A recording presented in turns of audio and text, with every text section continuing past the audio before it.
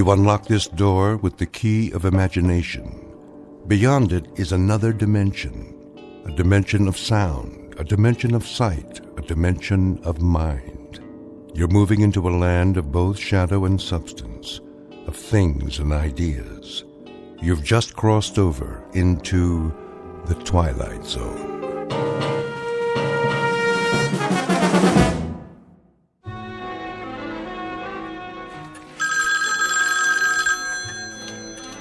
Roswell G. Flemington Model Ship Company. I'll check, please hold. Did we fill the Benson order yet? Benson? I just packed it. Scale model steamship complete with working boiler and drive propellers. It's going out today, COD. Mr. Benson, your ship's been shipped. Mailed. You should get it by the end of the week. That's right. You're welcome. Lloyd, where's the ledger from last quarter? On the top bookshelf. Why'd you put it all the way up there by the ceiling? I didn't. Flemington did. Oh, then let's move the ladder so I can get up the flying jib or whatever he calls the wall beam. The mast. The captain insists it's the mast. Now don't you go nautical on me, Lloyd. Oh, I'm not. I wouldn't, believe me. Strictly his terminology. Well, I say it's a bookshelf, and I say it's a pain in the neck. The Roswell G. Oh, hello, Mrs. Flemington. Yes, Mr. Flemington is in, but he's taking his mid-morning nap. In his quarters. His office. Yeah, that's right, with his phone unplugged. Would you care to leave a message? Okay, I see. I'll tell him. Here it comes! Oh, cover your ears, boys! Let's get with it, Conklin! A tight office is a happy office. Idle hands make for an unproductive poop deck. Yes, sir. What are you doing, Miss Abernathy? Just putting on my lipstick, sir. That is, Captain. Belay that! Extraneous activity is nothing more nor less than sloppy seamanship, in a manner of speaking. You there! Fenced mocker! Aye, aye. Keep an even keel, in a manner of speaking. Let's keep an even keel here, man. To all of you, bear in mind that we must, all of us, go aft, climb up the old mast, in a manner of speaking, and set our sights on a distant horizon. Got it, sir. A tight ship, a happy ship. Damn the torpedoes of competition. And full speed ahead. Aye, aye, Captain.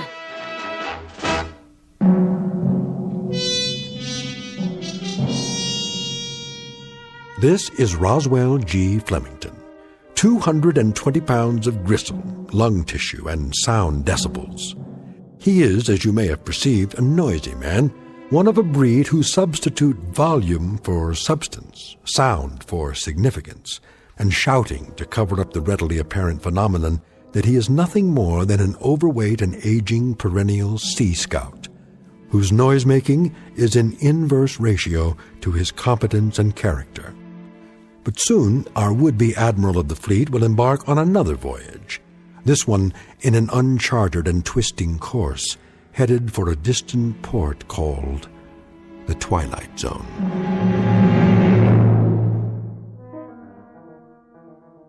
And now, The Twilight Zone and our story, Sounds and Silences, starring Richard Kind, with Stacy Keach as your narrator.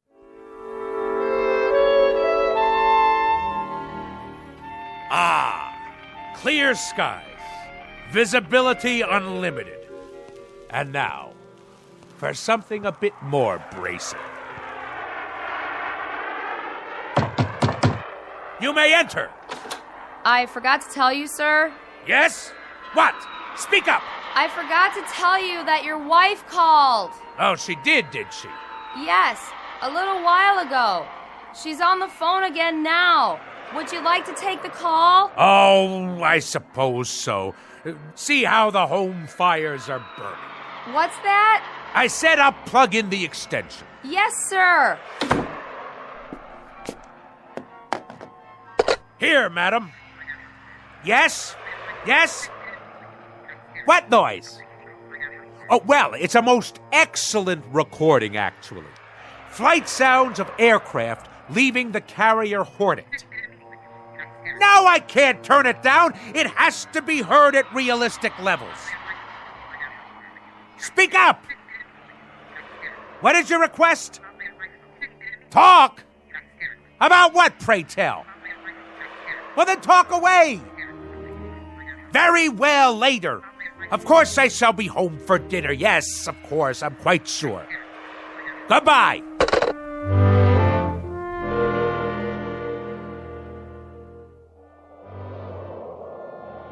Naval aircraft, I presume. Someone should fire a volley at his starboard side. Ugh, no shooting, please. My ears are ringing already. If you ask me, I'd say Captain Bligh is a few hours away from a mutiny. He'll have to walk the plank. Old fat boy? Where would you find a plank big enough to hold him?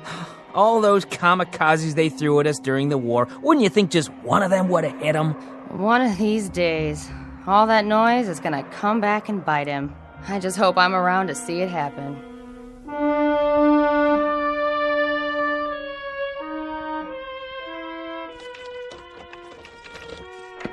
All ashore! I'm home! Ah, Navy rum. To be followed later by a full measure of grog. But first, some easy listening on the stereo. Which album shall it be tonight? Sounds of submarine warfare, great squalls of the North Atlantic, cruising on a windjammer, engine rooms of the great destroyer. No. Wait. Here it is. Perfect!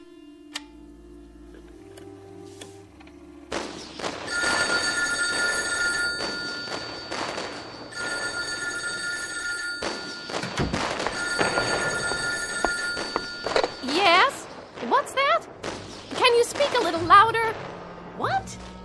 Roswell? Roswell! Hello, dear! Could you turn that down just a little bit? I beg pardon?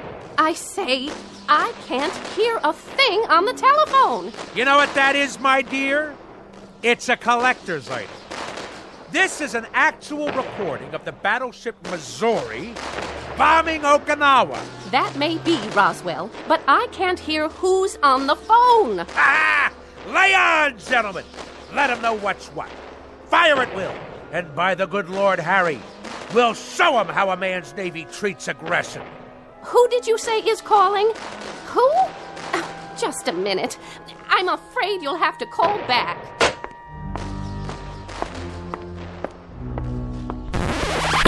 Woman!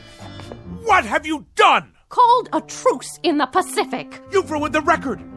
That, madam, constitutes an act of utter abomination and the most callous vandalism.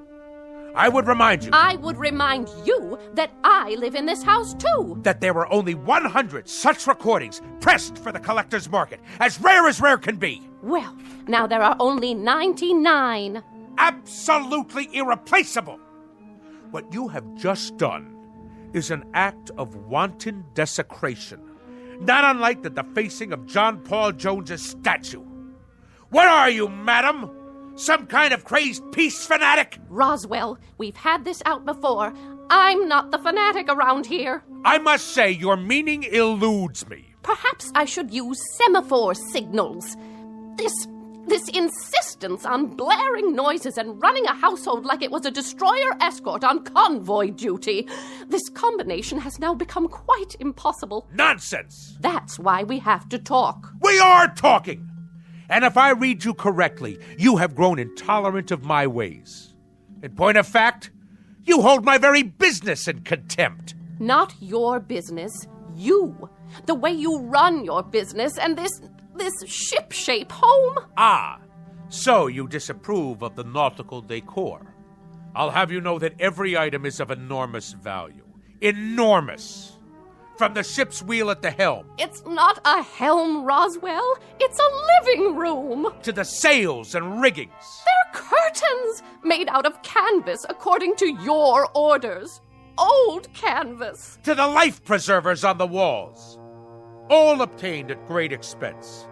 With profits from the self-same company that has kept you in good stead for so many years. Well, I can't live with it anymore. How's that? Oh, knock it off, Roswell. Stand down, madam.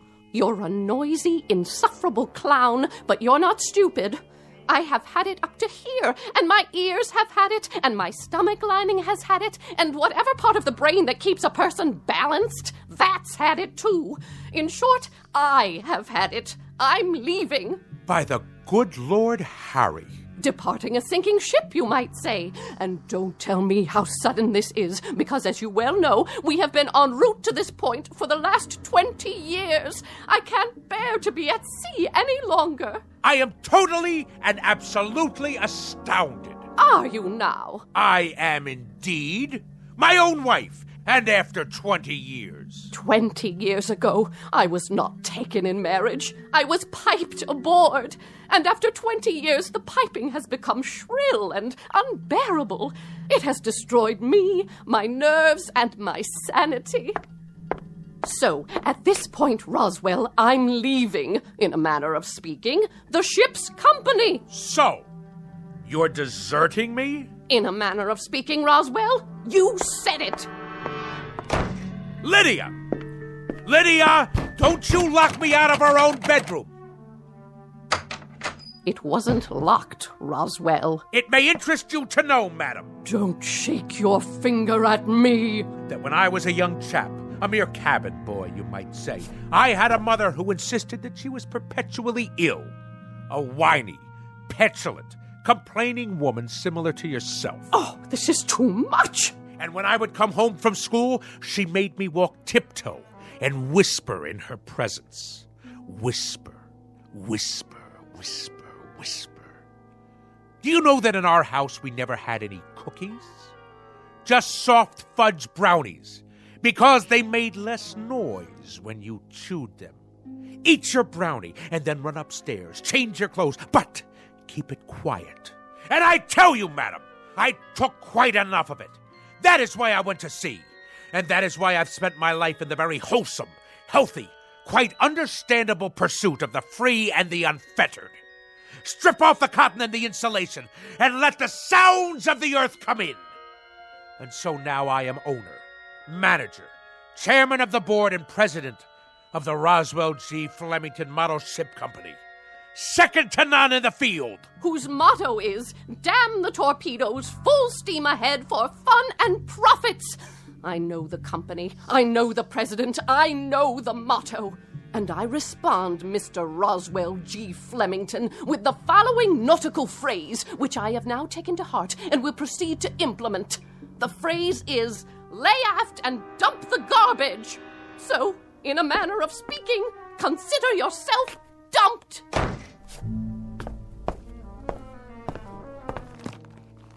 Sounds of a three-masted schooner in the South Pacific. Perfect. Good riddance, madam. If the truth be known, I have never liked you. I have simply suffered your presence. If there is one thing that sticks in my craw, that thing is a landlubber. So, madam, in a manner of speaking, get ashore. Do you hear me? Get ashore now!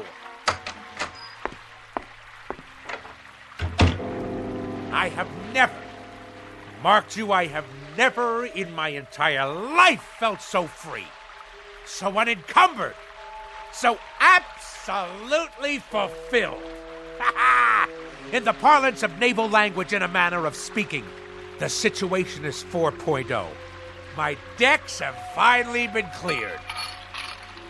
I intend to enjoy myself topside for the rest of the evening. And at precisely 10 bells, I shall retire to my sleeping quarters. But until then, this is my watch. At long last, I can see to the far horizon. And a life of wonderful, delightful noise. Now, where's my karaoke machine? Anchors away, my lad! Anchors away!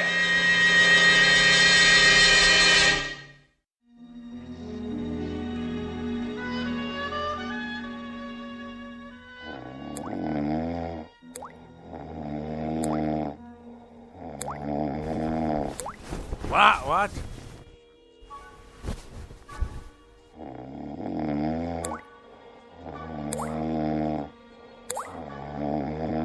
What? What? A leak in the cargo hold? All hands on deck! Oh, where's it coming from? The blasted bathroom sink. There. The shower.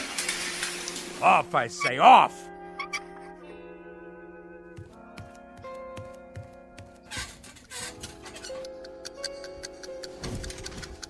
How do you turn off this wretched alarm clock? Oh, my decks seem to be, in a matter of speaking, listing a bit. Where are my Navy cut cigarettes?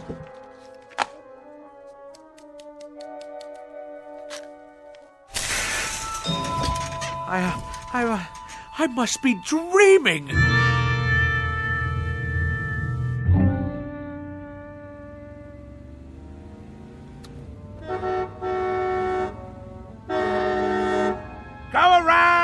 Go around! Pass, you imbecile! That's right! Run the red light! No noise laws in the city at all anymore. Any rattletrap is permitted on the streets. At last, my turn to make my way through the flotsam and jetsam.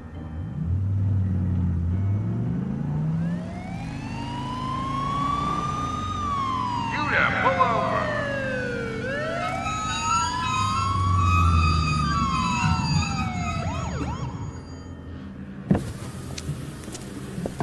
License and registration. Certainly, officer. Happy to oblige. My duty is a civilian. Here you are. Mr. Flemington? Roswell G. Flemington of the Flemington Model Ship Company. Perhaps you've heard of us. Purveyors of the finest in maritime collectibles. A Navy man, are you? Coast Guard? Merchant Marine? Something wrong with your car? Why, no. No, not at all, thank the good Lord Harry. Now, this boat has kept me afloat for many years now. Hydromatic V8 with overdrive. Though the engine seems to produce a most curious sound this morning. Like a motorboat every time I step on the gas. No, it's more like a tug, I should say. Like a tug hauling an ocean liner to the dock. On your way to work, are you? I am indeed. And if you wish to cite me for speeding, you'll have difficulty proving it in court. A great deal of difficulty. At no time have I exceeded 15 knots. Point of fact, that's an impossibility. Considering the sounds of strain emitted by this engine. I didn't stop you for speeding, sir. Oh, good. Well, I'll be on my way. I stopped you because you were going so slow. You did? Oh, I see. Well, then that's all very well, then. Why are you driving so far under the speed limit? Why? It's as I said. This craft obviously has a few bolts loose somewhere. I tell you, I've never heard such a racket from the engine room. Then I'd suggest you take her into port somewhere. There's a gas station on the next block. They do repairs. But frankly, sir, the car sounded just fine to me. A real classic. You got a cherry piece of Detroit iron here. Lots of horses under the hood, huh? Anyway, try to keep up with the flow of traffic, would you, Mr. Flemington? Good day to you.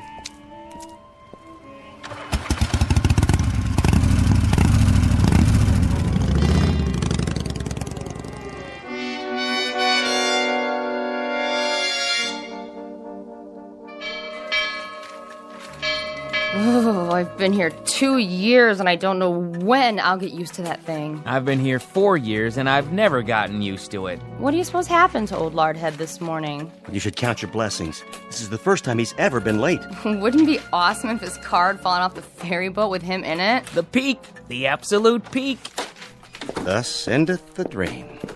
Good morning, Mr. Flem. That's the first time he's walked in without telling me that the smoking lamp was not lit and we had to move full speed ahead toward the shores of prosperity. Maybe he's sick. Something incurable, like barnacles on the brain. That's very odd. That's very, very odd. I've been here 10 years, and that's the first time he's ever looked frightened.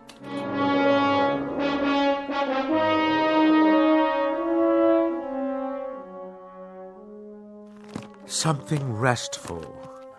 Restful. Actual sounds of Hawaiian outrigger canoes. Yes. Yes.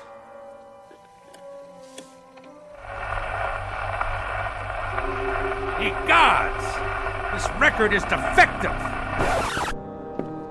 Fresh air, that's what we need. The great outdoors, the smell of salt spray in our nostrils.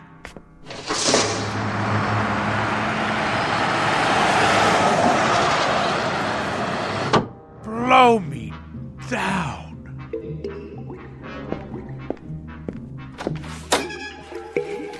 Conklin! What are you doing, man? Me? Just pouring a glass of water from the water cooler, that's all. Well, let's keep it quiet out here. Yes, sir. Now what are you doing? Swallowing, Mr. Flemington? I was thirsty. Quietly, I said. Quietly. Now stop gaping. Get back to work. All of you. Mr. Fenstermacher! Begging your pardon, sir. New shoes. What have you gotten them? Dead fish? Oh, people! This ship has to shape up. Repeat, shape up. Noise pollution hinders efficiency. Let's secure the hatches now and mind the torrent of bilge. Oh! What is going on? By the good Lord Harry! What on earth is going on?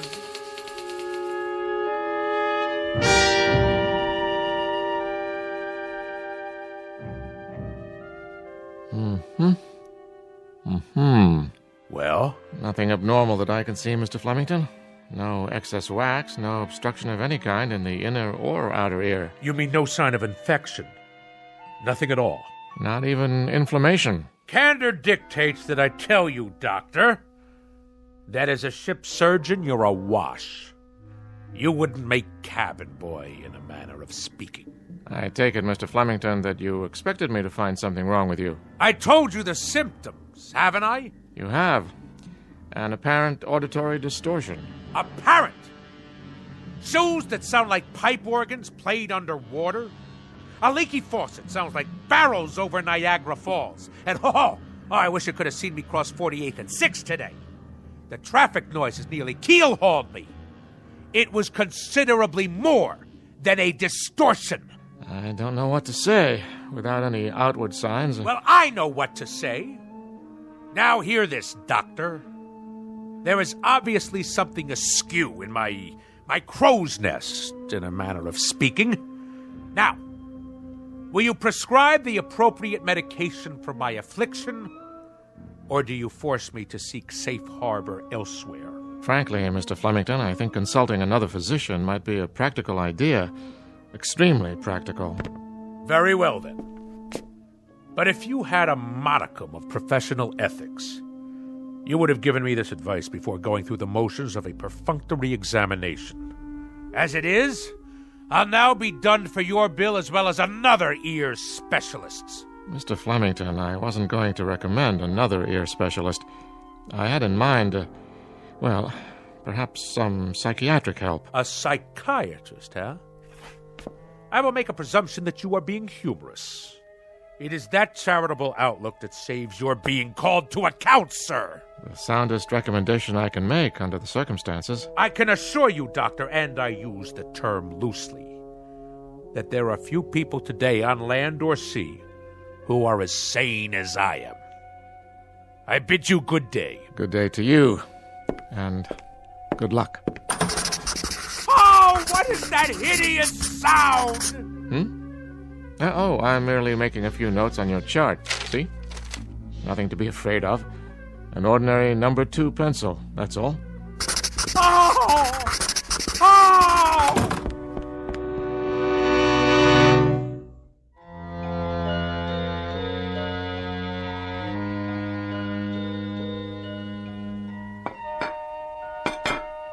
Do you have to be so piercing with that rose? Sorry, Mama. Well, you've done a beautiful job setting the table. You can sit down now, Mama. Oh, you're a good girl, Rosie. You know I'd cook Thanksgiving dinner if I could, but with my allergies and my arthritis and my bursitis and my ear infection, not to mention my spastic colon, well, it's all I can do to make it downstairs. I know, Mama. You may call your brother now. Roswell! Not so loud, dear. I'm sorry. Roswell, would you please not ride your pogo stick in the house? All right. No running. You know what Mama said. Okay. Roswell? Yes, ma'am? Are you wearing shoes? Uh-huh. Roswell? Okay. Carefully. All right. Now take your seat, Roswell. You too, Rose. Who'd like to say grace? I will. Go ahead. Heavenly Father, we thank you for this food that my sister has set before us, and especially the pie, which I hope she remembered to make for dessert. A silent prayer, Roswell. Oh, yeah. Amen. Pass the mashed potatoes, please. Yes, Mama. And the cranberry sauce, and the yams, and the creamed corn, and the creamed spinach, and the tofu. Can I carve the turkey? Oh, there's no need. This year we boiled it till it's so tender it slides right off the bone. So much nicer without all that hacking and sawing. Doesn't it look scrumptious? Yeah. Here, have a roll, Roswell. Thanks. Hey, how come it's so soft? Rosie only put them in the oven for a minute so they wouldn't be too crunchy. Easier on the nerves. Did you make the pie? Tapioca, but there's lots of whipped cream. Grab hold. What's that? A wishbone. Grab hold and pull. I don't know.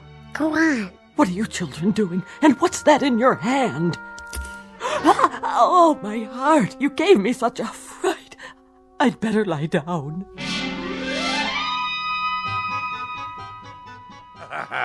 But we got her good with the wishbone. Oh, didn't we? She thought she'd been shot with a harpoon. And you enjoyed that? Haha. It was the best Thanksgiving ever. Oh, the rules she had. Did I mention that we only used paper plates and plastic forks after that? I see. Out with the pogo stick. I padded around in socks from the moment I got home from school. The radio was permitted only with headphones. The telephone had no ring, just a little red light. My toothbrush, soft bristles. No toast, only soft boiled eggs. No ice cubes in the refrigerator, not even chunky peanut butter. And all my school books had to be paperback, in case I accidentally dropped one on the floor. Go on. As soon as I was old enough, I ran away and joined the Navy. What happened to your sister? Oh, she became a sign language interpreter for the National Theater of the Deaf. Well, I should say that about covers it. It does? Now do you understand, Mr. Flemington? Understand what, Doctor? Unless I'm very much mistaken, it's a phenomenon we in the psychiatric profession call autosuggestion. Nothing to do with motor cars, I presume. A person talks himself into believing that certain occurrences take place, when in reality they are pure figments of the imagination. Beyond that, there are some suggestions that you were very resentful of your mother and her preoccupation with her imaginary aches and pains. You don't say. My guess would be that this feeling now extends to your wife, who very similarly provides you with a mother image. Ah, uh-huh. But I can tell you this, Mr. Flemington, and forgive me if I repeat myself, these occurrences are only figments of your imagination. Yeah, but if that's so, then... Snap your fingers. Do I dare? Go ahead, snap your fingers. Any abnormal sound? None. Now, stamp your feet on the floor. Normal? Happily, delightfully normal. Now, let's really put it to the test.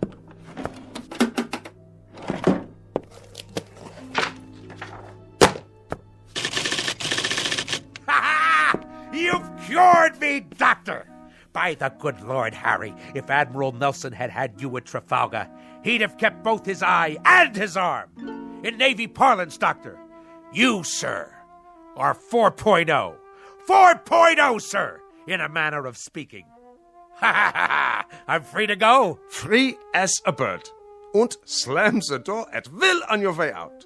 Be my guest. I shall. You, sir, you have the soul of a seaman. Bless you.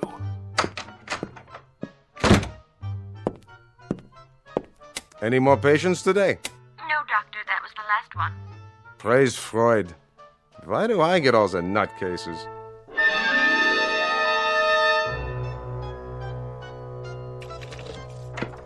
Incredible. Absolutely incredible. My own wife, the culprit. Her miserable preoccupation with noise. She planted that seed in my head. Incredible. Incredible what one crew member can do to a ship's company. Absolutely incredible. And the whole thing. Mind over matter. Land ho! You are not welcome on this particular quarterdeck, madam. Nor shall I stay here, Admiral. I forgot some of my things. I came to retrieve same, and now, whether you pipe me ashore or not, that's precisely where I'm headed. I might add, madam, that despite all your efforts to capsize this worthy vessel, in a manner of speaking, against the rocks and shoals of petulance and pettiness, this ship remains tight. Your efforts have been both worthless and wasteful. Horatio, old pal, let the following be my final comments. You are an overgrown sailor boy with an undermanned head. You are full of such neuroses that I wonder how you haven't cracked before this. Belay that! Belay that, woman! It just so happens that I have had a psychiatric evaluation. And if there is anything wrong with me, it is you. Furthermore, madam, the whole business is simply mind over matter. Absolutely and totally. Do you know what I can do? I can shut you off. I am a man of such incredible will that I can shut you off. Go ahead! Yell at me. Yell! Because even at this moment, I am in the process of exercising mind over matter. I am shutting you completely out. Flemington, I wonder about you. I wonder why no one has committed you. I really do. Ha! See? See? I have shut you off. Go ahead. Talk all you like. Really, Roswell, you need help. You really do need help. Mind over matter. I want to shut her out. I simply shut her out.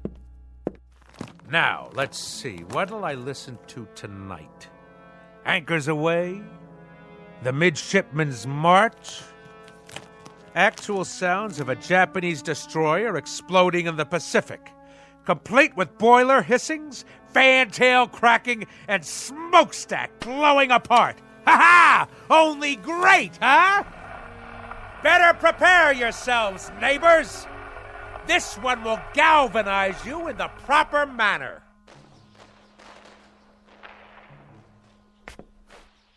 Something wrong with the record player? Better turn the volume up. All the way. Must be the speakers. Why is everything so quiet? What's wrong out there? I can't hear the city. Hey out there! Hey! Hey, what's going on? Why can't I hear anything? Louder! I want it louder! More noise! More noise out there! Let's hear it! Come on! Louder! Louder! Help me, someone! Help me!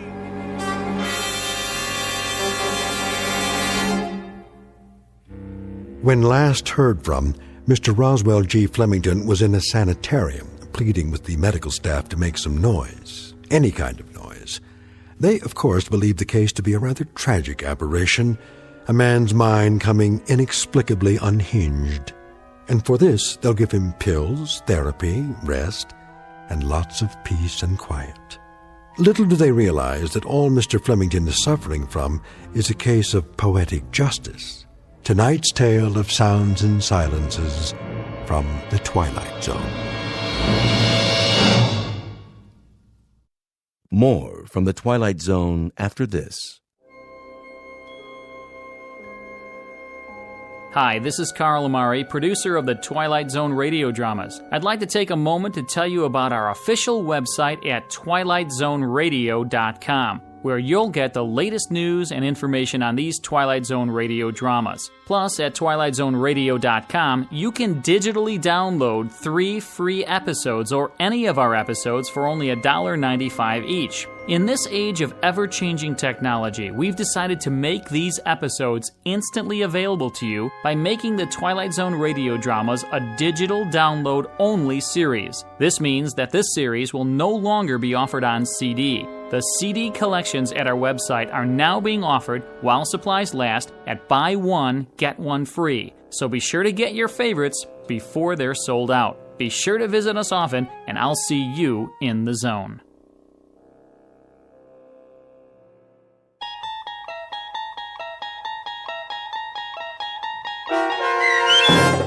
Sounds and Silences, starring Richard Kind, with Stacy Keach as your narrator, was adapted for radio by Dennis Etchison and based on a script by Rod Serling.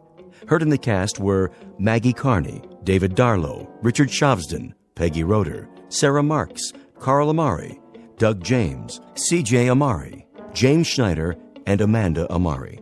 To learn more about the Twilight Zone radio dramas and to obtain audio cassettes and CDs of these programs, visit our website at twilightzoneradio.com. The producers of The Twilight Zone wish to thank CBS Enterprises, Carol Serling, Dennis Etchison, Dick Brescia Associates, Claire Simon Casting, Terry Jennings, XM Satellite Radio, the American Forces Radio and Television Service, Sirius Satellite Radio, our sponsors, and our radio affiliates for helping make this series possible. This copyrighted radio series is produced and directed by Carl Amari and Roger Wolski for Falcon Picture Group. Doug James speaking.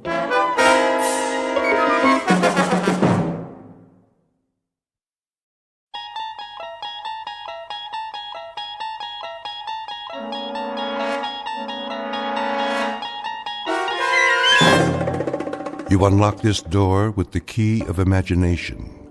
Beyond it is another dimension, a dimension of sound, a dimension of sight, a dimension of mind. You're moving into a land of both shadow and substance, of things and ideas. You've just crossed over into the Twilight Zone.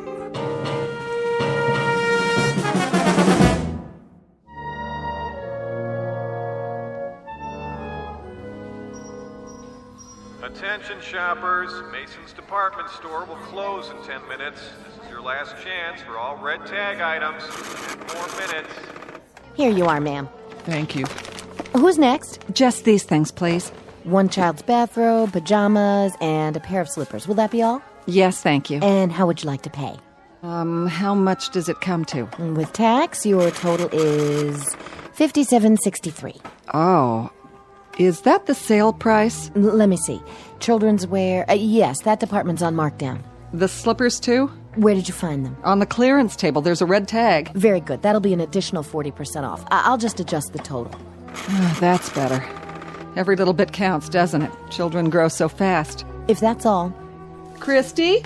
Christy, where are you? Here, Mommy. Time to go, darling. Mommy, look. What have you got there? A dolly.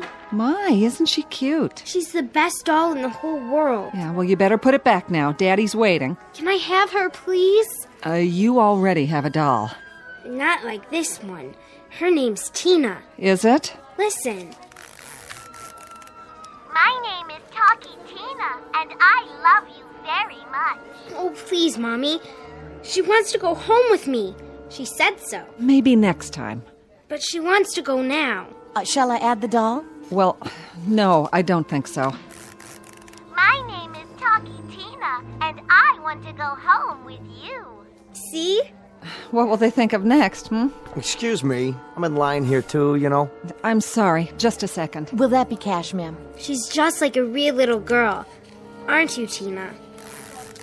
My name is Talkie Tina, and you're my new best friend.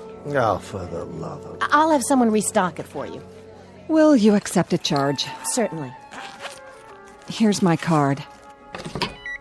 If you'll just sign here, Mrs. Streeter. All right. I'll put everything in one bag. Would you like to carry it, honey? Oh, yes, Mommy. Thank you. Who's next? Well, it's about time. Do you have any more Shake Me, Bake Me sets? Oh, I'm afraid not, sir. They sold out this morning. Well, come on. I only came out because of your advertisement. But I can give you a rain check. I don't want a rain check. I drove 15 miles to get a Shake Me, Bake Me toy kitchen for my daughter, and I'm not going to leave without one. If you'd like to speak to the supervisor, You bet I would. I can't believe this. Come along, honey. We're holding up the line. My name is Talkie Tina, and we're going to be very, very happy. We will, I promise. Yeah, as long as your daddy doesn't find out. Come on, Tina. We're going home.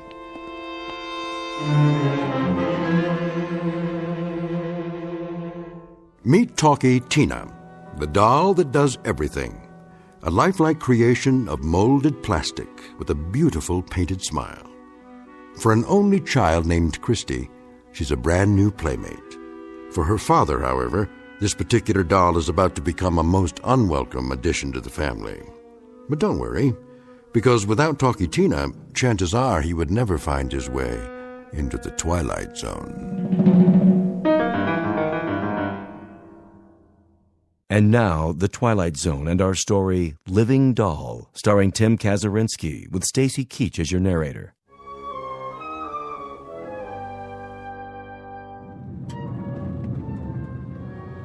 This is where we live, Tina. See? Put her back in the bag with your other things. But Tina wants to see her new house. Just until we get inside. Okay. Come on, Tina. Honey? Yes, Mommy? Why don't you run upstairs with your doll? That way she can see your room. Can't Tina meet Daddy first? No, not yet. He's very busy today, remember? Okay.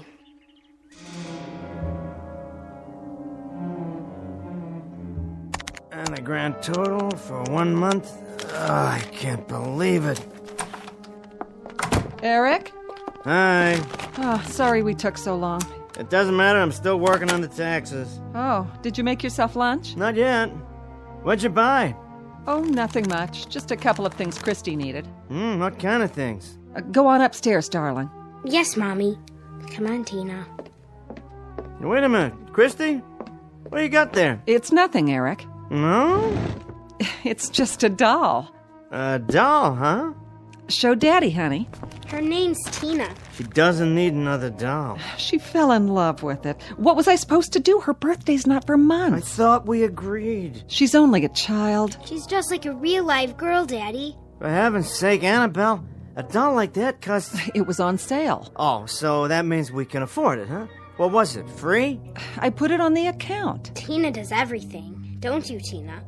Her arms move and her eyes open. Watch. She sees you, Daddy, and she can even talk. My name is Talkie Tina, and I love you very much. You have to admit it's adorable. See? I just love her already. My name is Talkie Tina, and I want to go home with you. Isn't she cute? All right, how much? Well, not that much. I know, it was on sale, you charged it. How much? Eric, that's enough. Christy, go to your room, please. Yes, Mommy. My name is Talkie Tina, and you're my new best friend. Christy, hold on. What, Daddy? Let me see that doll for a minute. Eric, please. Hey, I've been doing the income and expenses while you were out. And now I have to write a check to the IRS. I can almost cover it if we don't go to the movies or eat out for a month. This is hardly the time to talk about... I asked you a question, Annabelle. How much did it cost me? You? I earn the money around here, don't I? I don't think it's the price of the doll that's upsetting you. Here it comes. Here what comes? Some more of that Freudian gibberish you've been getting from her doctor. It is not Dr. Lubin's fault that she feels rejected.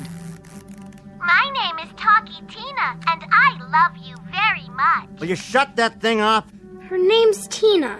Don't yell at her. Give it to me. Daddy, please, she's my dolly. Not until I decide if she's gonna stay. Mommy. Go on. It'll be all right, I promise.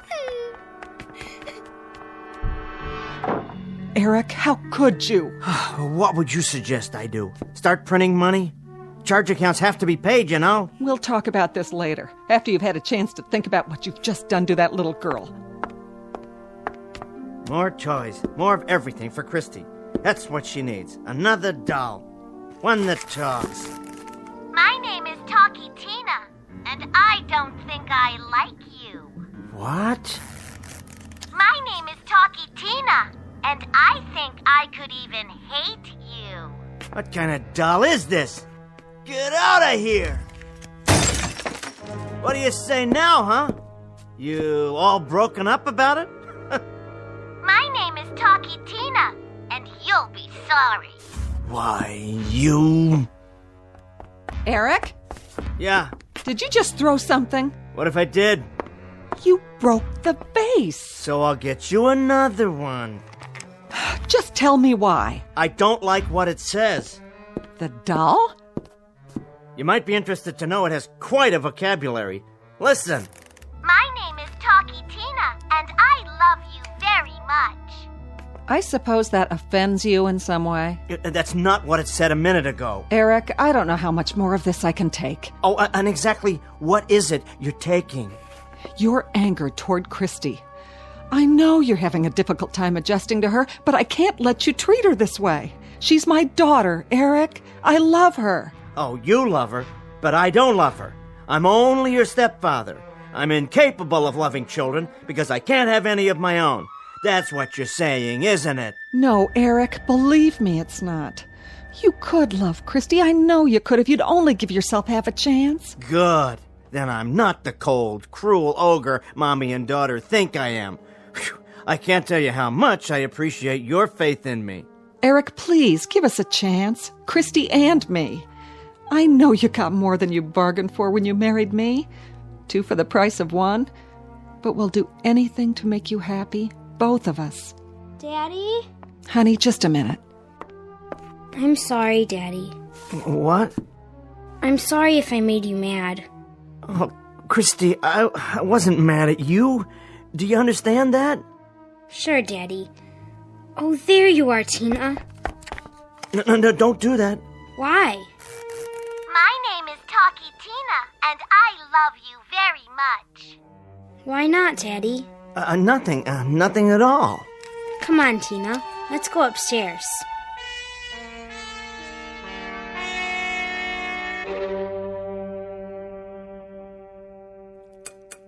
Almost finished, Christy? Almost, Mommy. We are. Aren't we, Tina? Eat your vegetables so we can have dessert. What kind? Tina wants to know what kind of dessert. Oh, your favorite, banana cream pie. Be a good girl, Tina, and eat your supper. Eat your own supper, Christy. I am, Daddy.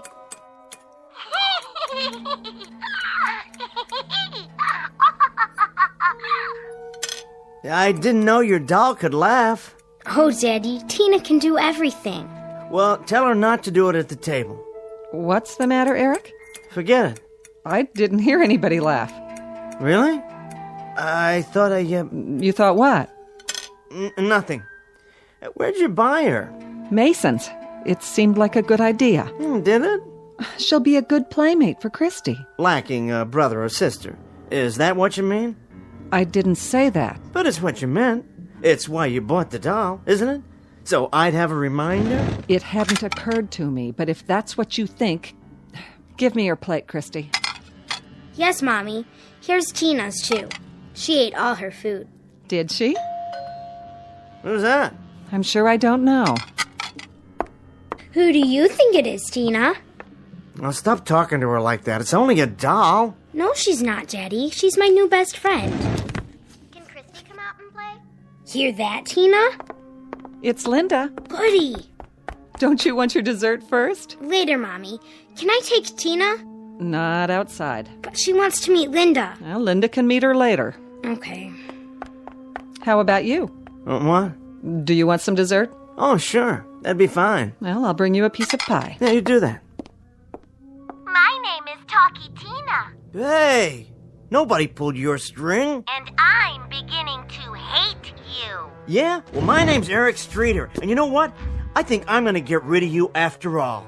You wouldn't dare. Wouldn't I? Just watch. Don't pick me up. This is my chair. No, it's not. It's Christy's high chair. Or it was until she grew out of it. But you'll never grow because you're just a piece of plastic. Got that? What's the matter? Cat got your tongue? My name is Talkie Tina, and I think you're a very bad man.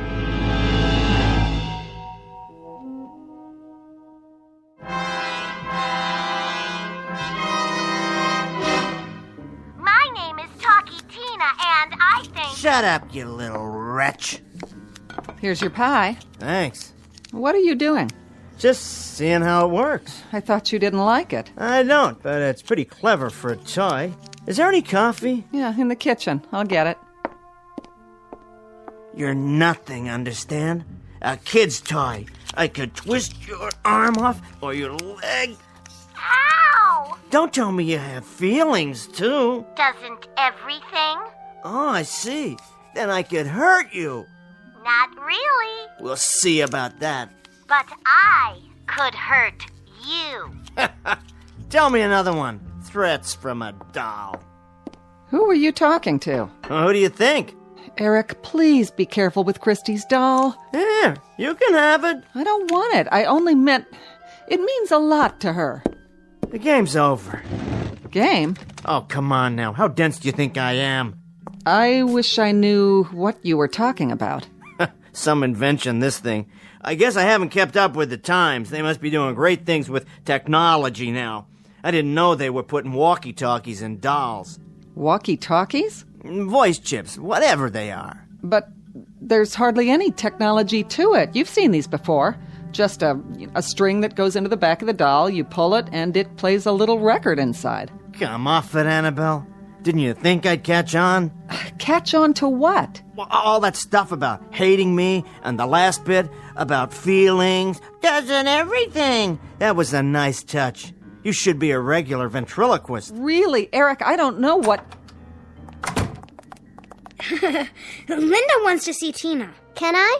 Can she, please? All right, dear. My name is Talkie Tina, and I love you very much. I told you. She's so sweet. You can both play with Tina tomorrow after school, if Linda would like to come over. Oh, yes, Mrs. Streeter. That would be so neat. Oh, come on, Linda. It's the ice cream man. That doll is sweet, all right, especially with a speaker inside. What is it, one of those little transistor receivers? Think whatever you want, but it isn't true. It doesn't matter what I think. It's what I hear that counts. I have ears. I'm not stupid, you know. I didn't say you are. You don't have to. Nobody's playing tricks on you. Go ahead. Keep it up. I know you got a microphone around here somewhere. You and Christy are getting even with me. Isn't that right? That's ridiculous, Eric, and you know it. Is it? I noticed the doll never talks when you're in the room. Of course it does. It just did. Yeah, the pre-recorded line, sure, but not what it says to me. You're really serious. Sure I am. So tell me, how do you do it? There's nothing to tell. All right? Don't tell me. Keep your secret. Play your little games. But I promise you one thing. Keep this up, and you'll be sorry.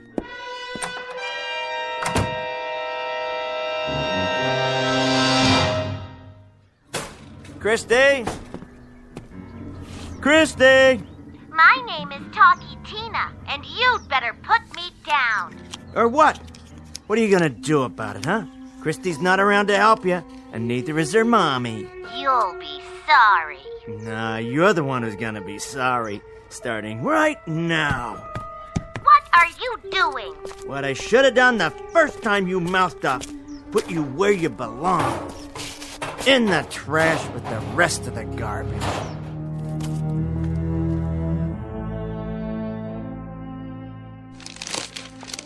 Where's Tina? I wouldn't know. You had her, Daddy. Go ask your mother. She's already asked me. And what did you tell her? That I don't know where she is. Then I guess that settles it. Do you know, Eric? Now, would I? Where is she, Daddy? If your mother can't tell you, neither can I. Tina must be around, Christy. Let's find her. I'll look in the kitchen.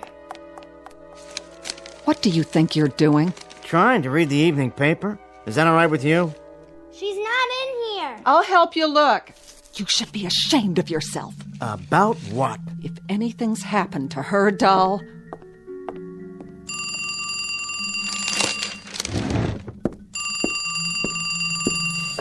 Hello? My name is Talkie Tina, and I'm going to kill you. Say that again. You heard me. How did you get out? Wouldn't you like to know? Who is this? Hello? Hello?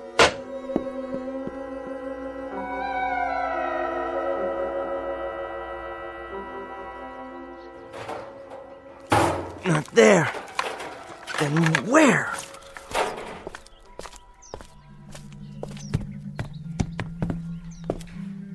Annabelle? Annabelle, Yes? where is she? She's still looking. I'm not talking about Christy! We haven't found the doll, if that's what you mean. That's exactly what I mean. You knew I put it in the trash can outside. And now what? And now it's gone. Which means somebody took it.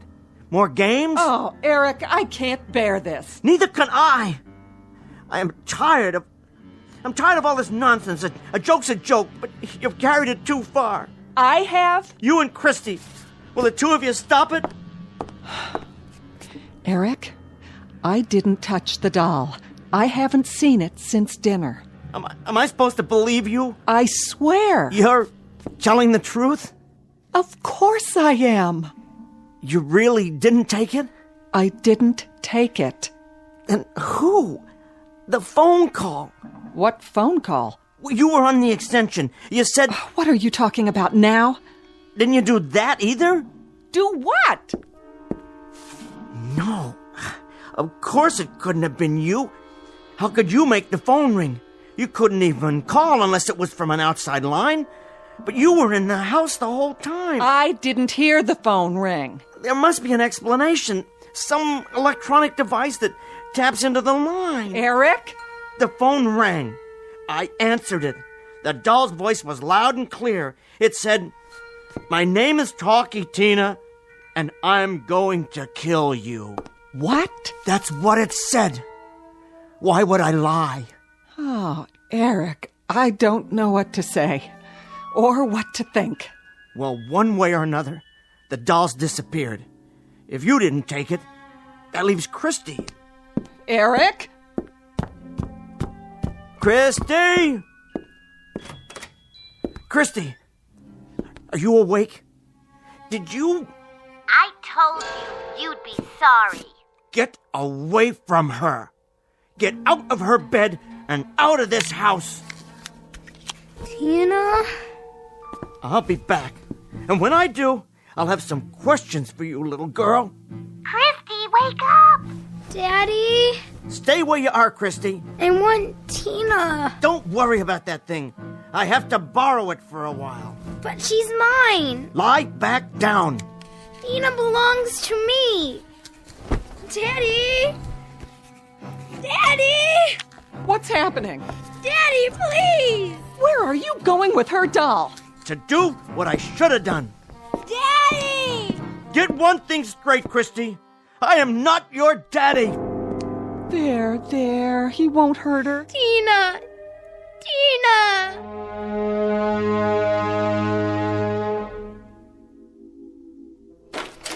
Know where you are now, baby doll? Where? Take a look around. If those eyes of yours can even see. Welcome to my workroom. You don't scare me. This is a garage. Right? And this is my workbench. And these are my tools. What kind of tools? Well, let's see what we have here. Know what this is, Dollface? A vice. That's what. What are you going to do? What does it look like? I'm gonna put your cute little head in it and crack you open like a ripe tomato. You can try. We'll see about that. You'd better stop. Yeah? Or what? Get ready to die. Don't say I didn't warn you. You're the one who's going to die.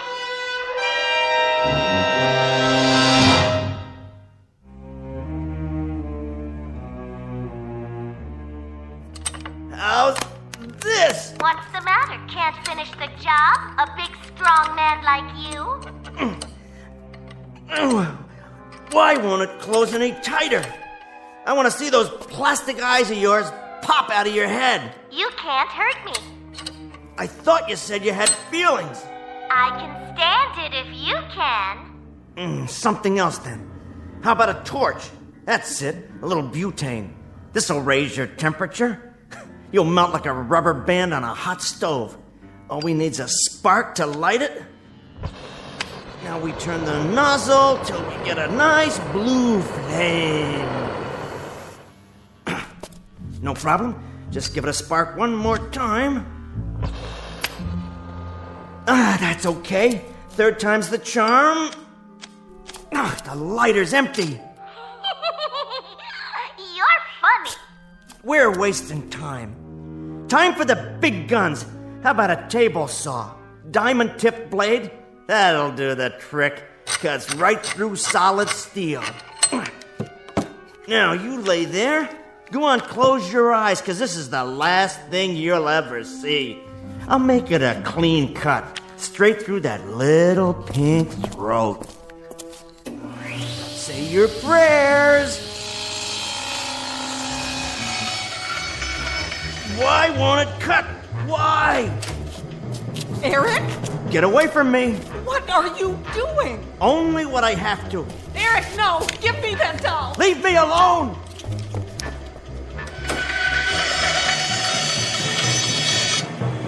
So I can't cut you, but you're still done for. You don't stand a chance. Now what, you funny man? Try this on for size. I got a burlap bag somewhere and some rope. Yes! You know what people do with kittens, don't you? Well, let me show you. Say they don't want them around anymore, because they're always in the way. They put them in a sack and they tie it up real tight. Lots of rope, and they make a knot that nobody can untie. There. Then they cut the rope with a pocket knife, and they take the sack outside and put it in the trash can. Only this time, they put a cinder block on top of the lid to make sure it stays put. Now let me see you get out of that.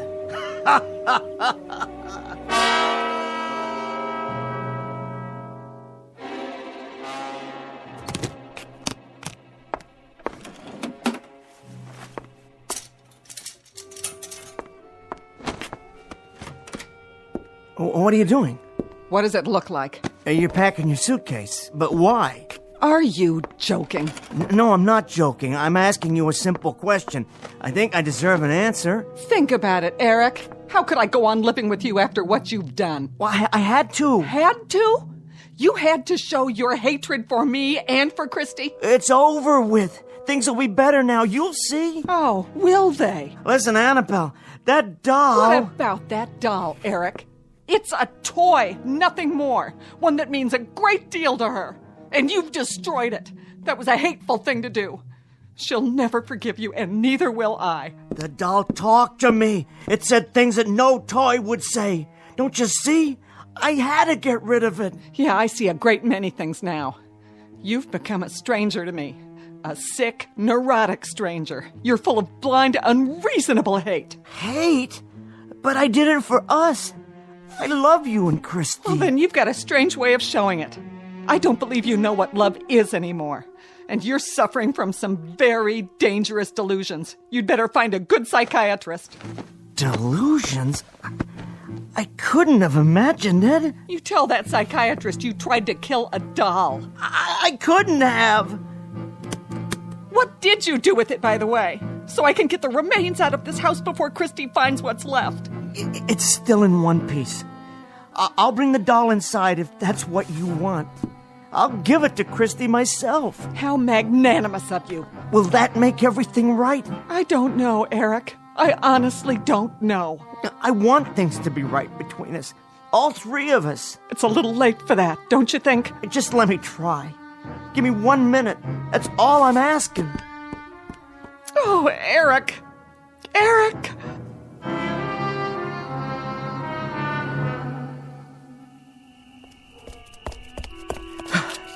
There. The trash can. Cinder block on top. Same as I left it. No problem. Cut the rope off. Oh, thank God. Good as new. My name is Talkie Tina, and I don't forgive you. Shut up. Shut up! Just until we get inside.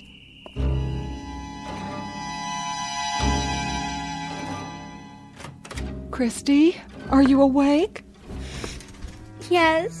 Oh, Christy, honey, listen to me. Where's my dolly? Daddy's bringing her. You'll see. He was mean to her. Oh, honey, he couldn't help it. Sometimes Daddy gets mad. It's not your fault. Why doesn't he like her? He's got a lot on his mind. You know how hard he works, but he's going to be better now. He's going to see a doctor, and this doctor's going to make him well again. Promise? We just have to be patient with him. Dry your eyes now.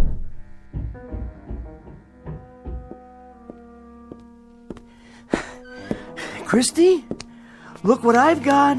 Tina! Did you miss her? Well, now she can sleep with you, right next to your pillow, all night long.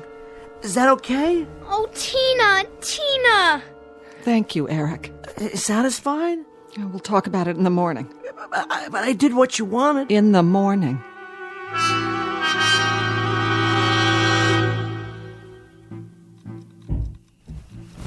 Did you hear that? Oh, what is it now? I heard something. Well, I didn't hear anything. Go back to sleep. I haven't been to sleep yet. Oh, Eric, it's late. Now, you heard that, didn't you? It's nothing. Somebody could be in the house. Did you lock up? Of course I did. But somebody could have broken in. It's probably Christy. I'd better see if she's all right. I'll go. No, you stay here.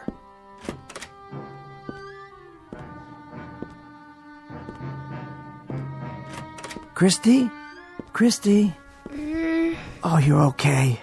Good, that's good. But where's your doll? Tina. Where is it? What? Who's there? Somebody's downstairs. I'm calling the police. Do you hear me? Eric? Shh. Stay there. I'm going downstairs to check it out. What is it? I'm not sure. If I don't come right back, call the police. Maybe I left the door to the garage unlocked. Yeah, that's it. Don't turn on the lights yet.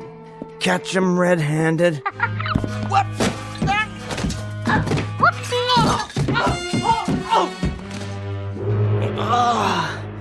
You.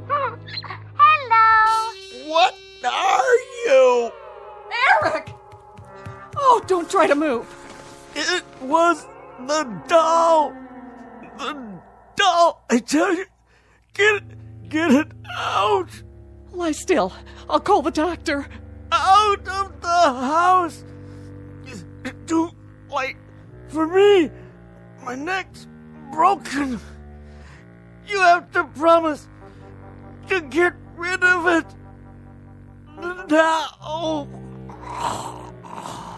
Eric! My name is Talkie Tina. You! Get away from him! You'd better be very, very nice to me. No! No!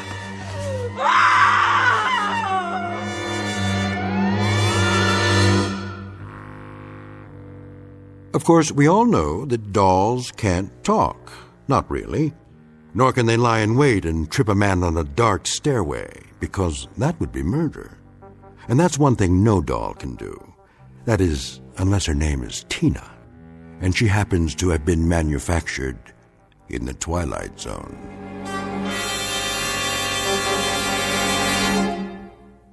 More from the Twilight Zone after this.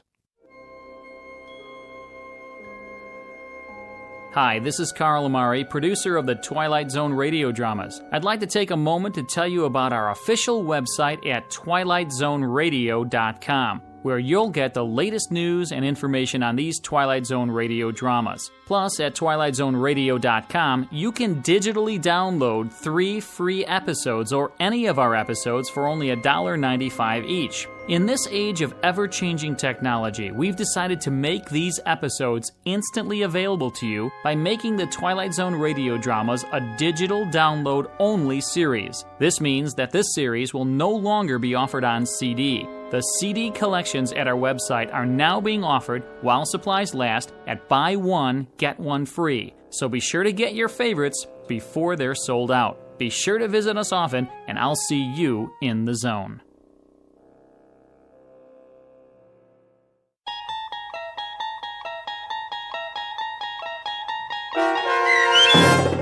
Living Doll, starring Tim Kazurinsky with Stacy Keach as your narrator, was adapted for radio by Dennis Etchison and based on a script by Jerry Saul.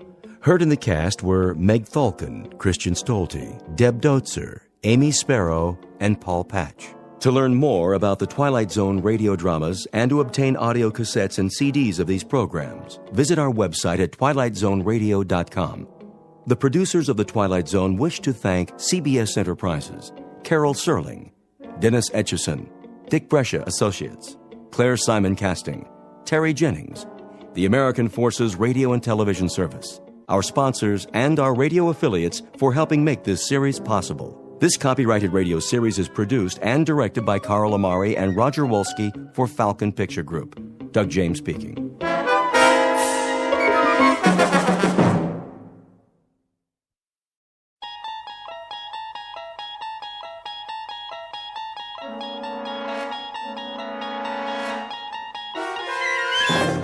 There is a fifth dimension beyond that which is known to man.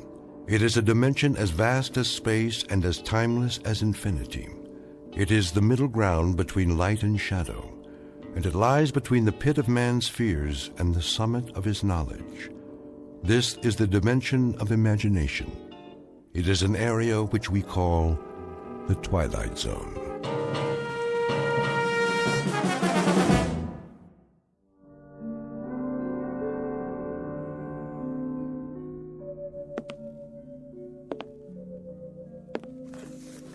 Entry. 14th day, 6th month, year 4, I think. Kind of runs together after a while.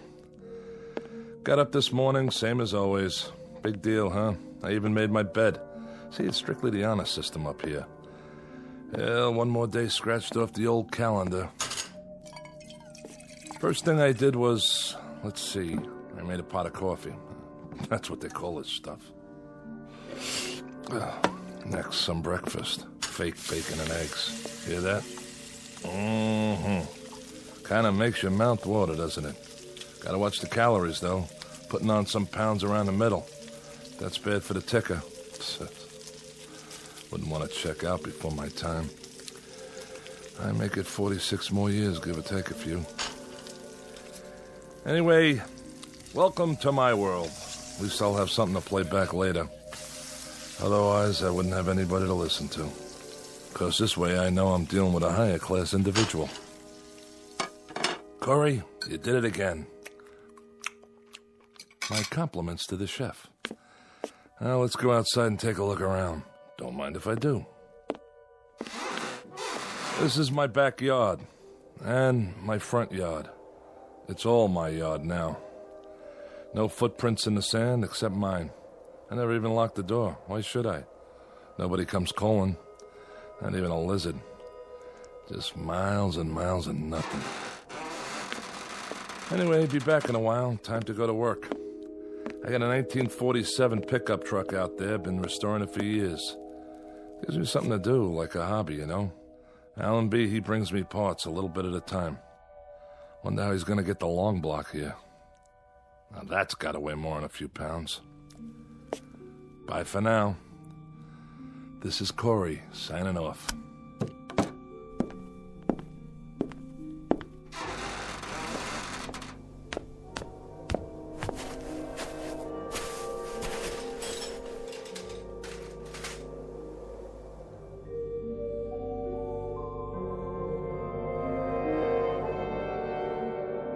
Welcome to the world of Mr. James A. Corey. A shack, a shed, and a yard made up of sand and scrub that stretches to infinity. His work? An old truck, cobbled together from junkyard parts. He takes his time, for there is a ritual to loneliness. Twice a day, Corey leaves his shack, goes over to his vehicle in progress, and makes a few minor adjustments. Then he sits in the front seat, stares through the windshield that isn't there, and perhaps succumbs to a wishful daydream that he is at the wheel of a moving car, and the car is on a highway and there is someplace to go. But this will have to remain a dream, because where this man is, there are no highways, no places to go, and no people to see. For the record, let it be known that James A. Corey is a convicted criminal placed in solitary confinement, and it matters very little that his confinement stretches as far as the eye can see. His sentence is the kind of isolation that can destroy a human mind. It is an exile far worse than a dungeon at the ends of the earth, because he has been banished to a place well beyond the earth. In just a moment, Mr. Corey will discover that he may not be alone for the rest of his life after all. And with that discovery will come the requisite spark of hope. But a spark is all it takes to fire a man's imagination in the Twilight Zone. And now, The Twilight Zone, and our story, The Lonely, starring Mike Starr, with Stacy Keach as your narrator. There she is, dead ahead. Got it, Captain. Prepare for planetfall. All systems check. Sir? What is it, Carstairs? I got a question for you. How can we still call it planetfall if it's only an asteroid? That's a good one. Well, call it whatever you like, off the record. But we're on the record now. This isn't a training mission. Set the coordinates. Yes, sir. The surface is coming up mighty fast. I don't know how you can tell one sand dune from another. By doing this every 4 months, year after year. That's how. Corey's shack is just over the rise. I don't see... It's right there. Fire retro rockets. Decreasing speed. Ready to nose up. Nose up. 40 degrees. 60. Keep pulling. 75. 80. 88. 90 degrees, sir. Now angle her down. Tail first. Piece of cake, Captain. What are the numbers? 0400 hours, Earth time. Fuel 0.87 capacity. Cutting in a little close, sir. Ah, those meteors on the way out. We lost some precious time. Corey won't be very happy. He's not supposed to be happy, is he? You don't know him the way I do, Adams. He waits for these deliveries like a kid on Christmas. Always wants to hear how things are back home. What the women look like, how the world has changed.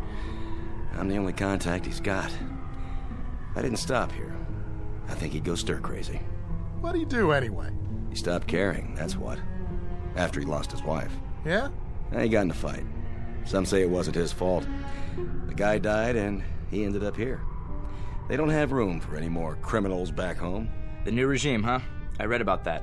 But he's had a lot of time to think. Nothing to do here but think. Prepare to set her down. I want a 3-point landing this time. Yes, sir.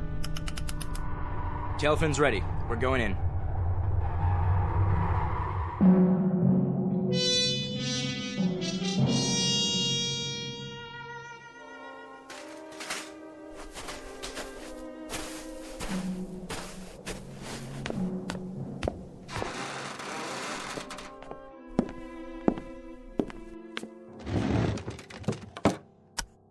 Entry.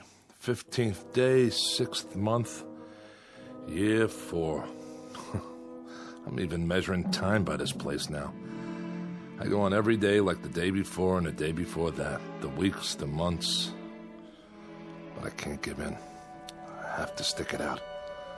There'll be a supply drop coming soon, I think. They're overdue. Hope it's Allenby's ship, because he's a decent man and he brings me things. Like he sneaked the parts for that antique out there. Few pieces at a time, as much as he could carry. Thank God for that truck and the hours it used up. I can look at it out there and know it's real. And reality is what I need. Because what else is left that I can believe in? The desert? The wind? Myself? Here's a thought. Maybe I'll end up like that truck. Inanimate. Nothing but an object sitting in the sand. Wonder if I'd still feel the loneliness. Would I feel anything? Hey, that's it. The ship. Hear that, diary? Now I don't have to talk to you. I've got somebody else. Besides myself. Be back later.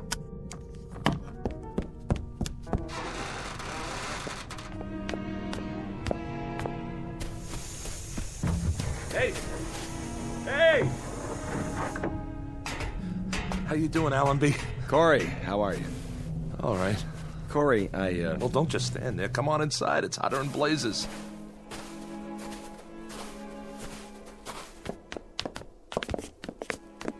What a place you got here. Glad you like it. I didn't say I liked it. I think it stinks. And I guess you think I don't? I don't know what you think. Hey, take it easy, Adams. Well, you don't have to live here now, do you? No, but I've got to come back here 4 times a year. And that's 8 months out of 12, Corey, away from Earth. Sometimes my kids don't even recognize me when I get home. I'm sorry. I'll bet you are. Come on, fellas. Have some coffee. I got some clean cups. That's all right. Corey. Wait, what am I thinking? Let me pour you a real drink. Thanks, Corey. It's real nice of you. Not right now, Carstairs. If you say so, Captain. Hey, this isn't so bad, huh? I like the way you set it up in here. Sure. I have what I need. Most of it anyway. Thanks to the captain there. Yep, you got it made. This is Corey's kingdom, and it never changes. Sit down, everybody. How about a little poker? 4-handed draw, jacks to open. Who's in? We don't have much of a layover this time. All right, no openers. Joke is wild. There was some trouble on the way, and we lost time. Deuce is wild. How's that? Or blackjack? Anybody want to play blackjack? You can count to 21, can't you, Adams? Listen to this guy. Look, we've only got 15 minutes, guys. So what? Nobody's checking your schedule out here. What's the big deal? I'm sorry, Corey. This isn't an arbitrary decision. If we delay our departure by more than 15 minutes, that places us in a different orbital position. We'd never make it back to Earth on the fuel we've got. We'd have to stay at least 14 days before we're in position again. So? Why not hang out here? I've got some beer put away. I can turn up the generator and get it cold. We'll sit around, talk. It's just not possible. It's a few lousy days. A few hours, even. A couple of card games, at least. How about you guys? What's the matter? Think I'll murder you or something over a bad hand? Not this time, Corey. All right. 3 or 4 minutes gone already. Better get going. I wouldn't want to foul up your schedule. Not for a lousy game of cards or a few bottles of crummy beer. How's your water supply? Don't worry about it. I got plenty. Well, I'll have a cupful then, if you can spare it. Sure. We've got some fresh on board. I'll have the men bring it over. You do that. I brought you a few more things, too. I thought you could use them. Thanks. Any news? Not yet. But I told you last time, there's been some pressure back home about this kind of punishment. A lot of people think it's unnecessarily cruel. Well, who knows what'll happen the next couple of years. Well, they may change their minds, rewrite the law, bring you back to a prison on Earth like the old days.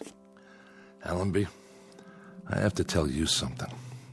Every morning when I get up, I tell myself that this is the last time. That I won't be able to live another day alone, not another day.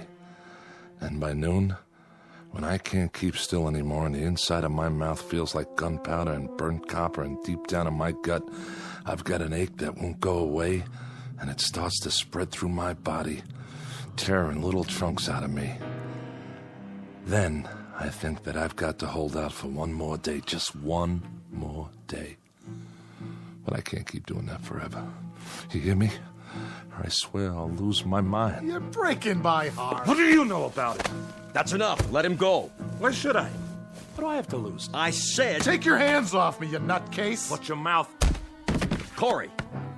He shouldn't worry about losing his mind. Look at him. He's already lost it. Back off, Adams. Now you and Carstairs go back to the ship and get the supplies. Yes, sir.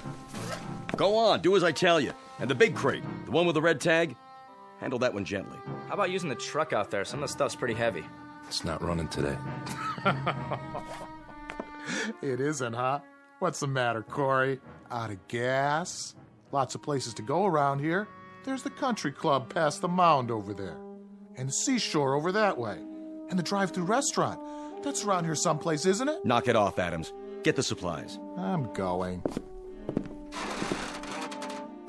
I brought you some parts for the truck. A set of coil springs. I got some magazines, too. Strictly on my own. And some old vintage movies. Science fiction. You'll get a kick out of them. I'm sure I will. I brought you something else. Yeah. It would mean my job if they found out. Look, Allenby, I don't want your gifts. I don't want your tidbits. Makes me feel like an animal in a cage and there's a nice old lady out there who wants to throw peanuts at me. Allenby, I only got one question. What about the pardon? I'm afraid you're still out of luck. That's what I figured. The new regime, huh? The sentence reads 50 years. And they're not even reviewing cases of homicide. Allenby, take a look out there. What do you see? This is 90% of the view I'm going to have for the rest of my life. Did it ever cross your mind? Because it crosses mine every hour of every day. Unfortunately, we don't make the rules. All we do is deliver the supplies and pass on information, because you're out of position for radio contact. Yeah, that's why they picked this place.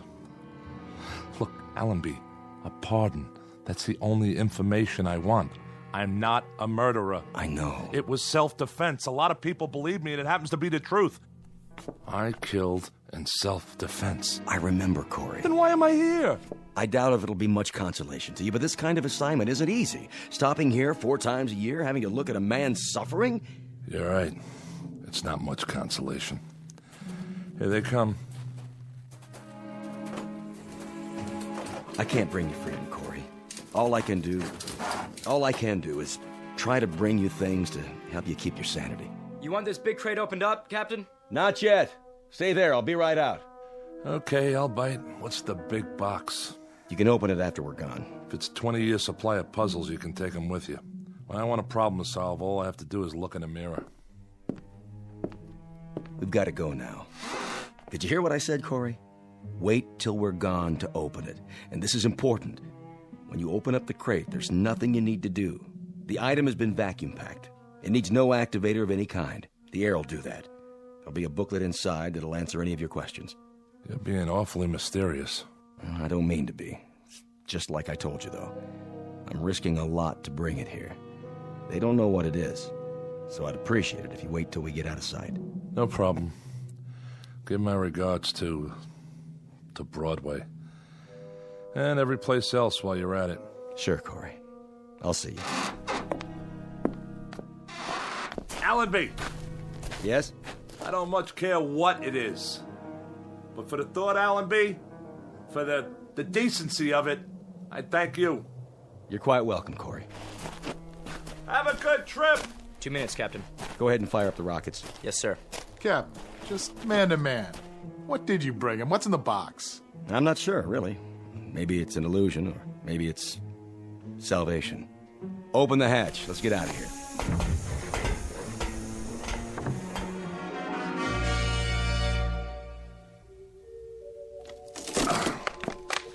What? You are now the proud owner of an XB-1 robot. This model represents the latest in modern technology. Do not think of it as a machine. For all intents and purposes, it functions as a highly sophisticated simulacrum of a human being. Hello. My name's Alicia. What's yours? Hold on a minute here. Don't I speak clearly enough? No, you sound fine. Fine. What is this thing? Both physiologically and psychologically, she is comparable to a living human with a full set of emotions, a writable memory track, and the ability to reason and to speak. She is immune to organic illness and under normal circumstances should have a lifespan similar to that of a human being. Caution must be taken against exposure to excessive heat and moisture. She comes complete with a loose-fitting microfiber garment for general use. Would you answer my question, please? What question? What's your name? Corey. My name's Corey. I like that name. Good. Glad to hear it. Now, if you don't mind, what are you doing? What is this place? This is mine. My place. Yours? Where I live. Alone. Allenby must think I'm pretty far gone. Hey, don't move that. It's my cup. I've still got some water left. Water? Do you like water, Corey? Yeah, I like it. Leave it, I told you. Would you like some more water? No, that's okay. Not right now. Very well. Where is your place? Where? On an asteroid, all right? Asteroid. I know that word. 6,000 miles north to south, 4,000 east to west. It's got atmosphere, gravity, the works. Now, why don't you just... What, Corey? Stop saying my name! Get out. I don't want some machine in here. I'm not a machine. I'm an XB-1. Go on, get out. Corey? Corey? Corey?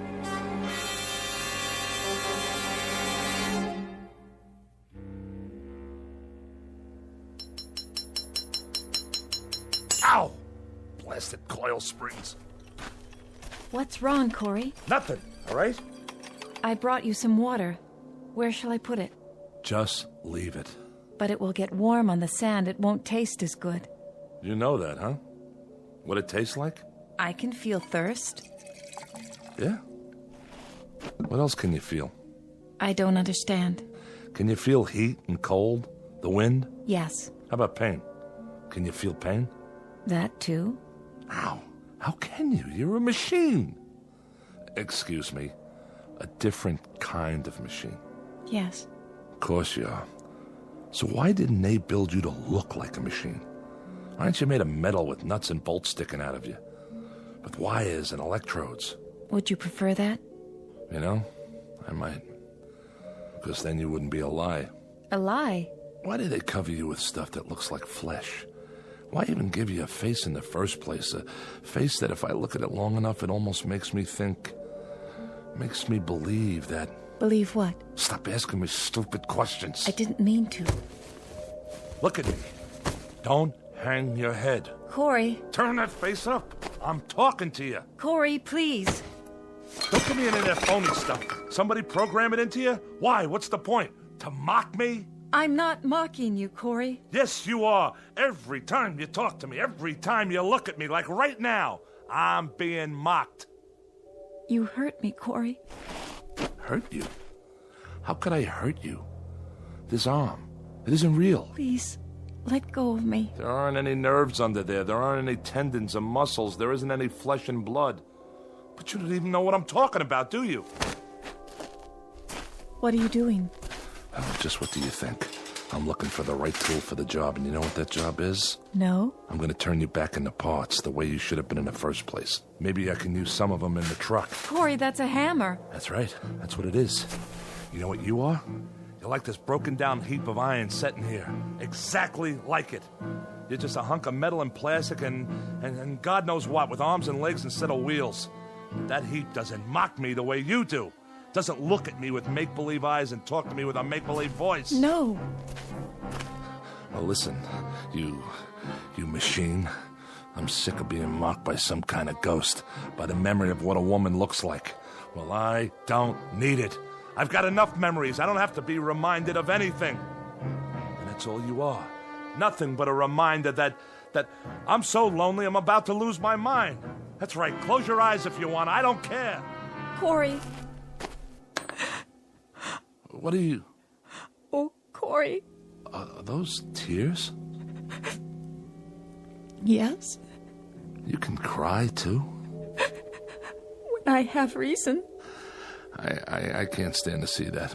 But why? What are you crying for? I'm frightened. Frightened of me? You can feel fear? Yes. The book said with a full set of emotions. What else can you feel? Sadness. You can? And happiness, joy, mystery, wonder, and other things. Such as? Loneliness. I don't believe it. Don't you? There you go again. Listen, it's hot out here. Yes, that's not good for me. We'll go back inside. All right. Yeah, better? Much better. In a little while, maybe we'll have some dinner or something, okay? That would be nice. And we can talk. If you wish. You like to talk, don't you? I mean, sit around, have conversations? Yes, Corey. What would you like to talk about? Anything. Tell me everything you know. Everything? I don't know very many things yet. You'll learn, Alicia. You'll learn.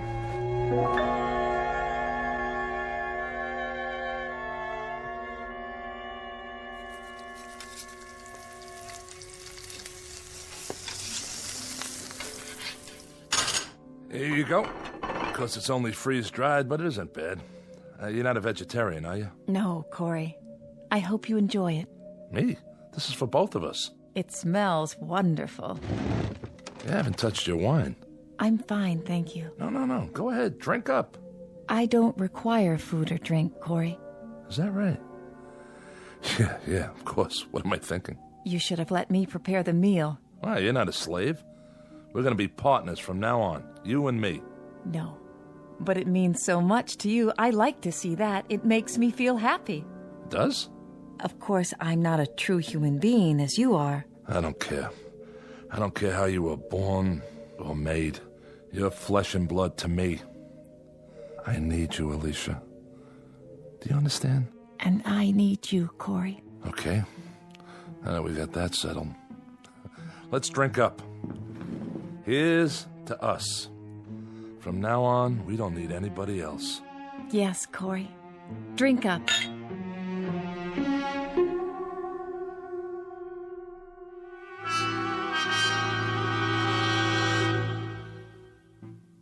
Alicia has been with me for 11 months now. Twice when Allenby brought the ship in with supplies, I've hidden her so the others wouldn't see. But each time, I've seen the question in Allenby's eyes. It's a question I have myself. And I don't have the answer. It's difficult to explain the sum total of this relationship. It's strange, all right.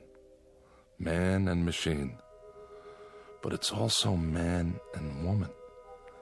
There are times when even I know that Alicia is simply an extension of me, a mirror of my needs. I hear my own words coming from her. The things she's learned to love are the things I love. Where do you want to store the magazines and books, Corey? Anywhere, Alicia. Anywhere you'd like. I think I've reached the point now where I won't analyze her any longer. I accept her as a part of my life, an integral part. I don't know how I ever got along without her. Because I'm not lonely anymore. Each day is something I can live with, something new. It's a gift. Nothing else matters. Because I love her. I've been trying to get up the courage to tell her. That's all for now. Alicia? Yes? I think I'll go outside and work on the truck for a while. Shall I go with you? That's all right. No, wait. Why not? You can see how it's coming. Just don't stay in the sun too long. I won't. I haven't done much work on it lately, but it's going to get finished. And it'll be great, I promise. I believe you. Go on, get in the front seat. If you like. Right next to the driver. Are we going somewhere? We sure are. Let's see, how about burgers and a movie? But we have the movies Allenby brought us. Haven't you ever been on a date? First, I pick you up. Then we go to the movies, a drive-in. How about that? You don't even have to get out of your car. Then we go to a drive-in restaurant on the way home. We still don't have to get out of the car. Isn't that something? We order burgers and fries, maybe a chocolate shake. Then we drive home real slow. Home? You know, where we live. Where we really live. Where we belong. Sounds wonderful. Sure it does. There's lots of places we could go. Take a drive out to the beach or a cruise. So I can show off my girl. Would you show me off, Corey? You're darn right I would. 'Cause you're beautiful. Alicia, something I've been wanting to tell you. Corey? Yeah. What star is that? You can't see stars in the daytime. was going to tell you. But maybe it's a ship. The ship's not due for another month. What is... There! See it flash? It looks like silver. Wait a minute. It must be Allenby's. That's the only one that ever comes this close. Corey, what does it mean? I'll find out. You wait here. Just wait, all right? If you say so.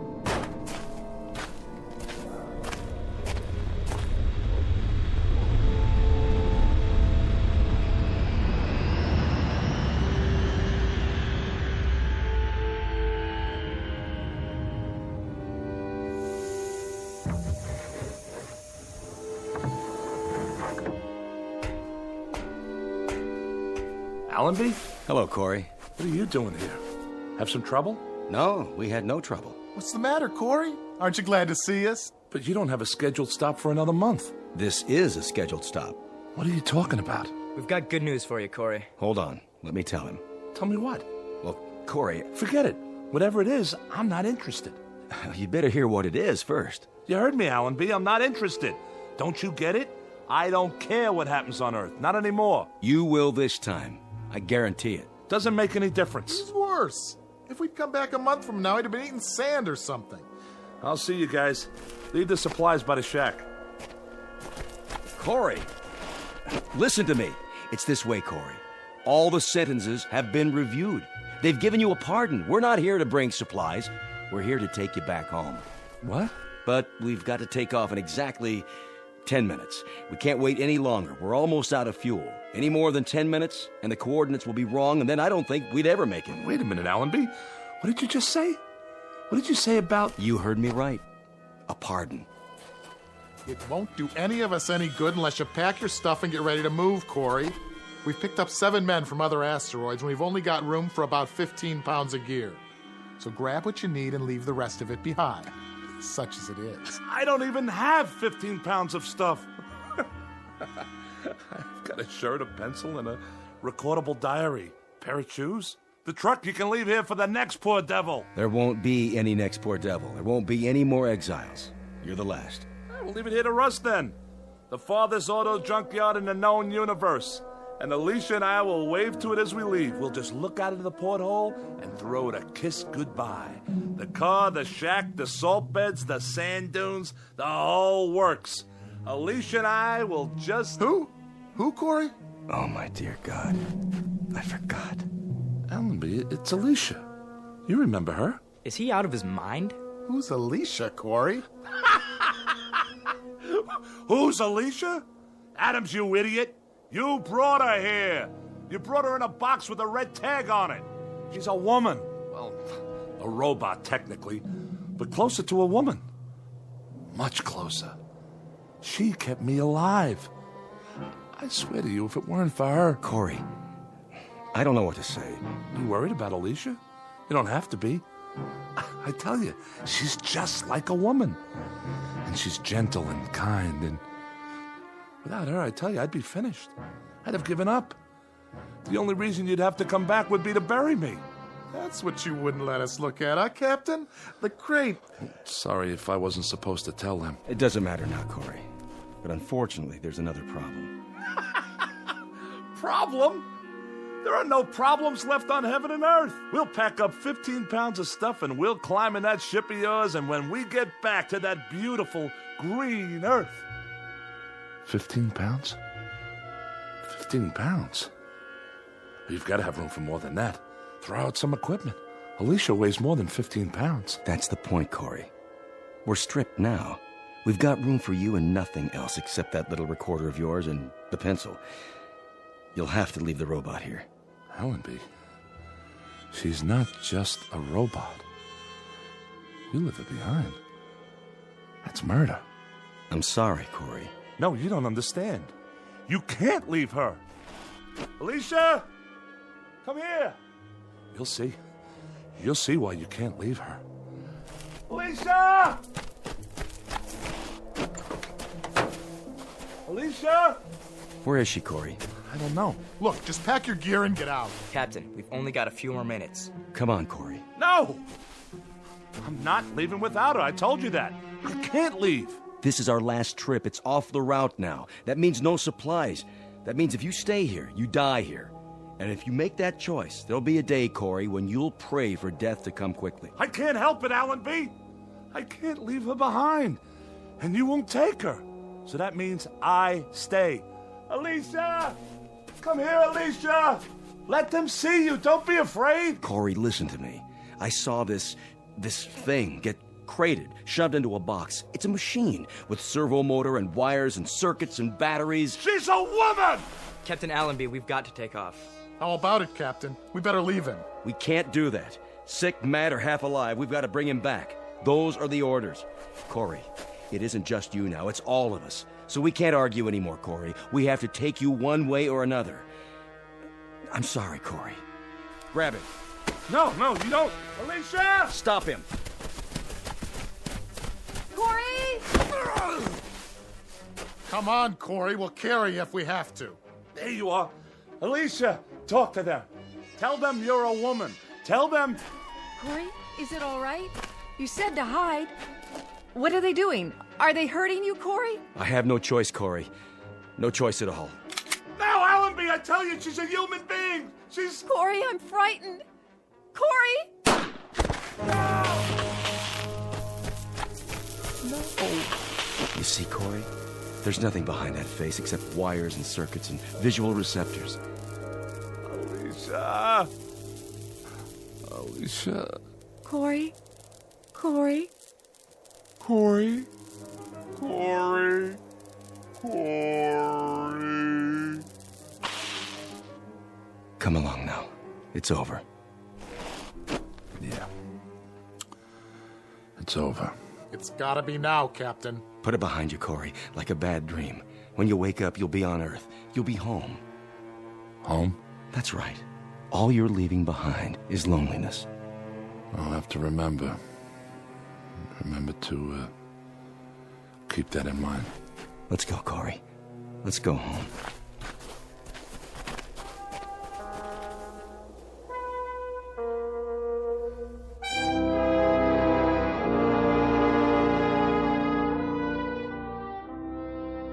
Down below, on a microscopic piece of sand that floats through space, is a fragment of a man's life. Left to rust is the place he lived in and the machines he used. Without use, they will disintegrate from the wind and the sand and the years that act upon them. All of Mr. Corey's machines, including the one made in his image and kept alive by love, but now obsolete, in the Twilight Zone.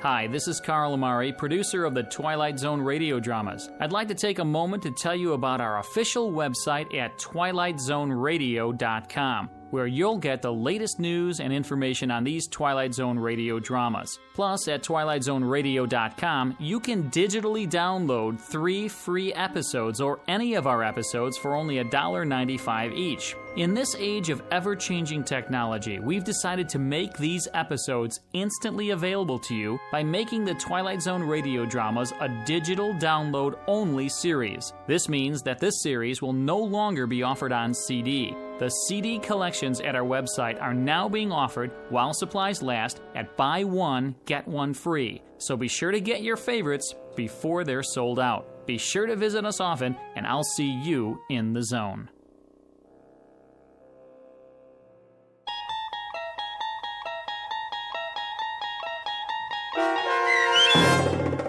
The Lonely, starring Mike Starr with Stacy Keach as your narrator, was adapted for radio by Dennis Etchison and based on a script by Rod Serling. Heard in the cast were Taylor Miller, Doug James, Carl Van Sickle, and Adam Blaine. To learn more about the Twilight Zone radio dramas and to obtain audio cassettes and CDs of these programs, visit our website at twilightzoneradio.com. This copyrighted radio series is produced and directed by Carl Amari and Roger Wolski for Falcon Picture Group. Doug James speaking.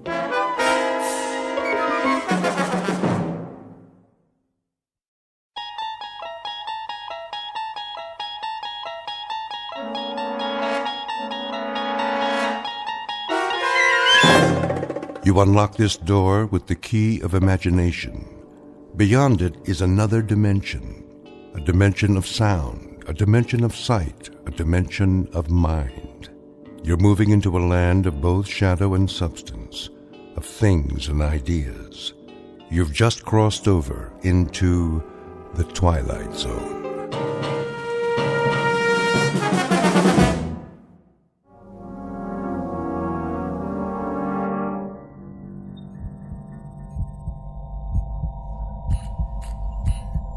In the beginning was the Word, and darkness, and light. I have trouble remembering light. Some of it shines through my eyelids, so I know it's there, but all I really see is darkness now. There are pinpoints of light like holes in the fabric of space. I know they're out there, even if I can't quite see them. When will I? Time no longer has meaning, as if it has stopped for me, closing in, contracting, and I can't move, not a muscle. But in this moment, the mind continues, and I wait. Stansfield, Douglas. Scanning vital signs. Life functions, check. Metabolism, stable. Temperature, constant. No adjustments necessary. Only the mind. The mind is memory, and I remember things. They remain through it all. There is more than just darkness, the void. The mind does work. I wonder if they know that. The images are constant, ever present, patterns to savor again and again. It's not just the long sleep that comes when the fear has left. It's a time to recollect, sift, and analyze. Try to understand all that's happened in this infinite moment.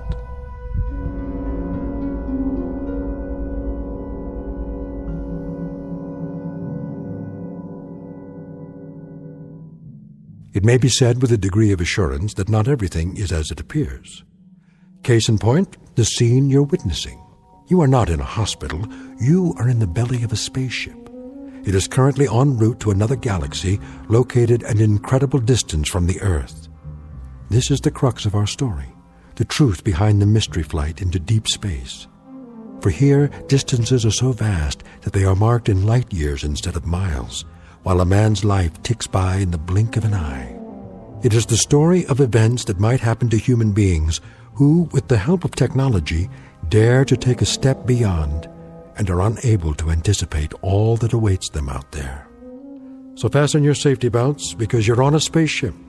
You're already well on your way on a very long journey from one planet to another, and the vast region between is called the Twilight Zone.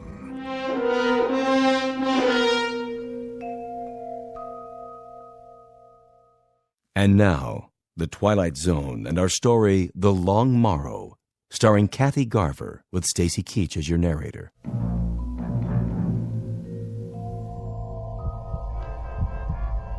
The cold is felt, but without pain. The loss of feeling is noted and accepted as choice slips away. Now mind is all.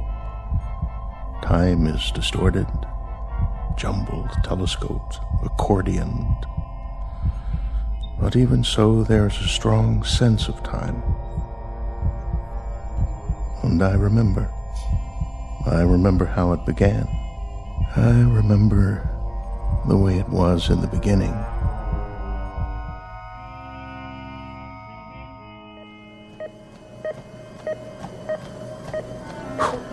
How am I doing? Heart rate 84, 88, 90, and holding. Speed 5 miles an hour. That's excellent, Commander. Let's see how long I can sustain it. That's enough treadmill. I can keep going for as long as you want. We know you can. Give it a rest, Commander. You're not a hamster in a cage. I can beat any hamster you've got. I'll bet. We prefer rabbits, though. Why don't you shower up and grab some lunch? What's the schedule this afternoon? Just some blood tests. Again? You know the routine. Check your cholesterol, blood sugar. Take any more blood and I'll dry up and float away. You know who Dracula was, Sherry? Yep, some guy who worked for NASA. Commander Stansfield to Dr. Bixler's lab. Commander Douglas Stansfield, report to the flight director's lab.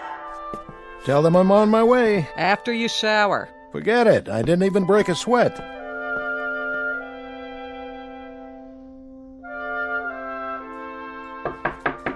Come in. Dr. Bixler? Hello, Commander. Glad to meet you, if somewhat belatedly. Please make yourself comfortable. Oh, thanks.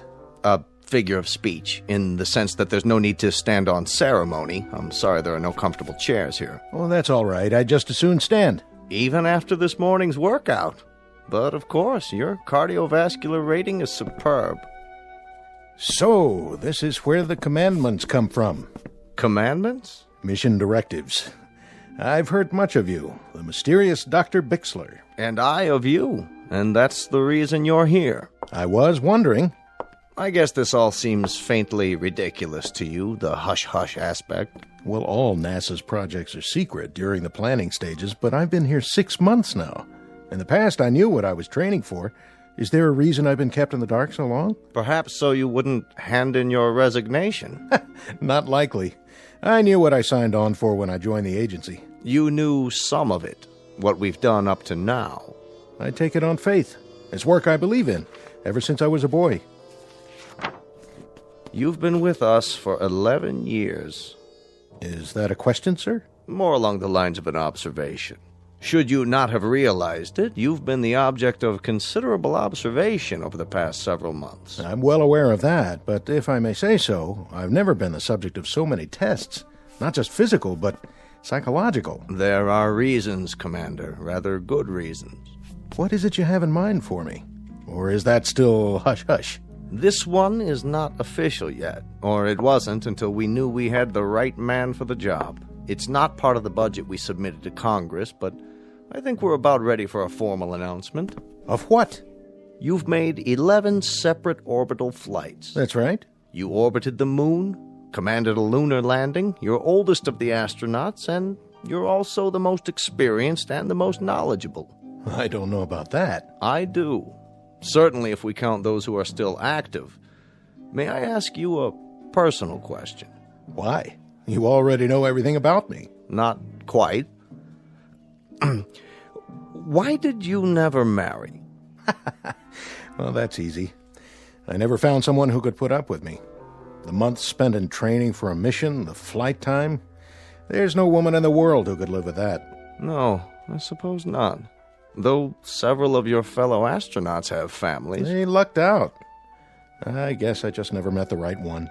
You dated in college. You were even engaged once. For about 15 minutes.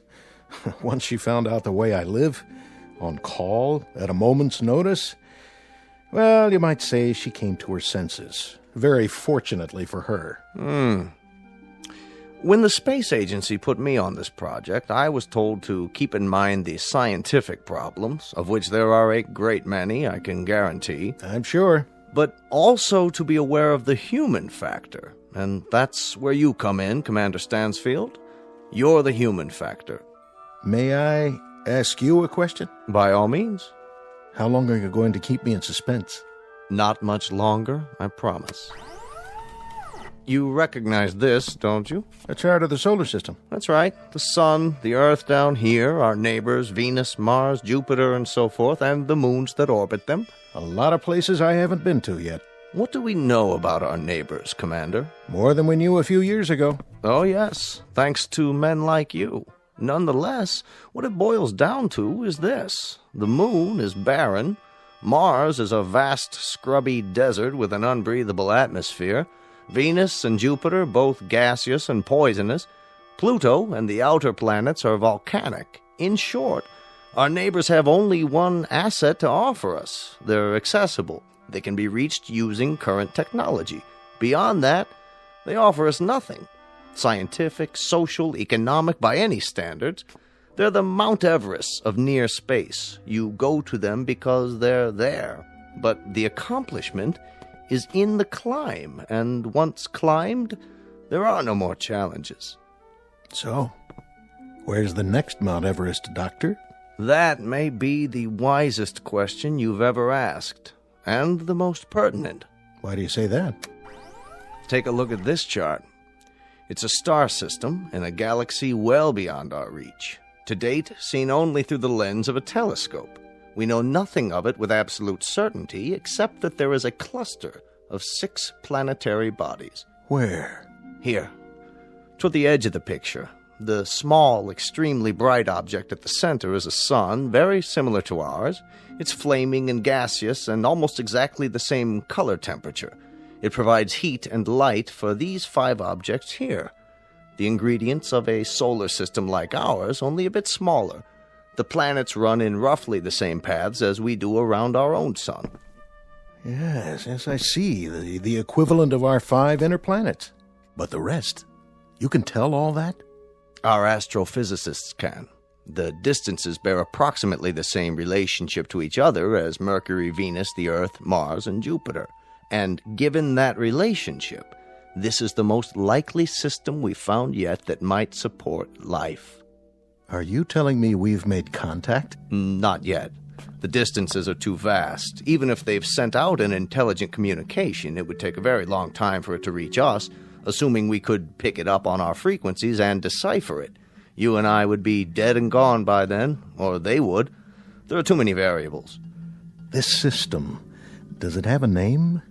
Only a number. We've nicknamed it Sol 2 for purposes of identification, but for now, you can call it anything you want.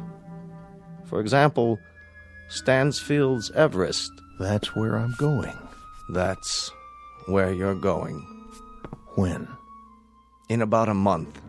The ship is under construction now. It's off the drawing boards, and the keel, so to speak, is being laid. It must be the size of a skyscraper. Not necessary. It'll only carry a crew of 1. 1? That's because of the weight, the extra equipment on board. What kind of equipment? I'll get to that in a moment. For now, I believe the man who flies her should be right there while she's being built to watch every bolt, every rivet, every screw, every piece of metal and circuitry going into it. And that man is you, Commander. You'll be its pilot and its only occupant. You'll truly be the captain of your fate. Not that it matters at this point, but I want you to know I like this assignment. I like it very much. That's not surprising, considering your profile. It's precisely why you've been chosen. I've put together a manual of projections and probabilities. I think you ought to see it. I'll read it tonight. There are the usual dangers, the usual unknowns. It was ever thus. No, Commander, it was never thus. How so? In the past, you've had meteor storms to contend with. You've had the usual calculated risks of mechanical failure, landing difficulties, ejection troubles, all the rest. Well, you'll still have those, compounded. There's another factor here, another problem. Distance. Distance, in time and in space. How far? This cluster is approximately 141 light years away. But that means the ship would have to... An ordinary ship. This one will have interstellar drive and an anti-gravity device. It'll be the fastest man-made object ever conceived and launched. Its speed will be like nothing ever dreamed of before. But in terms of the space you have to conquer, it might just as well be an ant crawling across the Sahara. It's a high mountain, isn't it, Dr. Bixler? A very high mountain. The highest, the longest trip in the history of mankind. How long? Your trip there and back will take approximately 35 to 40 years.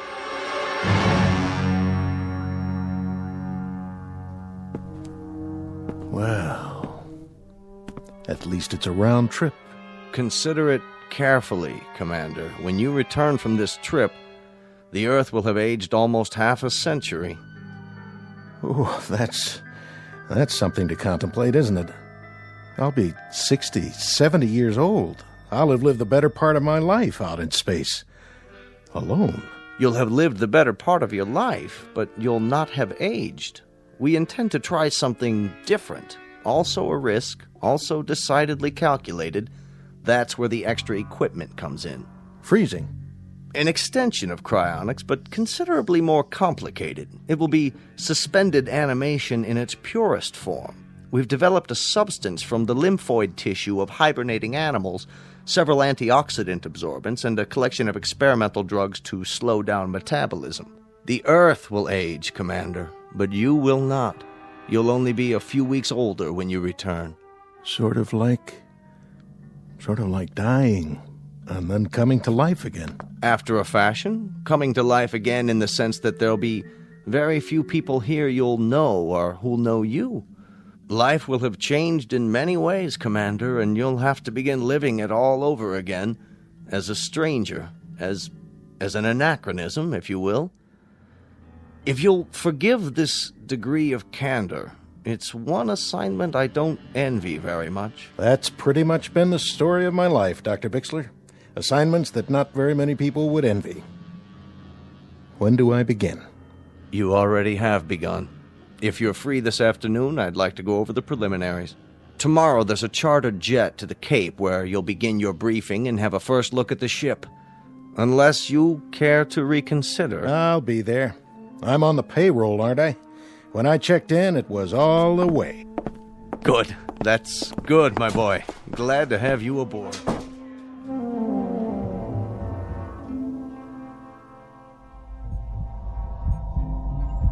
And so it began. That brief, unemotional, very matter-of-fact colloquy between scientist and subject. A small cast of 2 characters. That was the way it should have been. But I very clearly remember the entrance of character number 3.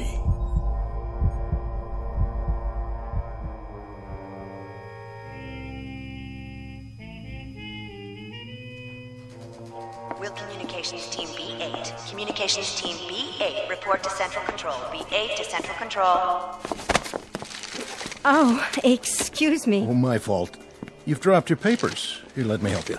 Commander Stansfield?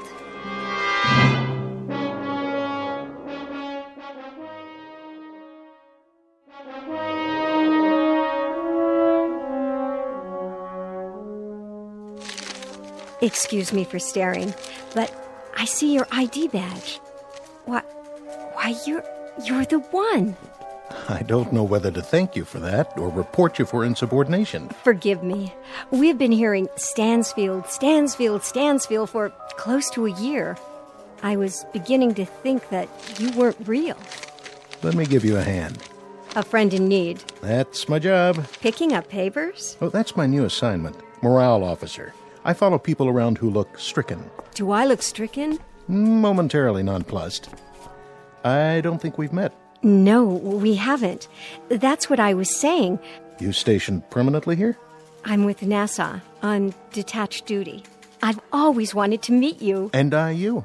Oh, now, that I don't believe. It's true. I've got ESP. A long time ago, I woke up and an inner voice told me, with some intensity, that I'd meet a woman with a stricken look who drops papers in corridors. Did your ESP give you the name?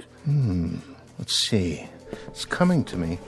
The first letter is an S. Sandra Horn. How did you... Oh, of course, my name badge. I didn't look at it, I swear. Sure you didn't. Very subtle. It's been an honor meeting you. Strange. What is? Nothing. Tell me. It's not a line, I promise, but I do feel I've known you. I know. There was a little girl in 4th grade. She sat in front of me. I used to stick pencils in her red hair. Tell me the truth. That was you, wasn't it? I went to an all-girls school. Oh. I don't suppose... Yes?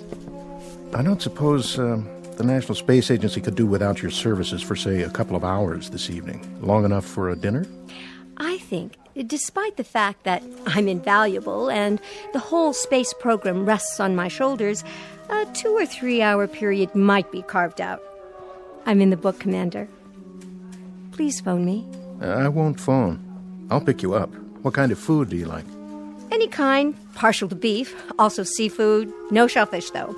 Chinese, Italian, you name it. I'll plan the itinerary and the menu. See you at 8. Arrivederci, lady from the space agency. 8 o'clock, then, astronaut. Arrivederci to you, too.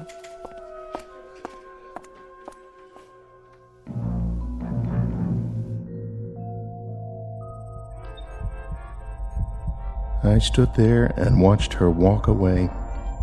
I thought we talked for an hour, not minutes. And I knew everything I needed to know about her, even then. The only time in my life it had ever happened to me. And now I return to these things, these simple things. Now in the darkness, and the cold, the solitude, the stillness without measure. I remember music, colors, and a voice.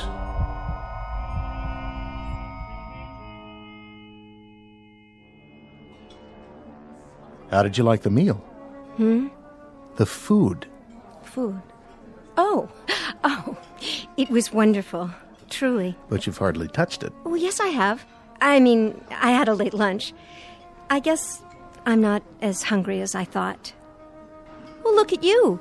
You haven't cleaned your plate either, mister. Oh, I was thinking. About what? Do you dance? No, not really. Neither do I. Never learned how. Oh, come on. I missed all the dances at school, even the prom. I don't believe that for 1 minute. Would I lie to you? I really don't know. You can teach me. What? Just the basic two-step or whatever they call it. You're asking the wrong person. Am I? Besides, they wouldn't let us dance in here. They wouldn't notice. A couple of duffers like us. Quick, don't look. How many people at the next table? I haven't noticed. My point exactly. They don't care about us either. Stand up. Oh, I couldn't. You're looking at me. Sorry. Something wrong?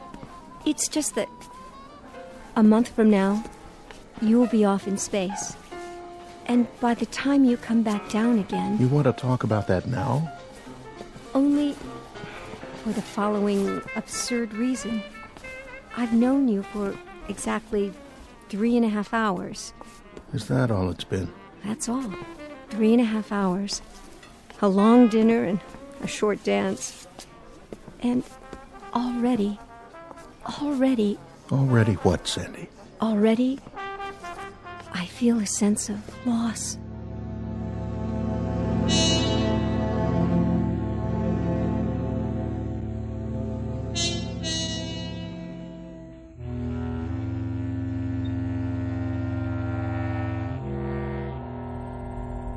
My life had been in the military. Always first aircraft, then space vehicles. And it had been missions, projects, and expeditions. There was no time for another kind of life. Intrusions that took the form of a face, a voice. A short month lived by a man and a woman drawing closer and closer together, and finally becoming a part of one another. There's so little time for such a thing, for such a small thing. And then what time we had ran out and slipped away.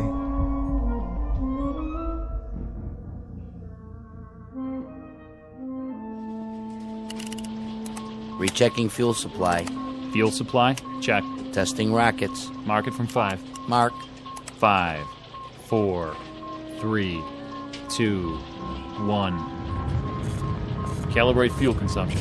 Fuel flow at 0.25 and holding. Check and double check. All systems go. T-minus 120.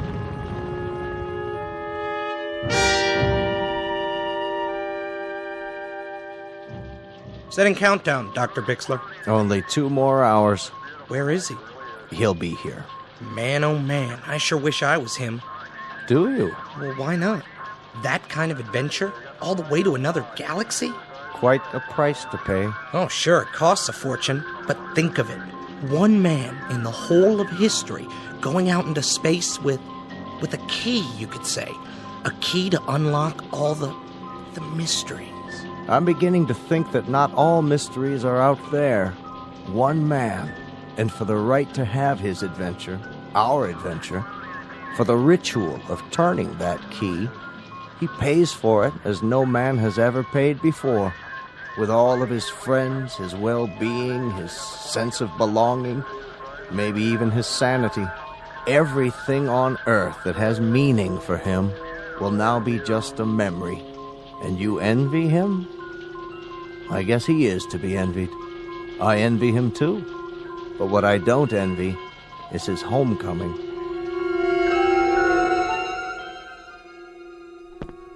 Sandy? Hello, Doug. I thought we agreed. I know, but I had to see you. It only makes it harder. I wanted to give you something. A small, unofficial gesture from one of the lesser bureaucrats of our good, gray, respectable government. Sandy. Unofficial, and very much apart from protocol. But I couldn't let you leave, Doug. Not without saying goodbye. Not without telling you that I loved you very much. That I shall sorely miss you. That my life, whatever is left of it, will be a strangely meaningless, dull, and empty place without you to share it. No. Shh. And this last paragraph. I wouldn't say this to you if I didn't know you were the kind of man you are.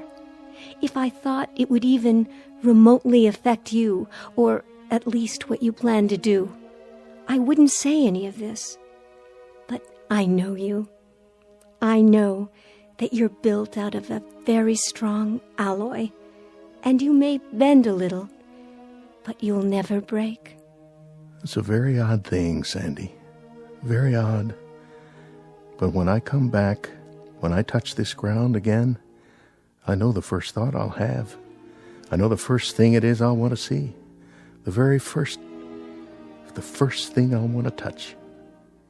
I'll be the little old lady in the lace shawl, the one waving the welcome home sign. So look for me, Doug, will you? Look for me on the fringe of the crowd. I'll be the one carrying the sign.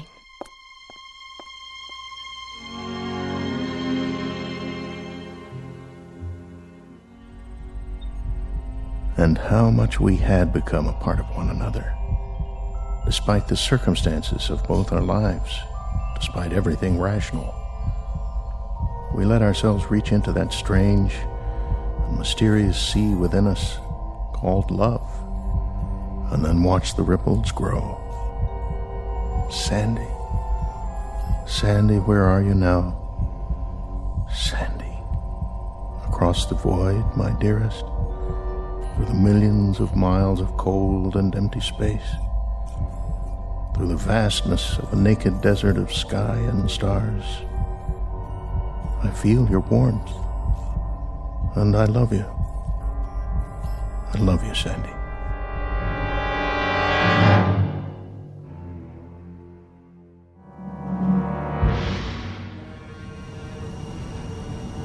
Final countdown. Mark it. All systems 1/2, 3/4. We have full ignition. Blast off.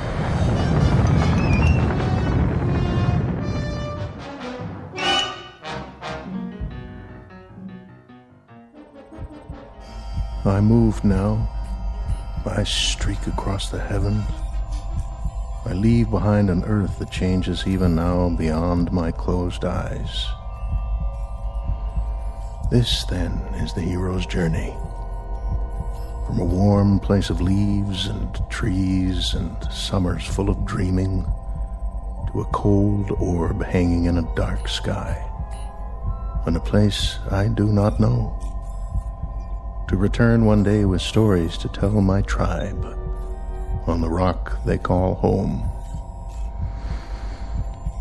I feel it growing smaller and smaller and smaller, and time passes inexorably and eternally, and I can do nothing about it Nothing at all.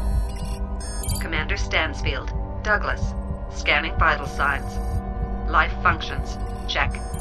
Metabolism. Stable. Return mission. On course. Re-entering Earth's solar system. Prepare for approach. Initiate signal transmission. And now it ends where it began. Time without measure, reduced to a single point of light. I see it. The blue seas, wrapped in clouds, a flash of green showing through, where humankind sits on a rock and waits for the word from above. Or perhaps they do not wait. Perhaps they have forgotten. But I have not. I am he who waits like a rock. Earth, I feel you near me. As this comes in, so much loneliness will go anywhere. And something else, old and yet new, returns to fill the void. I feel you. I feel her. Mission control. Mission control.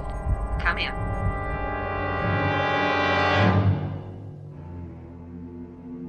What's this? Where? On the tri-vid. Looks like a craft on the approach. Yeah, I see it, but what kind of craft? Could be a missile. Activate the defense shields. Setting coordinates. Locked on. Lasers on standby. This is gonna be easy. Almost too easy. Whoever he is, he's a sitting duck. Wait a minute. Look at the shape of that thing. Some kind of retro design. Hey, bring it up on the holoscreen. I can almost make out the numbers. Run a pattern recognition. That'll nail down the model and country of origin. Scanning for recognition.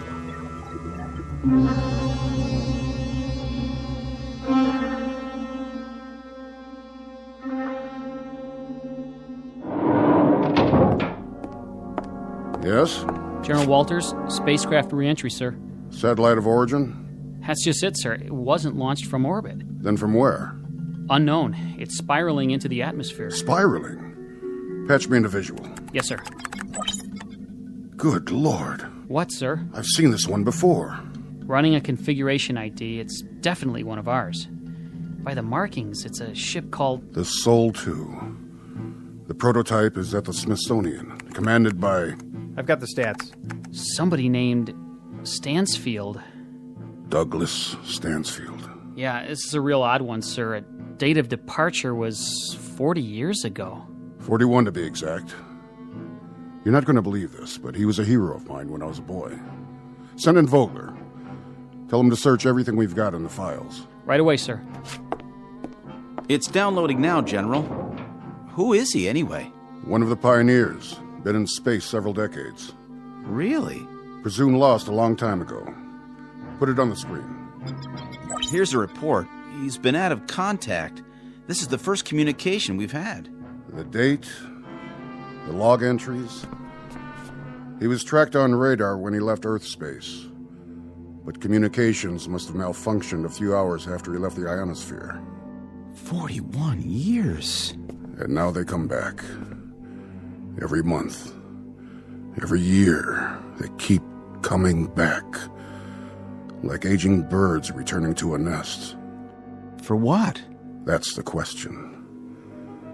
They went off on missions that became obsolete almost the moment they were out of sight. To blaze trails we've already charted by now. To bring back discoveries that aren't discoveries anymore. And still, they keep coming back. Burnt. Dented. Aged. And they keep coming back. Look at this. What? The footnote. This is a funny one. Let me see. There's an item inserted from a man named Bixler. Bixler? As I recall, he was one of the project people years and years ago. He probably handled the Stansfield mission. It says we're to contact a Miss Sandra Horn. Who's that? Sandra Horn. A friend of Commander Stansfield. And where would we find her, sir? In an old folks' home? According to this, you'll find her in the hibernation room. A young woman of approximately 26 years of age. She must have been very much in love with him, very devoted. A devotion without precedent. Say a prayer, son. A prayer, sir? That we find her alive. General Walters? Miss Horn, you look very well. Do I? You look just fine, which may sound idiotic. But what do I say to someone who's just had a 40-year sleep? I was told Commander Stansfield... Commander Stansfield's ship landed 6 hours ago. I asked to see you first. What about Commander Stansfield? In good health, naturally very tired. I want to see him. I must see him. You shall see him. But I had to talk to you. Is something the matter? I'll make this as brief as possible. Commander Stansfield had a communications failure. It occurred probably within the first 12 hours of his departure. There was only sporadic contact made during his entire flight, there and back. He reached the other galaxy. He reached it, he landed, he took off, he returned. There was no life where he went. We found that out ourselves 20 years ago. One of the ironies of our progress. We could have saved him the trip. We could have saved him his anguish. I don't understand. His anguish being the following, Miss Horn. Unknown to us here or to my predecessors or theirs, due to the lack of communication, Stansfield arbitrarily removed himself from hibernation 6 months after leaving Earth. He did this because... I know why he did it. God help me. I know why. Over 40 years, Miss Horn. 40 years in the cockpit of a ship. 40 years of... well... his kind of loneliness must have been something brand new in human experience. For what you both gave up, you deserve far better than this. I wish to God he could have come back to you just as he was when he left. But as it is, I'll leave you alone now.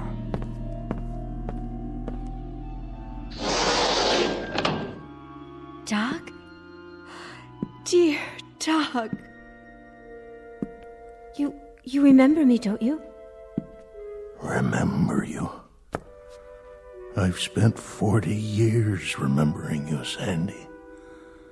I've spent 40 years painting your picture inside my head, remembering your voice, thinking about your touch.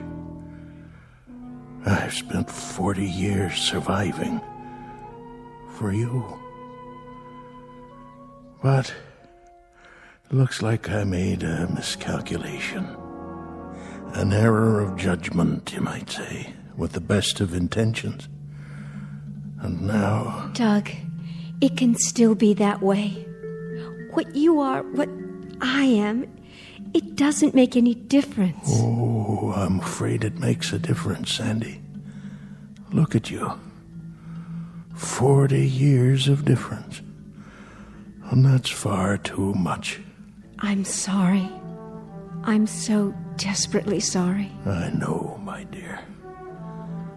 I had a lot of years to ponder the possibilities.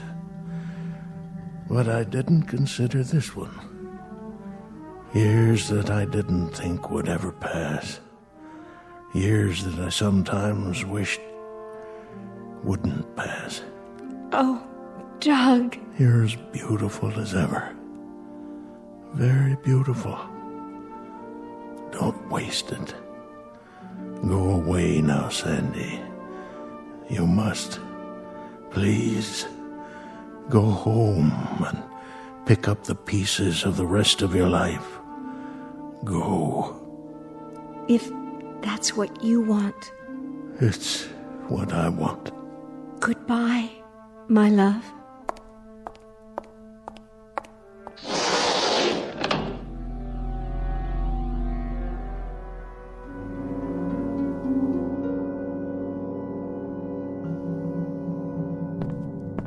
Stansfield, if I may say so, you're an incredible man. Really quite an incredible man. It may be the one distinction I can point to in my entire life. That I knew you. That I knew a man who placed such a premium on love. Truly, truly, Stansfield. Quite a distinction. Goodbye, General.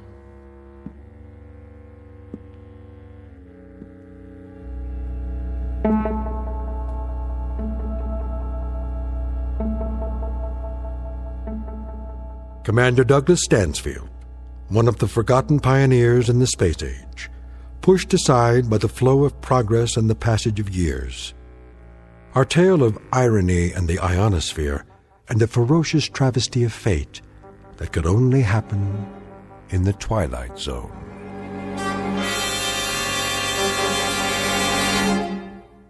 More from the Twilight Zone after this.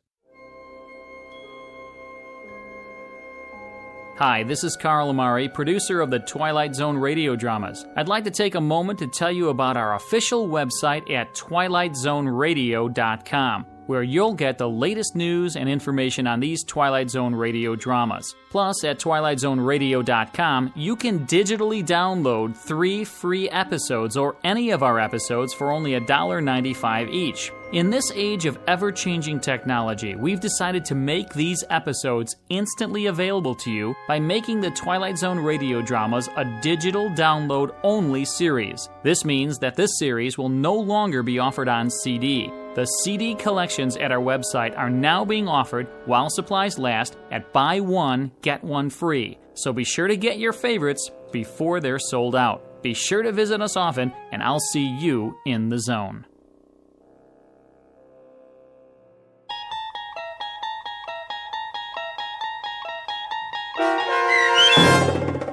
The Long Morrow, starring Kathy Garver with Stacy Keach as your narrator, was adapted for radio by Dennis Etchison and based on a script by Rod Serling. Heard in the cast were Roderick Peoples, Christian Stolte, Rich Komanek, Jeff Lupetin, Meg Falcon, Heath Corson, Susan Hart, Carl Amari, Roger Wolski, and Vince Amari. To learn more about the Twilight Zone radio dramas and to obtain audio cassettes and CDs of these programs, visit our website at twilightzoneradio.com. The producers of The Twilight Zone wish to thank CBS Enterprises, Carol Serling, Dennis Etchison, Dick Brescia Associates, Claire Simon Casting, Terry Jennings, XM Satellite Radio, the American Forces Radio and Television Service, Sirius Satellite Radio, our sponsors, and our radio affiliates for helping make this series possible. This copyrighted radio series is produced and directed by Carl Amari and Roger Wolski for Falcon Picture Group. Doug James speaking.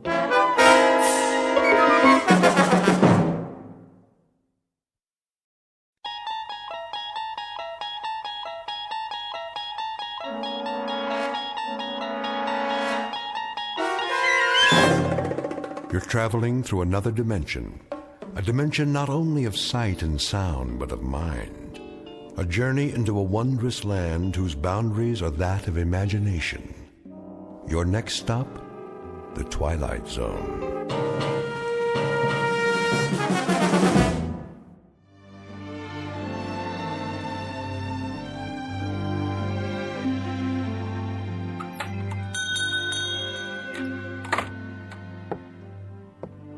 Morning, Mr. Castle. Hello, Ned.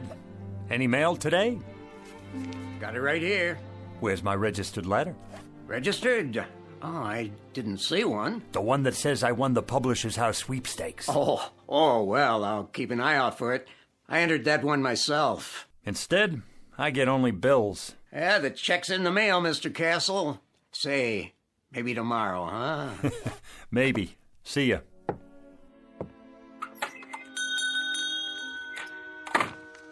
Another bill, and another, and another. Edna, what about the gas and electric? What? The gas and electric bill. How many months is that? 2 months. That's one you'd better pay. That's the one I can't pay. Mr. Castle. How are you, Mrs. Gumley? Just fine, Mr. Castle. Good. Glad to hear it. How have you been? Oh, can't complain. Been having a lot of rain, haven't we? What? Oh, yes. Quite a bit of rain for this time of year. Well, it's good for the flowers. How's that? Good for the flowers. The rain, that is. Yeah, very good for flowers.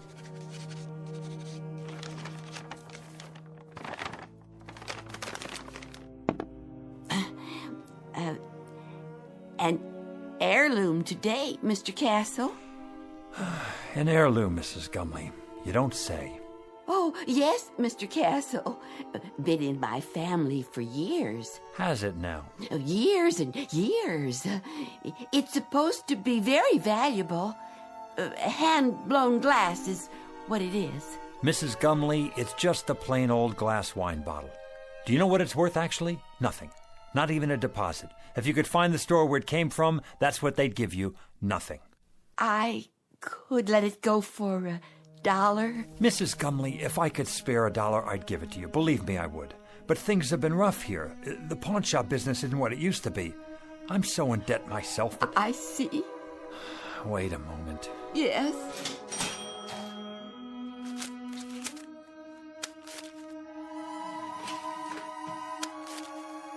$1 it is, then.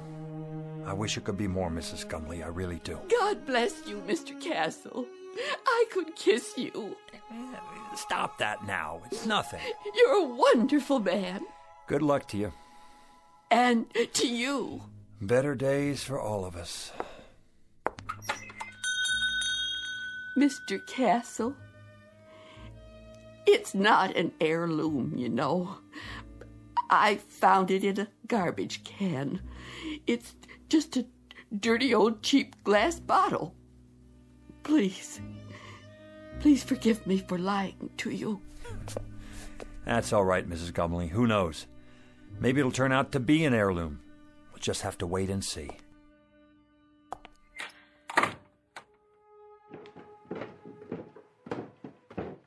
Who was that? No one. It sounded like Mrs. Gumley. Then I heard the cash register. What did you buy this time? Edna. Oh, a bottle. Gorgeous. She said it was an heirloom. Is that right? She has to eat, doesn't she? And you don't? That's not the point. Arthur, we're a couple of weeks away from bankruptcy. Don't you think I know that? Then you'd better start rubbing that bottle and pray, Arthur. Pray that a genie appears, because that's about the only hope we have left. Oh, Edna. Edna, please.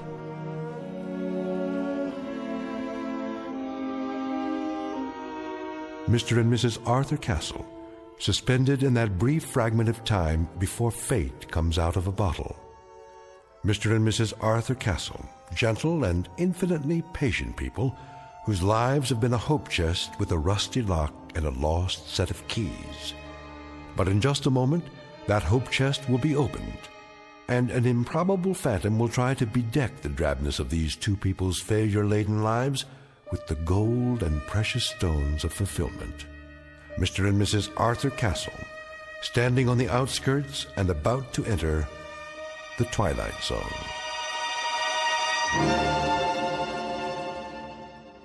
And now, back to our story from the Twilight Zone, The Man in the Bottle, starring Ed Begley Jr., with Stacy Keach as your narrator. Here, give me the bottle straight into the trash with it. If you won't do it, I will. Wait, it's worth a couple of cents. A couple of cents, Arthur. A couple of cents. We've got more creditors than we've got cheap watches. You promised me no more handouts. Look, Edna, maybe all that's left for me is to try and find someone who I can feel sorry for. Can you understand that? I need to feel that I'm doing something of value. Maybe a man can be a failure for only so long, and then it catches up with him. Arthur, you're not a failure. Of course I am. Look around you, Edna. In this clutter, you see the legacy of 100 years. My grandfather owned this shop, and it finally broke his heart. than my father, and it killed him too. The meanness of it, Edna. The shabbiness of it. The hand-to-mouth of it. This isn't just a hock shop where you buy the pitiful little residue of other people's failures. It's a shrine to failure. That's what it is. It's a mausoleum, a burial ground for people's hopes. Arthur, please don't talk like that. Edna, what happens to us anyway? What happens to us? Have you ever thought of that? We're not old people, and yet this place is making us old. There should be years ahead of us, years without having to make do, scrimping and counting and picking over checkbooks and budgets and final notices and old bills and... Careful, Arthur, you're knocking things over. I don't care about the bottle. I'm trying to explain... Arthur, what's all that smoke? I don't know, but it seems to be coming from inside Mrs. Gumley's bottle. How do you do? Where did you come from? From the bottle, of course. The bottle? It fell to the floor, the cork popped out, and here I am, at your service. I'm supposed to buy that. What do you take me for? Rather than go into any lengthy generic explanation of my existence, suffice it to say that I am here, and I am, in fact, a genie. In a business suit, with a derby hat and a walking stick. And you expect me to believe that you're a genie? That's quite correct. There's no such thing, except in fairy tales. On the contrary, I am living proof, in a manner of speaking. Arthur, who is this man? You'll have to do better than that, mister. I don't know what you're trying to pull here. Very well, I'll get right to the point. I can offer you 4 wishes with a guaranteed performance. 4 wishes? Aha! You got that wrong. It's supposed to be 3. In every book I ever read, it was 3 wishes. Better get your story straight. That's a myth, I'm afraid. Oh, they may have offered only 3 in the beginning. But for some time now, 4 has been the operant number. Some considerable time. It's proven to be the most effective option. Think about it. Too few, and a person may waste the opportunity of a lifetime, so to speak. Too many, and, well, the possibilities can get out of hand. Frivolous, in other words. The opportunities tend to cancel each other out, if you see my point. You've got your answers down, I'll give you that. I think I better sit. Well, Mr. Castle, Mrs. Castle, what do you have in mind? Arthur, I don't understand. What's happening here? Don't worry, Edna. The bottom line is he's a con man. He has to be. But I see him. Don't you? I don't know what I see. Could be some kind of hypnotist or something. Remember that guy on television? He made an elephant disappear. Child's play. Smoke and mirrors. You're telling me you're not a magician? Nothing of the sort. I grant 4 wishes to the owner and then go back inside the bottle for a century and a day. 100 years. Inside a bottle. Plus 1 day. A nice touch, don't you agree? Until a summons comes from the next owner. What if there isn't another owner? But, my dear fellow, there must be. Consider the span of a man's life. 70. Isn't that the tradition? So let's say nobody calls you, or it's the wrong day. Ah, you've hit the nail on the head. I've learned to cultivate patience beyond anything you can possibly imagine. All of which means you're extraordinarily lucky today, as am I, in a manner of speaking. Maybe he's from the lottery. We didn't play the lottery this week, Edna. Just as well. The odds are quite unrealistic. What I'm offering you transcends any lottery the world has ever known. They're strictly nickel and dime operations in comparison. I have to think this over. Take your time. Interesting shop you have here. Chinese vases, Tiffany lamps, bric-a-brac of every sort. Mostly imitation, of course. No offense. Nonetheless, I have the distinct feeling I've seen some of these items before. How could you if you haven't been out of the bottle in 100 years? I meant the originals. The originals? How old are you? If I told you, you wouldn't believe me. Nice silver cigarette case. Faux Victorian, isn't it? My uncle's. He passed it down from his great-uncle, who bought it in Liverpool in 1914. Is that what he said? How much? Take it. Get back to the subject. What else about the wishes? Oh, yes. Now, I think the business at hand is for you and Mrs. Castle to decide the nature of your 4 wishes, keeping in mind, of course, that each wish is irrevocable. Once made, it is fulfilled, and once fulfilled, it is a matter of record. It can only be altered by yet another wish. Clear, Mr. Castle? Clear enough. I think we better call the police. Why not wish for them? I can bring you Scotland Yard, the Federal Bureau of Investigation, or every bobby in the City of London. That won't be necessary. Is it the police you want? No. That's not what we'd wish for. Arthur, are you out of your mind? Go ahead, Mr. Castle. You were saying? Well, if I had a wish... You believe him? Just for the sake of argument, let's say that I wanted that broken glass in the case over there. Let's say I wanted it to be fixed. The glass display case? Unless that's too hard for you. I broke it cleaning up the other day. One whole side is cracked. Is that all? It's too expensive to replace and impossible to glue together. Impossible. Would you like to make it official, Mr. Castle? Arthur, be careful with this man. You don't know what he's after. Well, Mr. Castle, is that your wish? Yes, that is my wish. I want the glass in the case to be repaired. Very well, then.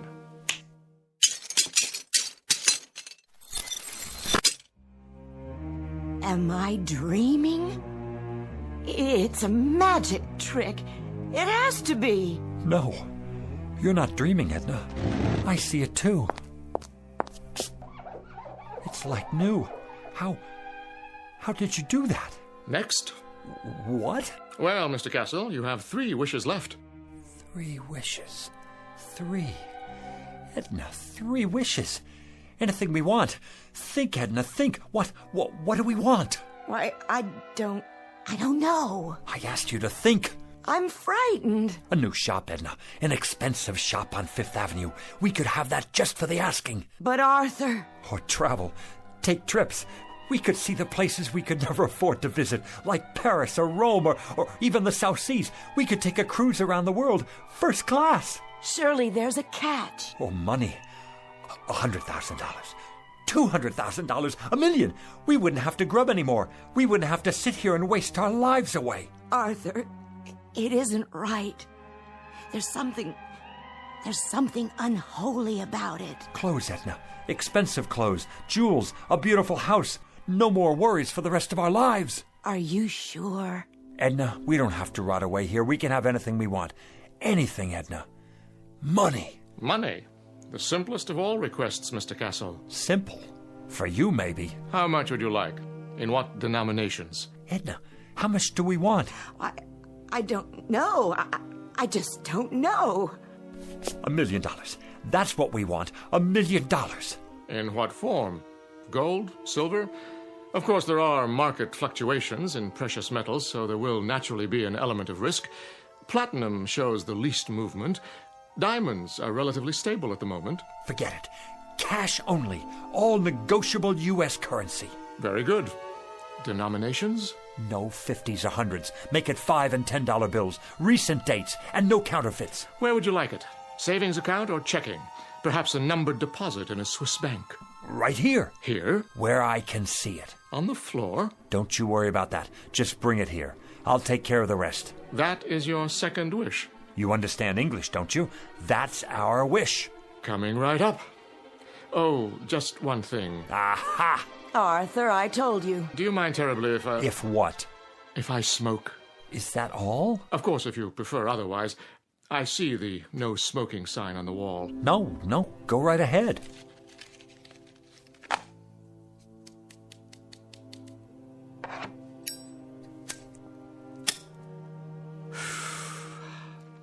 Very well. Now then, Mr. Castle, where were we? Ah, yes, I was about to say, ask and you shall receive. What's that? Where's it coming from? What is it? It's money. Look at it. A rain of money. Edna, $1 million, Edna. $1 million.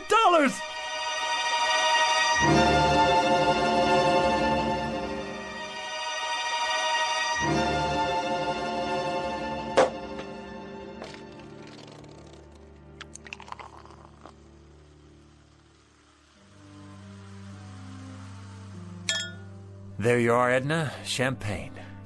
I think I've had more than enough. I suppose you're right. How can I work if I have a hangover? Well, you could take the day off. Edna, you're a genius. Why didn't I think of that? We both could. Close up the store and... And what? I wouldn't know what to do, would you? Well, let's see now. It's a beautiful day. We could take a walk together in the park. Oh, Arthur, I'd have to get dressed up, and I don't have any comfortable shoes. Or we could go to a restaurant. Any restaurant at all. But we've already had lunch. Then we could take in a film downtown, or a play, a musical. Do you know how many years it's been since we did that? And leave all this money out like this? I don't think that would be a good idea. So, we're prisoners here. We can't go anywhere, do anything, for fear that someone might steal it from under our noses. What good is it? Oh, Arthur, we can put it in the bank. That's tomorrow. The bank's closed now. Unless... What are you thinking? Call your brother on the telephone. Tell him to come over here. He needs money for his operation, remember? Oh, I like that idea. And while you're at it, call Avritton, the butcher, and Mrs. Tiola, and the checker at the market. And that nice girl at the bank. And the dry cleaner. And here, look in the book. All our old customers, the ones who can't afford to get their valuables out of hock. Call them all, every one. What will I say? Tell them we need their help.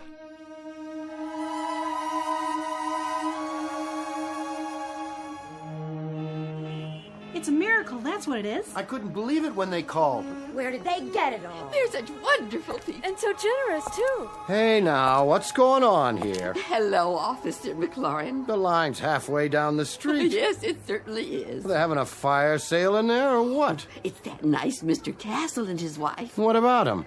They're redeeming things. What things? All kinds of things, as long as you've got your pawn ticket. Even if you don't, they remember. They're redeeming us. That's what they're doing. It's the loveliest gesture I've ever seen. Hi there, Mrs. Gumley. Beautiful day. Indeed it is. Your turn, Mrs. Gumley. Go on in. Hold on. Where'd you get that fistful of money? Right inside, officer. From Mr. and Mrs. Castle, bless their souls. What are they doing, running numbers? Nothing like that. Strictly legit. You're telling me they gave it to you? Sure did. Enough to pay off their tab at the butcher shop and then some. Plus the next 10 years in advance. And whereabouts did they get this bankroll? Don't ask me. But their ship sure must have come in big time. The horses, was it? Or the lottery? I heard it was the sweepstakes that came in the mail. No, it was their cousin. He died and left them a fortune. Well, we'll just have to see about that. They're not breaking any laws. I haven't had my turn yet. You're not going to arrest them, are you? Maybe not, but I'll keep a close eye on the situation. In the meantime, I know someone who might be real interested in all this. Don't you people go blocking the sidewalk now.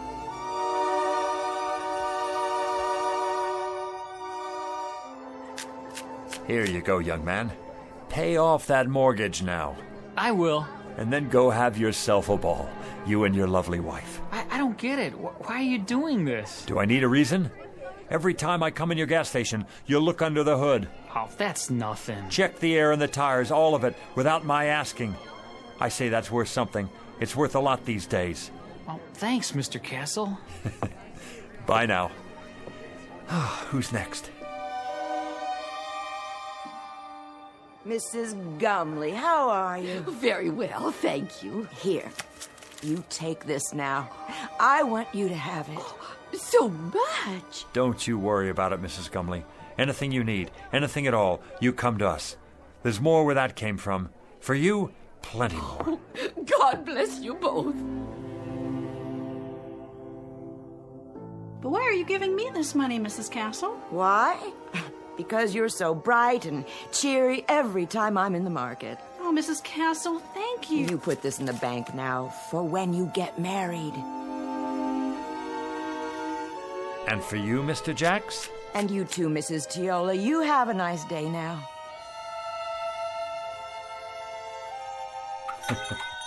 Don't mention it. Buy a round for everybody. On me. Is that all of them? Oh, for now. Put the close sign in the window, would you please? Of course, dear. Whew. Now that's what I call a day's work. You did wonderfully well, Arthur. I'm so proud of you. You know, Edna, I don't care how we spend the rest. I feel so good right now seeing all those happy faces. I know. It would be nice to get away for a while, though. I agree. Some time in the sun, nothing fancy. How much do we have left? Look in the box. It's still practically full. We didn't put a dent in it. Your father would be proud.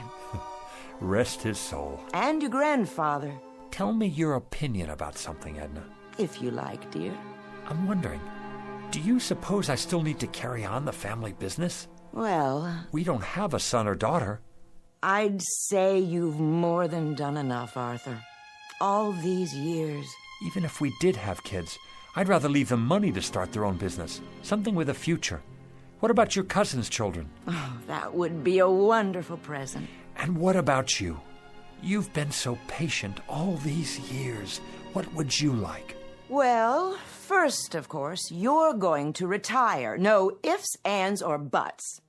And then, wherever you'd like to live, Arthur, as long as we're together. Of course we'll be together. You think I'm going to take up with a young floozy? Oh, no, I don't think that. You wouldn't. It's not in your nature. But you're tired. You need to rest. We both do.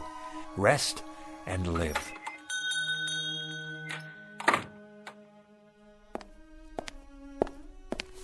Yes. Good afternoon, Mr. Castle. Do I know you? Let me see. Harry Joy's son. I don't believe we've met before. Wait. Stu Wintner's nephew. That's it. Not quite. Are you from the life insurance company? Because if you are, we've got your payment right here. Just let me count it out for you. In cash. Is that all right? That's not necessary. Or we could write you a check just as soon as we make a deposit. And quite a deposit it will be by the looks of all this. I told you, Arthur, we should have put it away. Let me give you my card. Internal Revenue Service. That's correct. There's a matter of an income tax, Mr. Castle. You just send us the bill and we'll pay it. But send the bill in a hurry, would you please? My wife and I will be taking off for Europe very shortly. Oh, could we? Consider it done. Where would you like to go first? The Eiffel Tower, an African safari, waltzing in Vienna, perhaps? Dancing? We haven't been dancing since I don't remember. Dependents?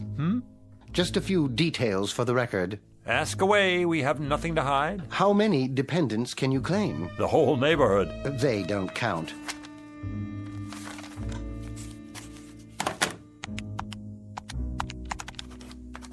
Wait. What's that figure?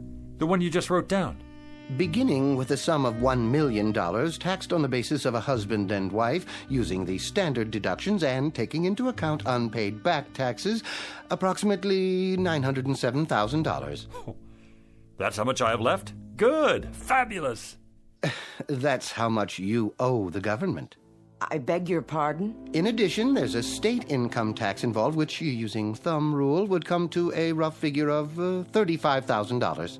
You mean hundreds, don't you? Then there will be a matter of a 5% penalty. For what? If you fail to file a declaration within 30 days of today's date, but I'm sure you won't let that happen. The whole thing will amount to about, roughly, mind you, let's see here, $942,640. Arthur, we've given away a lot of money already. I'll figure out how much.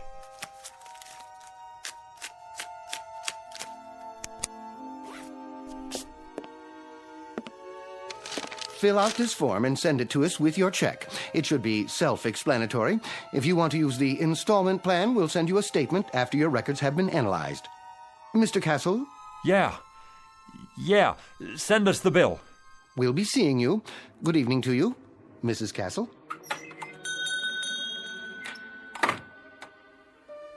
I wonder if we can appeal it. Help me, Edna. You take this pile. 76, 77, 78... Oh, Arthur, where's the genie when we need him? Well, how much is there? $910,535, $910,540. We gave away almost $60,000, and this goes to taxes, leaving us with this. One $5 bill. That's our entire profit, Edna. $5 whole. That was quite a wish, Arthur. Quite a wish. And we haven't even paid the bills yet. If you'll recall, it was my suggestion that you reflect very carefully, Mr. Castle. Very, very carefully. Now he shows up. Had you made a wish that took into account the taxes involved... Look, you. Plenty of sweet talk and promises and the whole thing. And all the time you're nothing but a con artist, after all. This time I want the $1 million, but I want it after... Arthur, no more money. You've got to wish for something else. Oh, something else, then. A new store. A chain of stores. They could burn down 1 hour after we get them. Success? Be careful, Mr. Castle. Success is a pretty broad term. He's right. You can't wish for success. I've got it. How about 10 more wishes? Or 20, or... Very clever, Mrs. Castle, wishing for more wishes. But I'm afraid that isn't permitted. Frankly, I'd be afraid to have you try it for fear of the consequences. What consequences? Why do you have to keep losing your temper? Why can't you think about this thing carefully and then come up with Well, you're no help to me, that's for sure. Here we stand in the middle of this crummy little pawn shop with the whole world out in front of us and anything to wish for that we want. Anything. And you just stay on my back and... Stop it! This doesn't sound like you. Not like the man I married. Not at all. Edna, what's happening to us? What's really going on here? Oddly enough, this is the normal pattern that seems to be generally followed. Great excitement, great emotionalism, and strangely enough, hard to believe though it may be, only a modicum of happiness. Well, you've got cheap customers here. Our price is no longer so high. We're people who haven't had much happiness. People who've carried a crummy hawk shop on their backs all their lives. What, Edna? Tell me, what do we wish for? I don't know, Arthur. I just don't know. What about it? What can I wish for now? What can come to me without tricks? Without tricks? I question the semantics here, Mr. Castle. There are no tricks involved. There are simply normal and understandable outgrowths and conditions that go with any windfall. No matter what you wish for, you must be prepared for the consequences. What sort of consequences? Nothing more than cause and effect. Consider, for example, what happens when you throw a stone into a lake. The stone sends out ripples in the water. After a while, these ripples reach the shore. The bigger the stone, the bigger the ripples. And if the stone is large enough, you'll get a wave of water, even a tidal wave that could sweep you off your feet. It all depends on how much you disturb the way things were to begin with. Now do you see what I mean about consequences? That I need something without consequences. I'm not sure that's entirely possible. Something dead sure, at least. Something anchored, something airtight. I must agree, that would be the ticket. Is there such a thing? Sit down now. You'll give yourself a heart attack. Edna, I think I've got it. I think I know what it is. What, Arthur? Power, Edna. Power, prerogatives, to be in charge of something, to be a boss, to be a leader, with respect and the freedom to live as one likes. We could wish for that. Possible. Very possible. President of a corporation? That sort of thing? We could be sued, go bankrupt. Warden of a prison? That's idiotic. Mayor of a city? We could get voted out of office, and then what? Wait a minute. I know what. Head of a country. Ruler of a whole country, that's it. Who can't be voted out of office. What about it, Jeannie? I want to be the head of a country who can't be voted out of office. Is that your wish? Do you want to be more specific than that? Hold on. Let me give it to you this way. I want to be the head of a foreign country who can't be voted out of office. But it must be a major country, well known, not some poverty-stricken third world place, and not in ancient times either, in modern history. How do you define modern? Within my lifetime, and developed. A fully industrialized country with millions of educated people where I'm very popular and can't be voted out of office. No problem. You sure? Of course I'm sure. I mean, what about the consequences? Consequences, Mr. Castle? I've already told you. You run the risk of consequences no matter what you wish for, like the ripples in a stream. There's no predicting, at least not with absolute certainty, where they'll lead. All right, then. Go ahead, Arthur. Wish for that. The thing you said. I want to be the head of a foreign country, just as I've described it. Now it's your turn, Jeannie. Take over. As you wish, Mr. Castle. As you wish.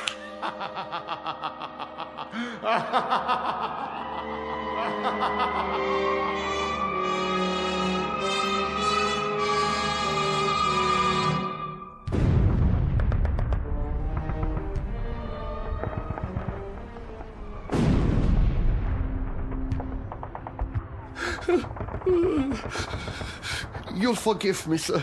Yes? I have not slept in 3 nights now, but the situation is as I described.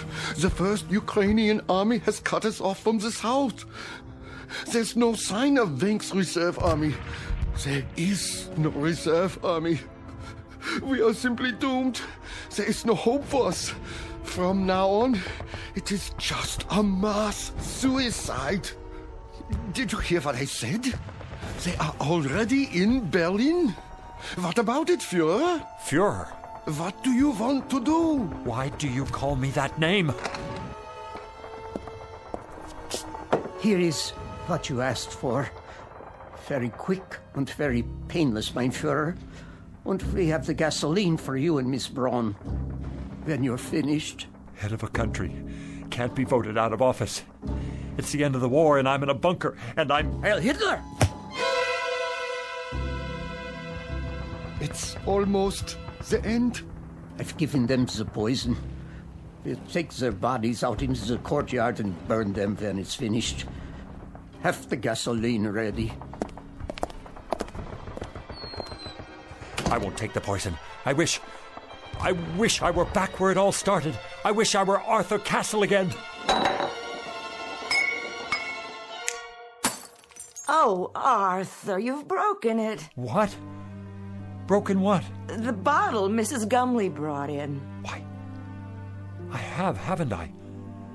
Not poison, an old wine bottle. Let me sweep it up for you. I can do it. It had no value anyway. No value at all. I'm here. My final wish. I'm really here now. Where is he? Where is who? You know who I mean. The... And why would he be here? You've had your 4 wishes, remember? No, yeah. Well, I guess I'm a 4-time loser. What do you expect? I just wish he doesn't come back. I wish... There you go, wishing again. Right. Why should I? Why did I? Look at what we have here, Edna. We have a business that's been in my family for 3 generations. And each other. We have each other. I'm going to stop wishing for a while. You know, Edna, I can't afford a brand new life. Neither can I. I think I'll just give the old one a new paint job. You know something, Arthur? I think that's a very good idea. What is it? Look, your first wish, the glass case, it's not broken. It's still repaired. So we came out ahead after all. Nothing's ever a complete loss, is it? Careful, Arthur, with the broom handle. Well, we were ahead. Now you have more glass to clean up. You know something? I don't mind cleaning up any of it. Not at all. In fact, not at all.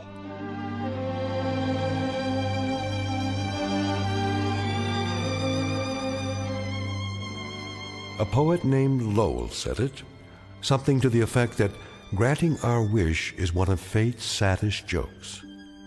Lesson to be learned out of a few fragments of broken glass in a trash can. And a word to the wise, to the garbage collectors of the world, to the curio seekers, to the antique buffs, to everyone who would try to coax a miracle from unlikely places. Check the bottle you're taking back for that deposit, because the genie you save might be your own. Case in point, Mr. and Mrs. Arthur Castle, fresh from the briefest of trips into the Twilight Zone.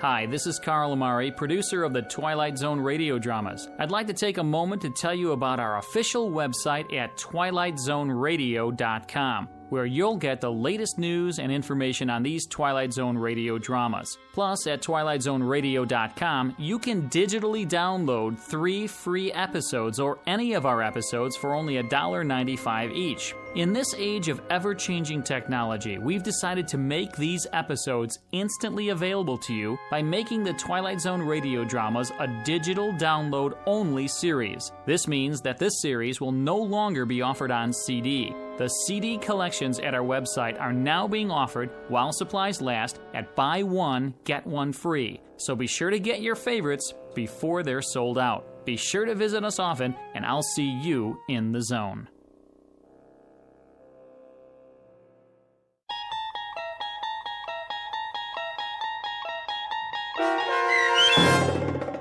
The Man in the Bottle, starring Ed Begley Jr., with Stacy Keach as your narrator, was adapted for radio by Dennis Etchison and based on a script by Rod Serling. Heard in the cast were Linda Ryder, David Darlow, Guy Burrill, Rosalind Alexander, Richard Hensel, Rich Komanek, Carl Amari, Diane Trice, Irene Olsen, and Richard Shavson.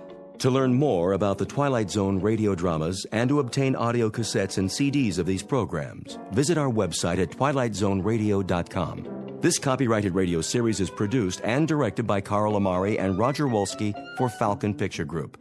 Doug James speaking.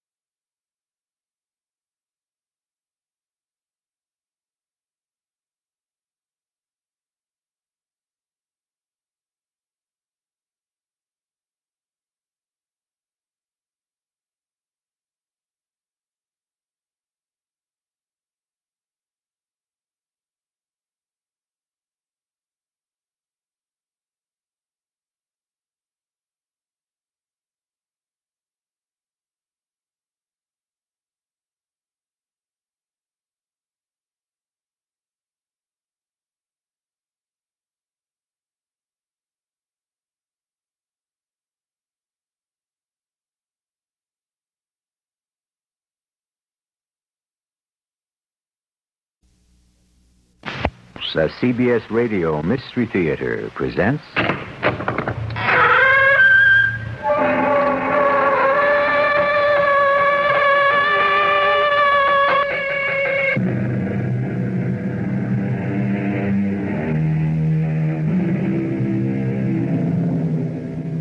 Come in.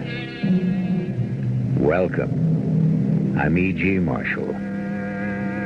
Lovers and madmen have such seething brains, such shaping fantasies that apprehend more than cool reason ever comprehends. So spoke the master of the English language, William Shakespeare. People in love do many strange things, but none so strange as the mystery of love itself. A passion that can be neither defined nor analyzed, weighed nor measured. Love's causes can never be known, only its consequences. It is a force so powerful it can move mountains or make time stand still. Alice, I'm so desperately happy. Oh, Edgar, why do you say desperately? Well, I don't know. Because I'm afraid, I guess. Darling, surely you don't doubt my love. Well, I'm trying not to, believe me, but it's all so perfect now. Can it really stay this way forever?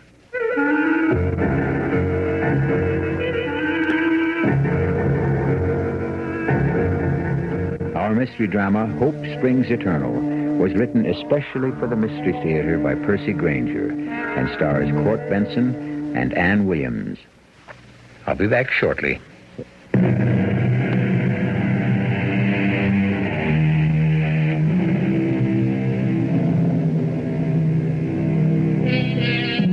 Moderation in all things, counseled the wise Aristotle. Certainly grief and pain in the extreme are to be avoided at all costs. But what of happiness? If asked, we would probably say that nothing could be better than perfect bliss. Yet why, then, do we so often cripple our own best hopes with doubts or jealousy, and realize what we have done only when it's too late? This is a story of love, and it begins, of all places, in the dusty archives of a small New England fishing village. My name is Alistair Hodge. I'm a professor of history with a special interest in folklore, which is to say the legends and superstitions of ordinary people, which is to say people like you and me. Recently, I spent some time in a small seacoast town north of Boston, poring over old diaries, family records, and so forth. I'd come upon nothing unusual until on the final day of my stay there, or what was to have been my final day. Sorry, Mr. Hodge, but it's closing time. Oh, thank you, Reuben. Come to release me from my labors for another day, huh? That's my job. Well, what's the weather been like today? You haven't looked out the window since this morning? Oh, once I become absorbed in these old documents, I lose all sense of time. I guess you'd call it a labor of love. What's the matter? Did I say something wrong? No. Well, we all have our abiding passions. Mine is folklore. I'd gladly plow through an entire library just to turn up one new folk remedy for a snake bite or one old wives' tale. Is that so difficult? Well, it is indeed when you've read as much as I have.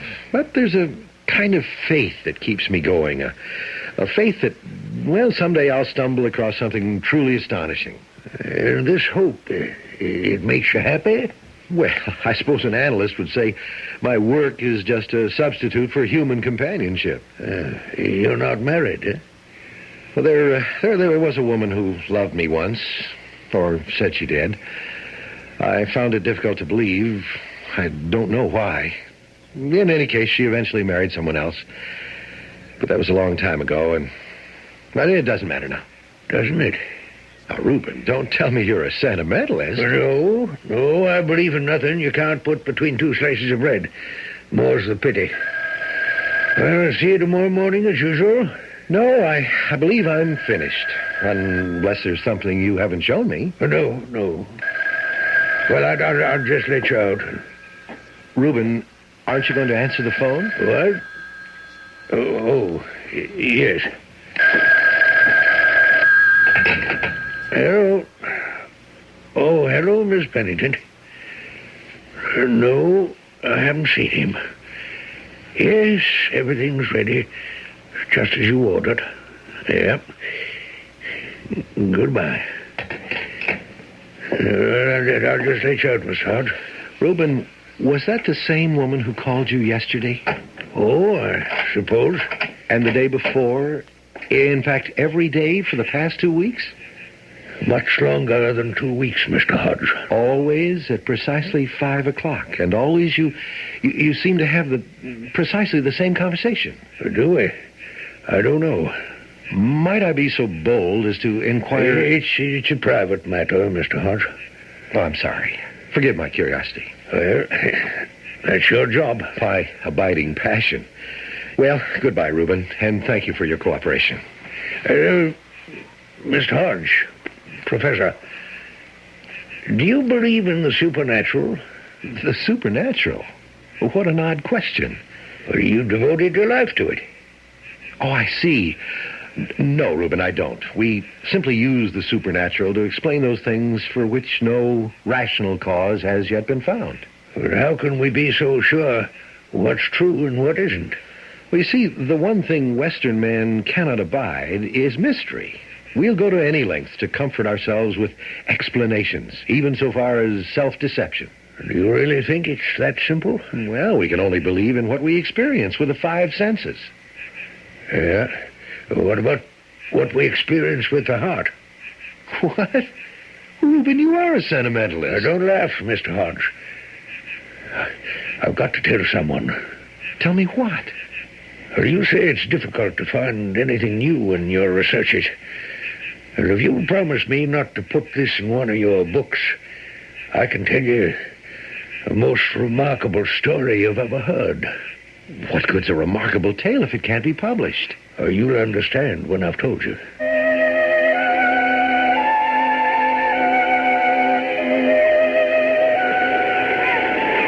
Good morning, Reuben. Morning, Mr. Hodge.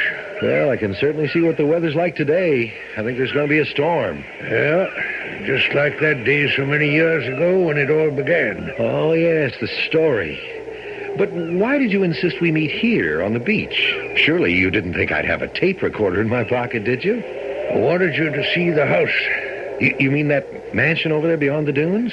Yeah, it was built in 1692. Looks deserted. The last people to live there were the Penningtons, Edgar and Alice Pennington. They were a young couple, wealthy, from Boston. They were newlyweds, hadn't been married more than 2 weeks, and I'd never seen a more devoted couple, despite Mr. Pennington's fears. Fears? He was a man struggling to find faith, Mr. Hodge. Faith and hope. You sound as if you knew them well. I was a servant in the house. It was 1942, during the war.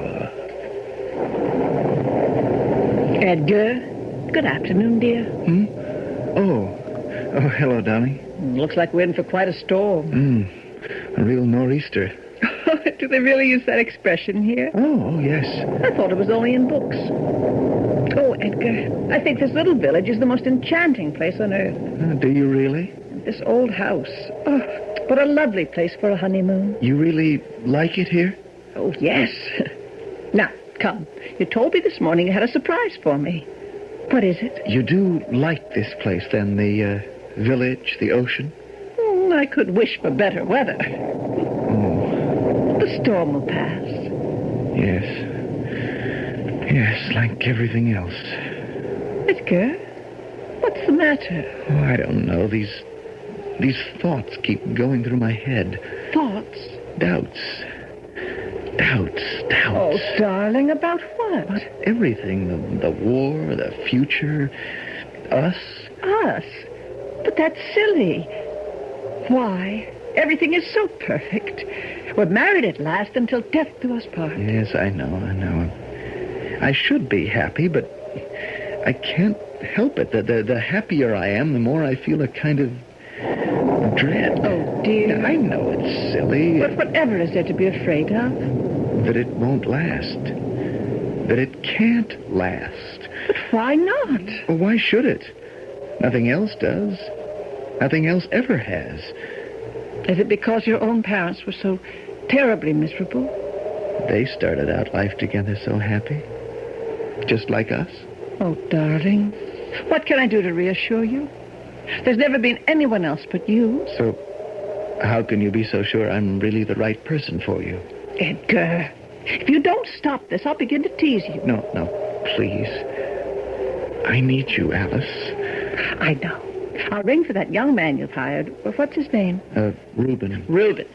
I'll have him lay the fire and bring us our tea. And then you can tell me your surprise. No, let's take our walk first on the beach. Today? With that storm coming up? I need something to relieve this pressure on my heart. Maybe the wind and the rain. Well, that's what it is, the weather. It's this miserable day that's got you so depressed. No, it's not that. Well, it depresses me. Oh, I suppose I'll always be a city girl at heart. Do you mean that, Alice? It doesn't matter. We'll be back in Boston in a few days. Now, come, tell me your surprise. Well, I bought this house. Bought it? Yes, you were so ecstatic when we arrived. I thought you liked it. Oh yes, I do. I mean, it is quaint in a rather overwhelming kind of way. So old. You see? It's beginning already. The disintegration. Oh, darling, now don't be silly. I'm sure I can get used to it. You shouldn't have to get used to anything. But nothing's perfect. Except our love. Oh, Alice, if you really meant that. I do, Edgar. Please, Come, we'll go for a walk if that's what you want. Storm or no storm. Oh, I hope you're right, dear. That it's just a mood, but I've had these doubts all my life. Then I'll help you to change. If only you could. But how? By loving you. By having faith in you and teaching you to have faith in me and hope in our wonderful future together. Oh, my darling. I'm so happy. I must get out. Away from this house. I feel like throwing myself into the surf and letting it dash me against the rocks. Dearest, let me just give Reuben orders to have things ready when we return.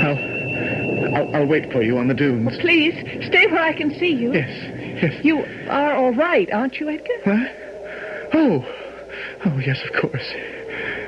Alice, you will help me. You won't lose patience with me, no matter what happens. Oh, but what could possibly happen, Edgar? We're man and wife now. Where you go, I go. It's as if we occupied the same space. That's what I want to believe more than anything else in the world. You will, dear. In time.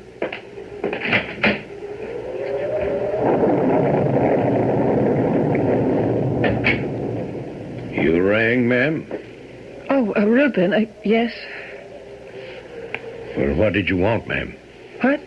Oh, would you see that the fire is lit and that the tea service is ready for us when we return? It's a bad day for a walk. I know, but Edgar, Mr. Pennington isn't feeling well. He thought the store might distract him. He's just nervous. Newlyweds always are. Look at him, standing there on the dunes, outlined against that terrible sky. Oh, there's a torment in his soul as fierce as those clouds. Sometimes I feel like I don't know him at all. If only I could be certain he really loved me. I think he does, ma'am. Do you?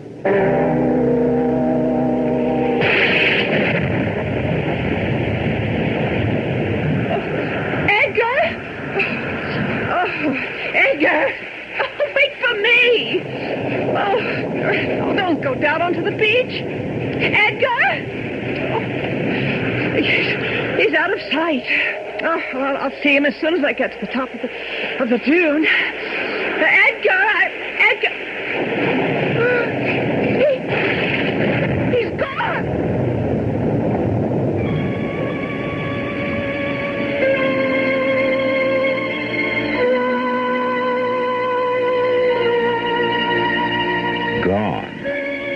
Were Edgar's doubts fatal after all, in spite of Alice's reassurances? The poet says the course of true love never did run smooth. But how true can a love be that gives up so easily? Well, we mustn't get ahead of ourselves. I shall return shortly with Act 2.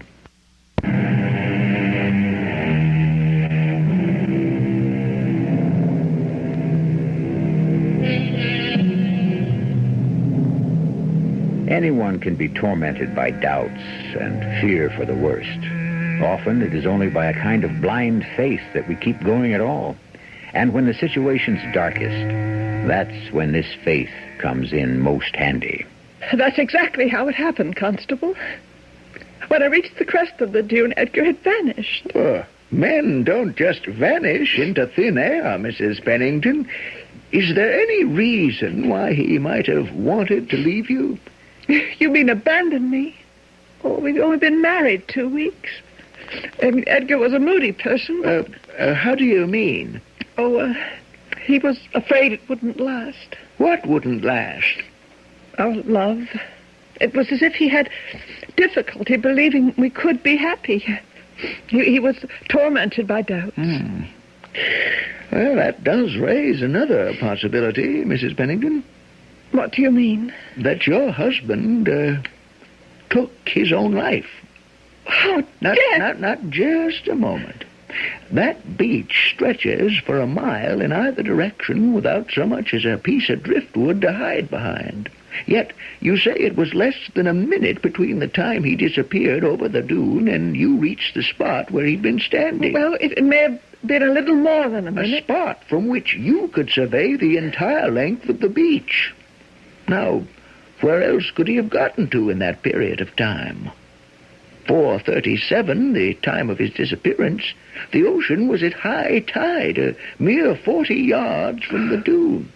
The surf was up, making visibility difficult. No, Edgar would not have killed himself. Forgive me, Mrs. Pennington, but how can you be so sure? Because he loved me. He wouldn't do that to me. Well, yet you did say he's been moody, restless. I didn't say restless. You're putting words into my mouth. Mrs. Pennington, did you know that Edgar's father committed suicide? What? Oh, no, I didn't. Edgar never told me that. But anyway, what of it? I mean, suicide isn't hereditary. No, but insanity is. What? Edgar's father was certifiably insane at the time he took his own life. How do you know all this? I knew the whole family, Mrs. Pennington. They used to come here on holiday. Here? In fact, they used to rent this very house. They did? Now, Reuben Thompson tells me not 3 days ago, Edgar bought the place. Is that true? Yes. A strange act for a man trying to escape from his past, wouldn't you say? Edgar did not commit suicide. And he will be back. You seem very certain of that, Mrs. Pennington. There was a perfect love between us.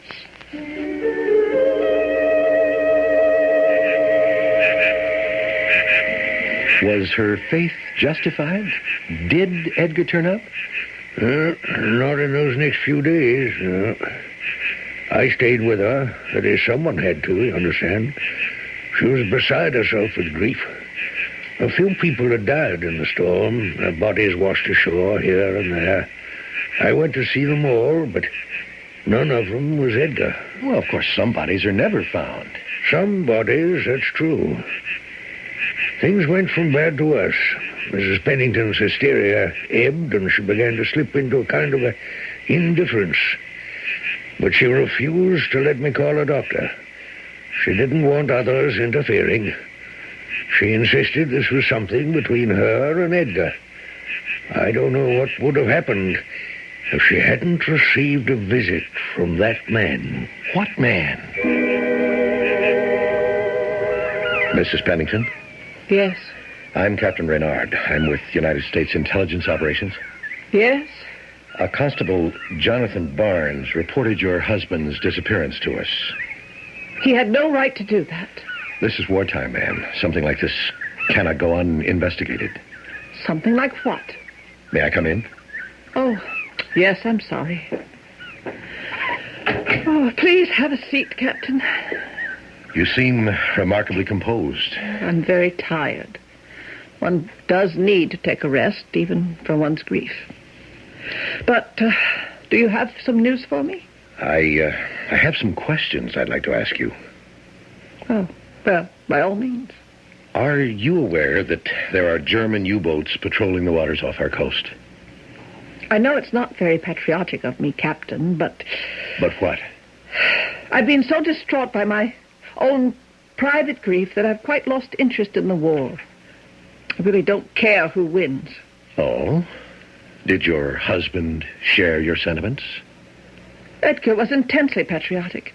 It bothered him immensely that he wasn't fit for active duty. Not active duty, perhaps. Because of a bad leg. He'd taken a fall from a polo pony. What do you mean? Mean?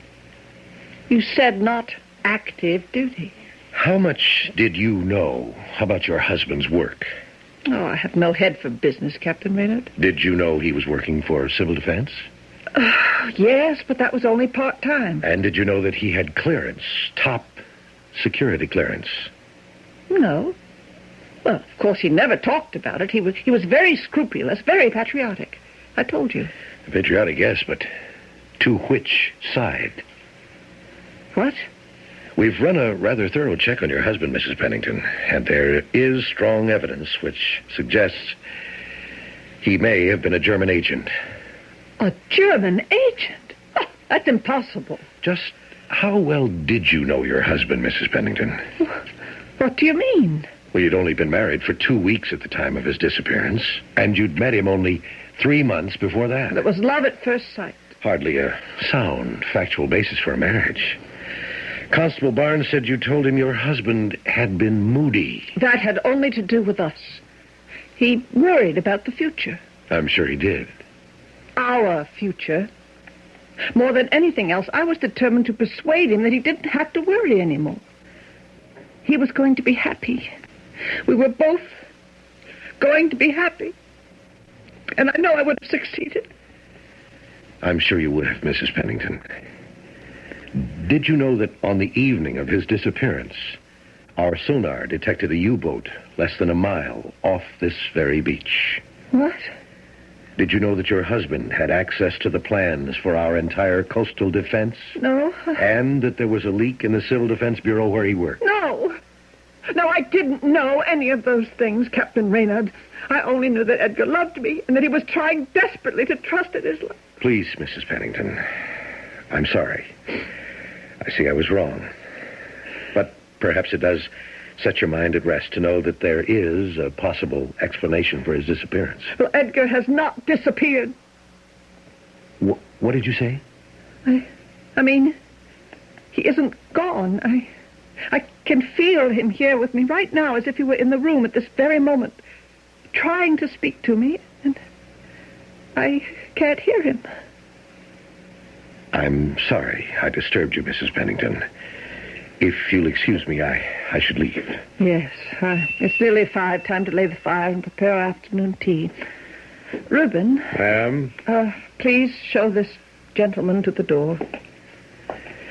Still, Mrs. Pennington, it should be some comfort to realize that when the war is over, your husband might return or send for you. How little that man knows about love. Oh, Reuben. Dear Reuben, I don't know what to think anymore. Sometimes I feel as if I never really knew Edgar at all. Everyone is trying to take him away from me. Well, I won't let them. I won't let them do that.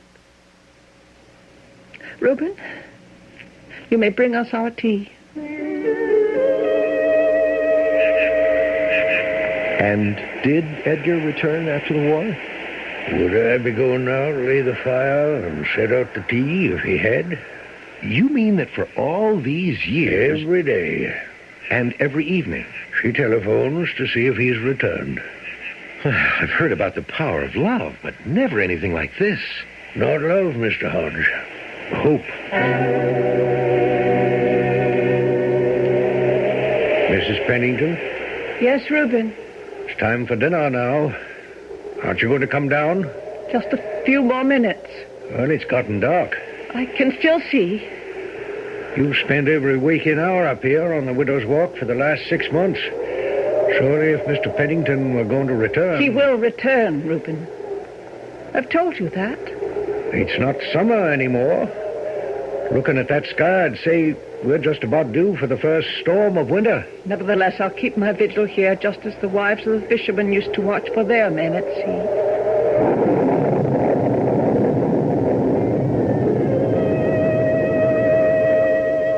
Finally, though, her grief got the better of her. Her faith's never wavered, not from that day to this.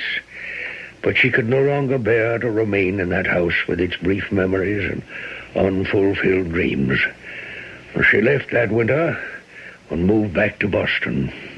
So Mrs. Pennington never regained her sanity? Who said she was insane? Well, she has you light the fire and set out tea every evening. I'd certainly call that obsessive. You haven't told me which explanation you believe, Reuben. Did Edgar drown himself, or was the captain right about his being a German agent? I never believed either one of them. No? No, not for a minute. Why not? Because of Mr. Pennington's game leg. He never could have descended the dune and crossed the 40 yards to the surf in the minute or so it took Mrs. Pennington to come into view. Alice? What? You called her Alice. I did. Why? Well, I guess I was a little in love with her myself then. Reuben, I know what you're thinking, Mr. Hodge, that I had something to do with his disappearance. But would I be telling you the story now if I had? But it's so frustratingly incomplete. A man vanishes without a trace. You've got to have an explanation for that, or it's hardly worth publishing. You gave me your word, Mr. Hodge, that you'd not publish this. So I did, and I'll keep it. You've ruled out suicide and wartime intrigue. What's left? In fact, how can he have disappeared, period? A crippled man on an open beach. That's just it, Mr. Hodge. He never disappeared at all.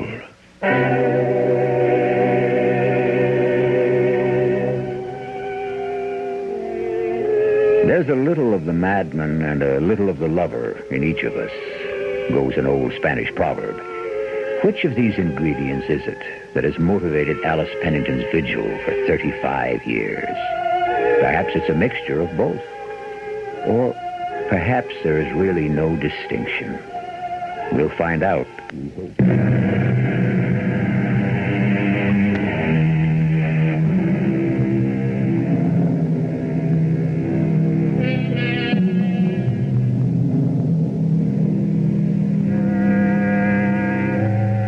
Hope springs eternal in each of us for something or someone. Sometimes we'll even deceive ourselves, so great is our longing. But is it really deception? To paraphrase the poet, there is nothing possible or impossible, but desire makes it so. You say Edgar Pennington never disappeared at all? He was right here, all the time. Where? Here. But I don't understand.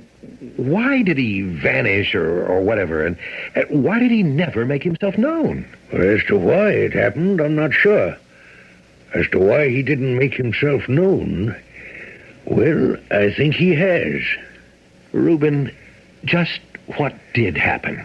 Well, about 3 weeks ago, just a week before you arrived, as a matter of fact, I was repairing the attic roof of the house there against the winter. I was tearing out some old shingles right under the eaves when I discovered a book. A book? People must have been through that attic hundreds of times and never discovered it. It was an old book, then? It was a diary, Mr. Hodge, kept by one of the daughters of the original owner, Elijah Cuthbert, the man who built the house nearly 3 centuries ago. Cuthbert? Naturally, with my interest in our local history, I thought this was quite a find. I forgot about my work and began to read it. It was standard enough fare until I came to the entry for April 11, 1692. April 11, 1692. There was a skirmish with the Mapahasset Indians on the 7th of April of that year, but I don't recollect anything significant happening on the 11th. It was April 11th that Edgar Pennington disappeared. Well, yes, but that was in 1942. On that day, the diary records the appearance of a strange man at the house just about 5 o'clock in the evening. The time? He seemed confused by his surroundings and appeared to have no memory of recent events of that time. But this is impossible. Fortunately, Prudence, that's the girl who kept the diary, was very observant. She described the stranger's dress in detail. Pants made out of sailcloth, and a thin jacket of shiny, unnatural material never before seen in those parts. In other words, Mr. Hodge, khakis and a windbreaker. And was that exactly what Edgar Pennington had been wearing when he vanished? You're trying to tell me that somehow Edgar Pennington was transported back through time to the year 1692? But that's science fiction. I'm telling you what I found. It's a free country. You can draw your own conclusions. Well, I must say that my first conclusion is that the diary is a fake. Well, it was mine, too. The book ought to be examined by experts. I am an expert, Mr. Hodge. Well, of course, I didn't mean to imply that... I've been the curator of the town archives for over 30 years. Laying fires and setting out tea in abandoned houses is only a sideline. Then I'm sure you can appreciate the necessity for tests. I've already done them. For the acid content. Yeah. And the paper. Handmade, 100% rag, watermarks, wire and chain lines, all there. And the ink. Made from iron gall. That diary is absolutely authentic. There's even mold in the leather. Now, that couldn't have been forged. So Edgar Pennington was the victim of a time warp. Hurtled back through 2.5 centuries. And probably standing not half a dozen yards from Alice, as she called his name. Well, what did you do after you found the book? What do you think? I caught the next train to Boston to see Mrs. Pennington. At last, we had the answer to the mystery of her husband's disappearance. She'd lived like a recluse all these years, alone, miserable. I wanted to set her poor, tormented mind at rest.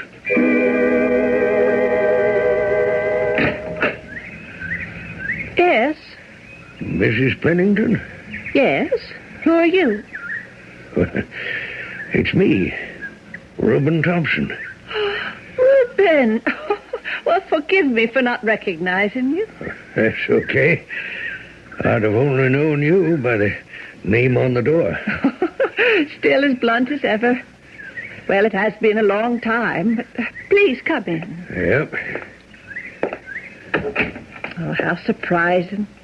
We've talked every evening on the phone for 35 years, and only now does it strike me that in all that time we've never seen each other. Not since the day I left. Yep. 35 years. And life is so full of such wonderful surprises and expectations. I was just about to have some tea. Would you, Mrs. Pennington. Reuben, why are you here? What's brought you to Boston? Well, He's returned? You've seen him? No, I haven't seen him. It isn't? Oh, no. Has his body been found? No, nothing like that. It's, well, you see, I was repairing the attic for the winter. I'm so relieved. You gave me a start. You know, Edgar was on my mind, as always. I was just reading Browning when you rang. Elizabeth, that is. I will not be accused of feminism, I trust, when I state the fact that she was a much better poet than her husband. The sonnets from the Portuguese. I love thee with the passion put to use in my old grief. I love thee with the breath, smiles, tears of all my life. And if God choose, I shall but love thee better after death. That's very pretty. But, of course, he's not dead. No. I mean, what I came to... But do you take cream or lemon? What? Reuben, in your tea. Oh, I don't know. I mean, I never drink tea. Then I shall make the choice for you. Lemon. And some sugar. Oh, how much I look forward to our conversations each evening on the phone. You do? Yes, brief as they are. Dear Reuben, you're the only friend I have. Has my silliness become such a terrible imposition? No, not at all. I've been more than happy to do it. For 35 years. Surely there were times when you wished yourself free of it all. Well, it's just a routine, Mrs. Pennington. Do you know the last thing Edgar did before he disappeared? He was standing at the very crest of the dune. Oh, I do remember it as if it were yesterday. And he turned to watch me as I approached. And he waved, as if beckoning me to follow him. Oh, there was a hurt look in his eyes, as if he were afraid I might not. But at the corners of his mouth were the beginnings of a smile. Brave effort to overcome his fear once and for all and accept our happiness. And that's why I know he's never left me, and why I know he'll return. There's so much to look forward to. Oh, do forgive me. Here I am prattling on without letting you get a word in edgewise. Now, you came to tell me something. Yes. Yes, I did. Well, then, what is it? Oh, there's nothing wrong with the house, I hope. Well, I was up in the attic, you see. Yes, working on the roof, you told me. And I found that it's going to require about $50 to repair it. Is that all? Oh, but you could have written me for the money. You sure there's not something else? You seem upset. No. Thank you for the tea. What's that you've got there? What? Oh, that book. Oh, it's just something I picked up in town.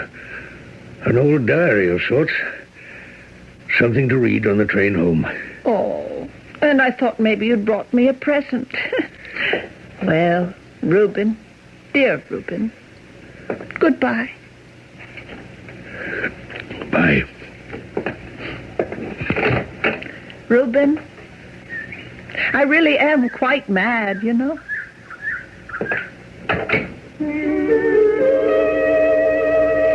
And that was it?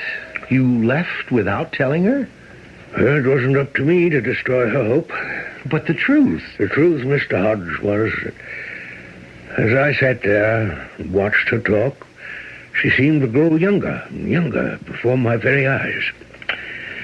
As if time hadn't passed at all.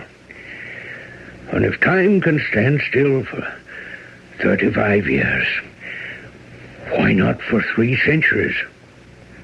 Are you sure that was the only reason? What do you mean? Well, the phone calls. Well, who knows why we do what we do. Anyway, you see now why the story must not be published. Of course. At least not in Mrs. Pennington's lifetime. But you haven't finished. Finished? The story. The stranger in the diary. Edgar Pennington, or whoever he was. Whatever became of him? Does the diary say? Well, the Cuthbert family took him in and tried to make him feel as much at home in those familiar, strange surroundings as possible. He remained there for the entire summer. But they saw very little of him, for he spent all his waking hours on the widow's walk. Like Alice Pennington. Always preoccupied, as if waiting for something or someone. The diary records a deep sorrow, as if he were suffering an unbearable loss. The cruel betrayal of fate. Like the betrayals he'd endured all his life. Or a fulfillment, for they were together in a way. And then? One day, he quite abruptly announced his departure for Boston. When the family pressed him for an explanation, he'd say only that the person he was waiting for was no longer there. He left, and they never saw him again, nor even heard further word of him. And that's the end of the story? I don't think so. You see, the date of the entry, which records his departure, was November the 9th. That's the same day when, 2.5 centuries later, Mrs. Pennington left the house herself. And went to Boston. Forever.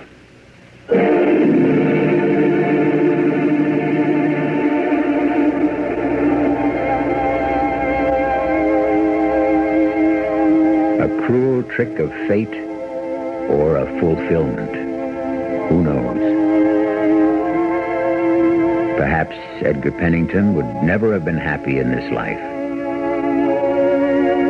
Perhaps he would have lived fitfully, waiting for the disappointment he had experienced so often before. Who are we to say?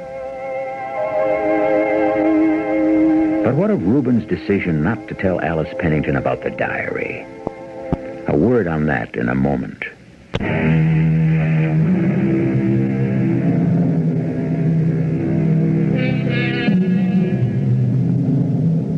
Was Reuben's act of concealment selfless or selfish?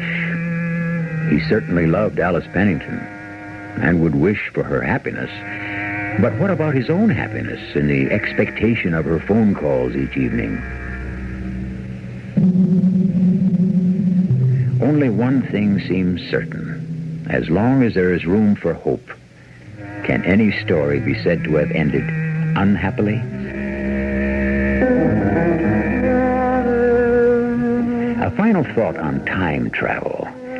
Is it really only science fiction? I don't know, but I can say this. Compared to the complexities of human motivation, is the idea of time travel really so astonishing? Our cast included Court Benson, Ann Williams, Robert Maxwell, and Russell Horton. The entire production was under the direction of Hyman Brown. This is E.G. Marshall inviting you to return to our Mystery Theater for another adventure in the macabre. Until next time, pleasant dreams.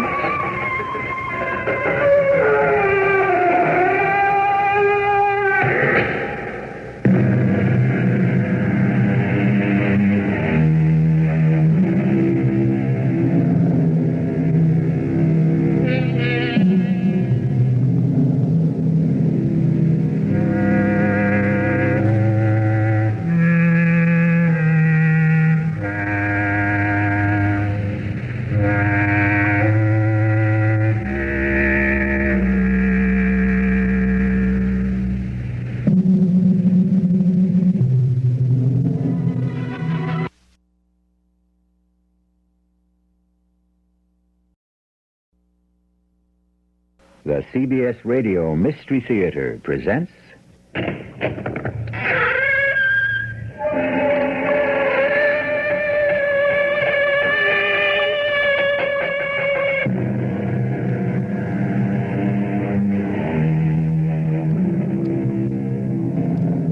Come in.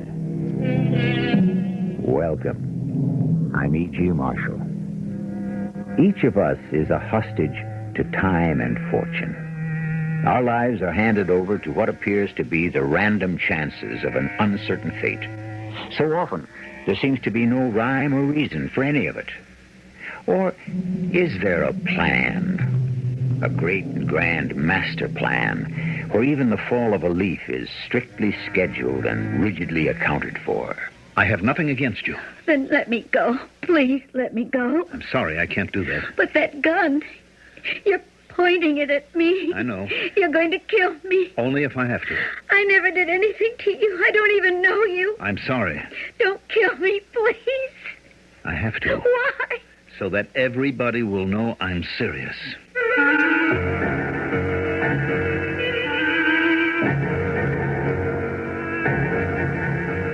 Our mystery drama, Case Closed, was written especially for the Mystery Theater by Sam Dan and stars Mandel Kramer.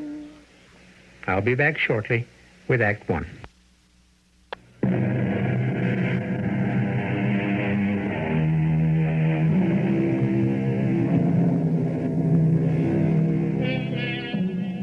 As the preacher says, there's nothing new under the sun. No matter how bad things may be today, someone will always come up with a reminder that things were worse in the past. Consider violence. If you think it's unsafe to walk the city streets today, why, it's a dance around the maypole compared to, say, 150 years ago. All right, now that we've got that in perspective, let us concern ourselves with a gentleman named Chester Allen Jones. Perhaps he is something new under the sun. In the past, crime, as a rule, was committed by criminals. But these days, it seems, all manner of respectable folk seem to be involved in it. Our story begins at 2:47 p.m. Wednesday afternoon, August 27th, according to a police report that is being prepared by Lieutenant Francis Xavier Fitzmaurice. At which time the perpetrator, later to be identified as Chester Allen Jones, white, male, 42 years of age, did enter the premises of the Farmers and Mercantile Bank and Trust at North Main and 9th, where he approached the teller, Joanna V. Butler, and demanded... Put all your money in this bag. Don't step on anything, don't push anything, don't try to signal anyone. No, sir, I won't. I mean, I will not. I've got this revolver pointed straight at your heart. Yes, I see. Hurry up with the money. Yes, sir, I'm trying to get it all in the bag, but my hands are shaking. What's that? Well, what's what? The police. I didn't do anything. I swear I didn't do anything. All right, come on from behind that counter. Walk out. Come on, move. But don't shoot, please. Don't shoot. Let the stick out. Everybody, shut up. You there. I could have put that bullet into your head. Now, everybody, shut up and don't make me shoot again. No. You. Stand in front of me. Please, please. Just stand right here and don't move. Please. Nobody in this place moves an inch. That's right. Now, drop your weapon. Raise your hands or you can't get away. Stay out. I'll kill people if you try to come in. Now, don't be crazy. Nobody's hurt. Not yet. You're not in that much trouble. Now, be smart. Don't try to rush me. I'm warning you. Don't try. You. Me? You just stay right in front of me. All right, the rest of you clear out. Everybody out of the bank. You heard me. Start walking. All right, I'm allowing these people to leave. Don't try to come in. I still have one of them. You, the fat man there with the hat. Yes, you. Now, you'll be the last one out. That's right. Now, stand there. All right, now you go and close the door behind you. That's right. What do you want? What are you going to do with me? Move toward the window. You're hurting my arm. Don't fight me. Just go where I tell you. What do you want? Pull down the blinds. The blinds. I'll kill you if you try anything. I won't. The blinds. The blinds. That's right. Just let them drop. Good. Now the shutters. The shutters. The steel shutters that cover the windows and the door. Yes, the shutters. Go ahead. I'm not sure. I know where the switch is located. Drop the shutters. But I tell you, I don't remember. Oh, I remember. I remember. It's here, by the door, right over here. Do it.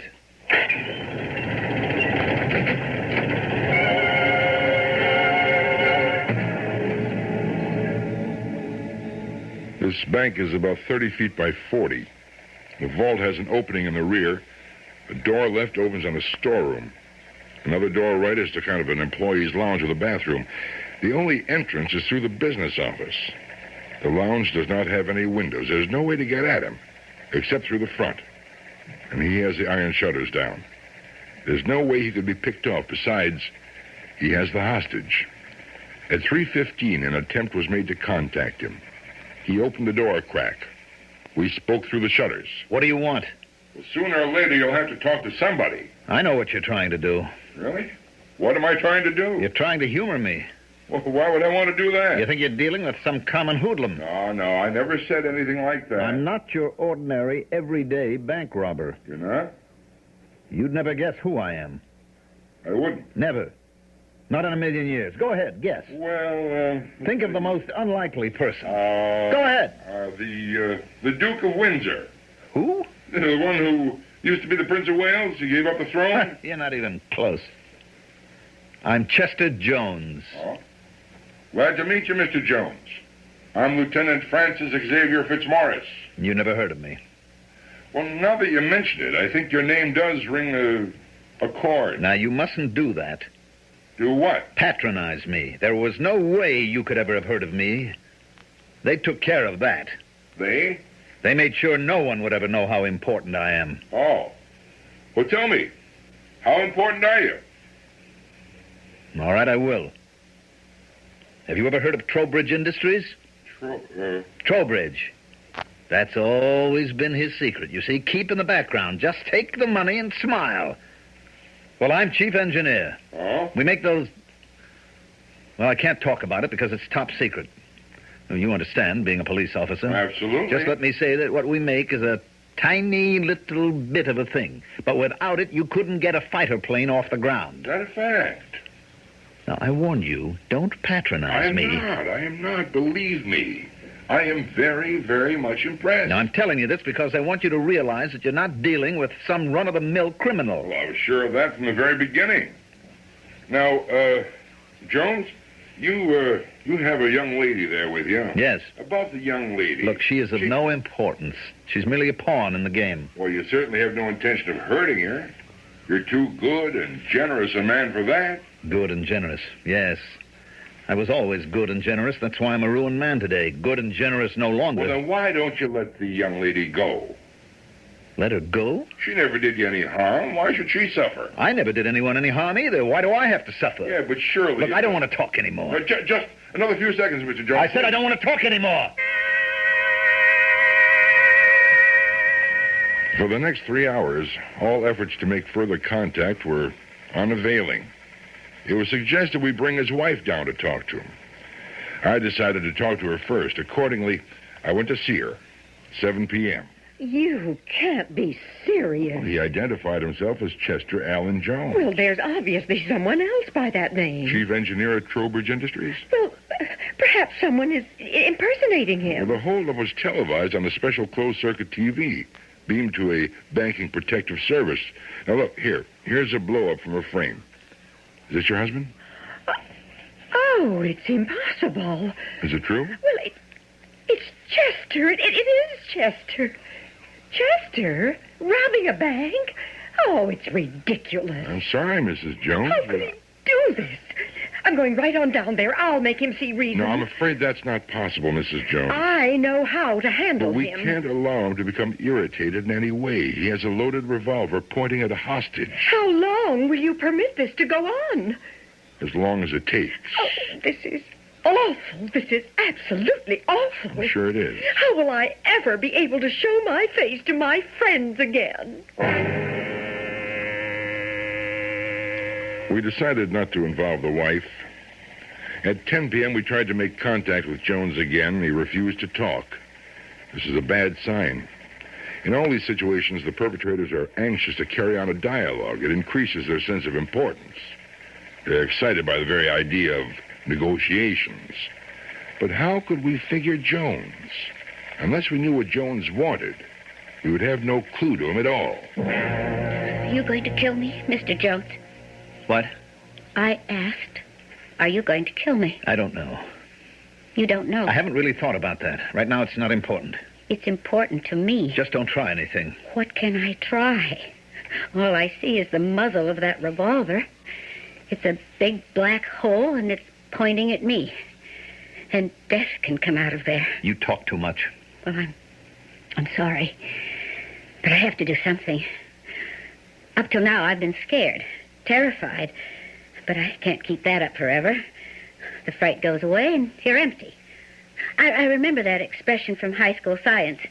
Nature abhors a vacuum, so I just fill myself up with talk. Well, don't mind me. It doesn't mean anything. Nature does not abhor a vacuum. But it... Don't contradict me. I'm an engineer.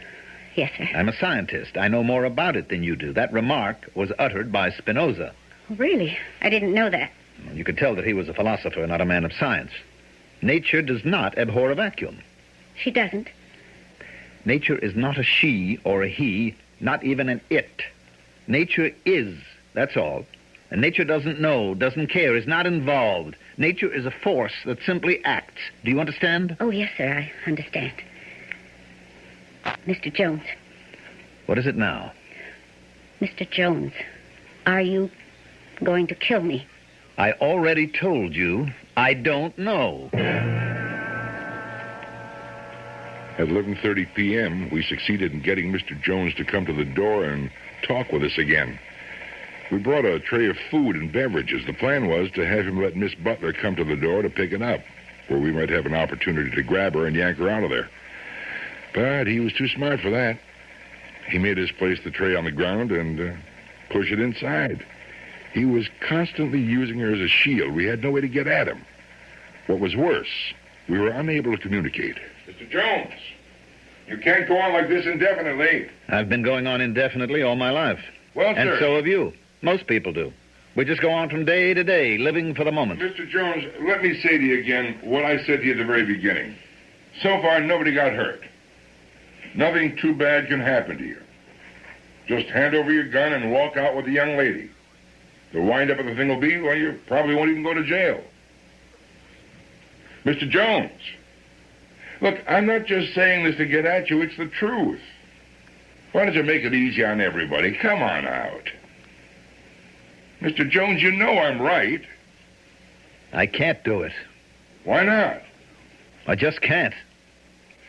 Well, why don't you tell us what you want, Mr. Jones? What do you want? What do I want? Yes, Mr. Jones. What do you want? I don't know.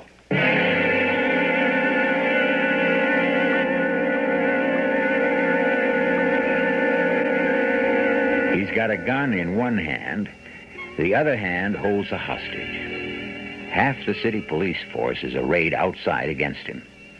People are willing to be reasonable, to discuss it, but it's all for nothing, because he doesn't even know what he wants.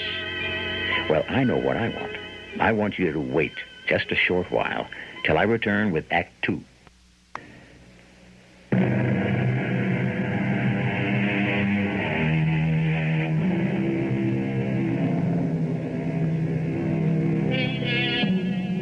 Do not ask for what you want. You'll wish you'd never received it. So, at any rate, advise the philosophers. But what does Chester Allen Jones want? Money, obviously, because he's just been prevented from robbing a bank. But evidently, it goes deeper. How much deeper? That's the problem for Lieutenant Francis Xavier Fitzmaurice.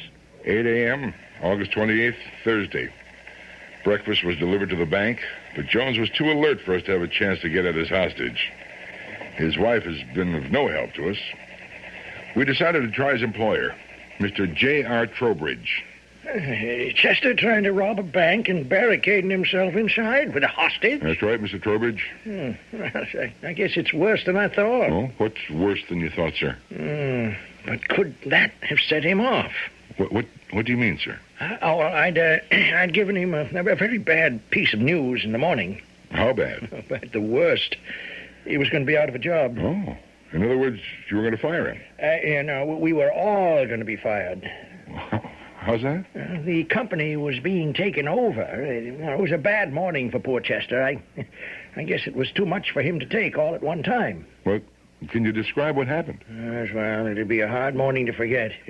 He got in about, we were 7:30 as usual. Trust him to arrive and be at work long before anyone else. Well, I got in at 9 and I went right to his office. Oh, what is it, J.R.? Well, there's at least 100 ways I could go about this. Go about what? Well, first, Chester, the board meeting's been called off. Oh? Why? Because it would be academic. There's nothing the present board decides would be of any value. We're being taken over. What do you mean we're being taken over? We are broke. Broke? How can J.R. Trowbridge and Company be broke? How can you be broke? How? That's a hell of a good question. Well, I wish you'd answer it. Well, it's a complex question, Chester. What, J.R., what happened? I mean, how can this company be broke? Well, maybe I just don't know how to run it. We have all those contracts, all this work. Well, we're not making money on anything. But why? You keep asking, Chester, and I keep answering. I guess I just don't know how to run a company. Oh, come on. J.R. Trowbridge? You know what that name means? Oh, they'll keep the name. They'll keep the company name, all right. They'll even keep me on as vice president. Not to do anything, just to be visible, you know. And me? Well, I couldn't save you, Chester. But I noticed that you did save yourself. No, I'm sorry. They don't want you. And you'd let them get rid of me? No, now, in the first place, I had nothing to say about it. In the second place, don't you give me a hard time. You mean you've got a guilty conscience? Yes, Chester. I do have a guilty conscience. That's been my trouble. When my father died, I should have fired you and all the other old-timers, but my conscience wouldn't let me. Fired us? We made this company. Oh, no, Chester. You didn't make this company. You made the old Trowbridge Company. But the world, the times, they have passed you by. You have the best research department in the entire industry. Yes, I have.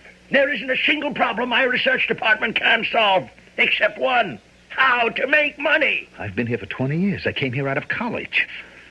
To be fired just like that? Oh, it won't be just like that, Chester.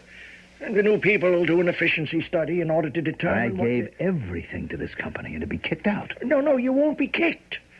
When they formally decide to release you, you'll be given 3 months' pay. Oh, that's very generous. Yes, it is. Could have been given 2 weeks, you know. Look, J.R., I need the job. Chester, I tried to explain. I know you did, but I'm broke. Broke? Yes. But you've been making some very good money. How could you be broke? Believe me. Well, you don't live high. J.R., I need money. I have got to hold on to this job. Oh, Chester, I'm flat broke. The best you can say is that you're sorry? I don't see how you can be flat broke. Well, what am I supposed to do? Rob a bank? And you have no idea why he should be broke? Yes, no, none at all. Is there anyone else who might know? Well, you might ask his wife. Well, Mr. Trowbridge, I get the idea she may have contributed to the situation, but wouldn't be of too much help. Yes, well, I suppose I'd better tell you. Lorna Hodges. Lorna Hodges? Yeah, she's a married woman. Chester has been going with her for some time. I know about it because he had to tell someone, you know. And as I understand it, they're very much in love. Maybe she can enlighten you. August 10th, 10 a.m. Lorna Hodges, or Mrs. Randolph B. Hodges, is a woman of about 40. She lives in the suburbs around Clearview. Small, quiet lady. He wasn't happy at home. Neither am I. You could say we found each other. We love each other. He has no money. Why? She drains him. His wife does. The clothes that woman wears. At a whim, she'll redecorate the house. She buys furniture, she buys art, jewelry. Well, then there is something that can be turned into money. Oh, she wouldn't give him a nickel. Well, still, for a man like him to rob a bank... Why do you say for a man like him? Well, he's a respectable, law-abiding, established citizen. His world came to an end. He's no longer chief engineer at Trowbridge Industries. All right, but we have an immediate problem. He's locked himself into that bank. He has a hostage, and we have to get her out alive. Yes, I know. The problem is, we just can't seem to reach him. I've tried to talk to him, but, I'm just a cop as far as he's concerned. His wife? Well, that would make him worse than ever. Yes, it would. His best friend, or his former best friend, was his boss. I don't think he's in any mood for J.R. Trowbridge Jr. now. I don't think so either. So, who are we left with? Well, I don't know. I know. You. Me? Yes. You're in love with each other. Yes. He trusts you. Yes. Well, then, will you come down to the bank with me and try to talk to him? Mrs. Hodges, will you come down to the bank? No. But you're the only one he'll talk to. I know. Well, then why won't you come down to... I can't. A human life is at stake here. I understand. Well, then why... Do you have to ask why? Yes. Because it's over. It's all over now between Chester and me. He'll go to jail or he'll go to an asylum. Well, I suppose you could say I'm leaving a sinking ship. Mrs. Hodges, as long as you brought it up, you know who leaves a sinking ship? Yes, and they're smart. Is it better to drown? I'm thinking of a girl who's looking at the muzzle of a revolver. She could die at any minute. And you want me to die Well, instead. why would Maybe the sinking ship was a bad analogy. Perhaps it was. Did you ever hear of sati? What? Sati. It's an old-time custom in India. I understand they either got or are getting rid of it. You see, when a man dies, he's cremated, and his wife is cremated with him. Now, what does that have to do with Jones? Unofficially, quietly, secretly, and to all intents and purposes, I am the equivalent of Chester's wife. But now he's dead. Do I have to die with him? Why would you have to die? Well, the headline in tomorrow morning's paper. Mistress of trapped robber tries to talk him out of barricaded bank. That is how the media will handle it, won't they? Well, Well, what? I'll go up to the door of the bank with what do you call it? A bullhorn. And I'll say, Chester, come out of there. I love you. It's me, Lorna, darling. No, Lieutenant Fitzmaurice, I can't do it. I have 2 teenage children. Doesn't Chester mean anything to you? Oh, yes. As recently as yesterday, he meant everything. But he's gone. For me, he's dead now. And you claim you were in love with him. Oh, yes. But my life has to go on. Mrs. Hodges. I'm sorry, Lieutenant. August 28th, 3 p.m. At this point, the siege was just about 24 hours old. We're still nowhere in terms of progress. He still refused to talk to us. We were still unable to find anyone who could talk effectively to him. It was suggested we ask a clergyman, but Jones refused to speak to him. We kept asking and asking. Mr. Jones, tell us, what do you want? What do you want? What do I want? Yes. What do you want? I don't know. Mr. Jones, what is it you want? What? The police keep asking. You keep saying you don't know. I don't believe it. You know what you want. What are you talking about? I don't think it's money. I'm not sure you really came in to rob the bank. Of course I came in to rob the bank. What did it look like? Oh, sure, that's what it looked like. But how much money could you have gotten away with? I don't know. A great deal, I suppose. You suppose. You see, you just gave yourself away. How? Well, professional robbers know how much is available. They operate in teams. They don't go for a teller who only has a couple of thousand in her drawer. They go for the vault. You just blundered into the bank. I'm not sure you really wanted money. That shows how much you know about the actual situation. I need a lot of money. Maybe you do. But that wasn't why you tried to hold up the bank. You know, you're an excellent example of non-scientific thinking. You refuse to accept basic facts. Number one, we have my need for money. Number two, we find me in a bank committing a robbery. Period. Problem. It's because you're a scientist, an engineer, that I don't think you meant to rob the bank. If that was your intention, then... Then what? Well, then you'd have planned it better. You'd have used what you'd call the scientific method. You wouldn't just barge in waving a pistol like some juvenile delinquent. You know, all this is very interesting, but the basic fact still remains. I did come in with a pistol. I did demand money. That was just the first part of it. What do you mean by the first part? Oh, you were just going through certain motions. Yes? What kind of motions? I don't know. But your object was to arrive here. I don't know what you mean by here. Here. Where we're standing, here in the bank. Where you've barricaded yourself in. Where you're holding a hostage. This is where you wanted to be. I think you're crazy. Well, I could be. But if money was what you really wanted, why not tell that to the police the next time they talk to you? You know how much money you need, want. Set the figure. Why don't you? Because. Why don't you tell them how much money you want? Because I don't really want any money. What do you want? I don't know. You do. You're afraid to say it. You don't want to come to grips with it just yet, but you know. Look, I want you to shut up. All right, but that won't change anything, will it? You know what you want. Yes, I know.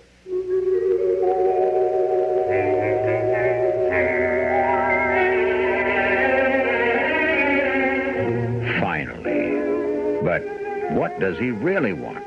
Can you guess? True to tradition, we've left a few clues scattered here and there during these past two acts. It's quite possible you already have the answer. Compare yours with ours when I return with Act 3 in just a few minutes.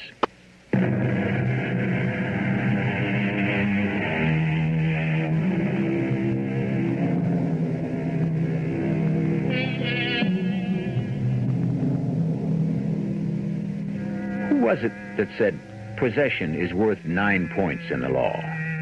Well, there's a law against robbing banks and barricading oneself with hostages.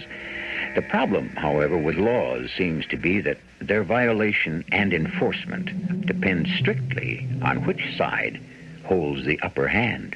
1 a.m. Friday, August 29th. We've been told that the longer a siege like this lasts, the less likely the perpetrator will kill his hostage. But Chester Allen Jones is unlike anybody who's ever been in a spot like this before. He refuses to say what he wants. Then you do know what you want. Well, I said I did, didn't I? I guess I didn't until just now, but can you guess? No. I want my job. Your job? That's all I want. My job. I mean, other people do these things for money. Lots of money, or for a cause. Not me. I just want my job. That's all I ever wanted in the whole world. That job as chief engineer at Trowbridge. And they're going to take it away from me. Then why did you try to rob a bank? Because I didn't see it that clearly at first. You see, when you're fired from a good job, your initial reaction is to worry about money. I mean, I'm in debt. I thought, well, I'll just get my hands on a lot of money. So I walked into your bank and I went up to your window and I told you to fill up the bag with money. Do you remember? Oh, yes, I remember. The minute I saw the money, I realized that wasn't what I wanted at all. No? Oh, I really didn't care about money. Believe me, money was something my wife needed. Oh, how she could go through money. Why? Oh, I'll tell you why. Because she's vain, she's self-centered and ostentatious. Then why did you marry her? Well, I can assure you she was not like that 20 years ago. How did she get that way? I misjudged her. She fooled me. Maybe you fooled her. What do you know about it? Well, I'm only trying to see. Who are you? You're a $150 a week teller in a bank. I mean, what kind of a job is that? If you're interested in a career... You sit there day after day and fondle money that isn't yours. I notice you're changing the subject. What subject? The general subject of why you married your wife and who misjudged whom. None of this is any of your business. In a way it is. Because I think I'm going to pay for it. You're going to kill me, aren't you? I didn't say I would. Can you say you won't? No. You'll have to kill me. You've gotten yourself into a blind alley. That seems to be your style. You lose your job. You rush out and try to rob a bank. I'll bet you met other big disappointments in crazy, violent ways, too. Now, I warn you, shut up, or I will kill you. You're going to kill me anyhow. Why did you say what you did about my wife, that she misjudged me? Were you in love with each other when you were first married? Yes. But that love died. Love doesn't die. It can't. It has to be killed. Who killed it? She did. Oh, why? What is this, the Spanish Inquisition? I gave her all the money she wanted. Did she want anything else? Money was all she ever wanted. Were you rich when you married her? Come on, I was fresh out of college. I didn't have a nickel. Then why did she marry you? Because... Because she loved you. Did you return that love? Oh, will you stop that? It's nonsense. Did you spend time with her? Look, if I didn't spend time at the plant, I wouldn't have made any of the money. She wanted you, and all you ever gave her was money. After a while, money took your place. The money became all important. Oh, that's where you're wrong. She didn't want love. That's why I looked for love elsewhere. I had to. You did? Lorna. Lorna understands me. Lorna loves me. Who's Lorna? A soft, sweet, beautiful woman. Married, I'll bet. How did you know? Does it matter? Her husband neglects her. Just as you neglect your wife. Look, we found each other. And you're in love. Deeply, completely in love. Well, why don't each of you get a divorce and marry the other? Because her husband wouldn't permit it. And Helen wouldn't let go of me either. How hard have you tried? What does that mean? These days, if people want divorces badly enough, they can get them. But neither of you wants that. You're satisfied to meet now and then, here and there, have your little affair. Don't use that word. Give me a more accurate one. A few hours in some little out-of-the-way restaurant, an evening in a motel. You need each other for a romantic interlude. Husbands and wives can't have romance unless they work at it all the time. But strangers can kid each other and themselves. We're in love. Have it your way. Why are you stalling? What are you talking about? Why don't you tell the cops what you want? You're afraid to face it. I'll show you who's afraid.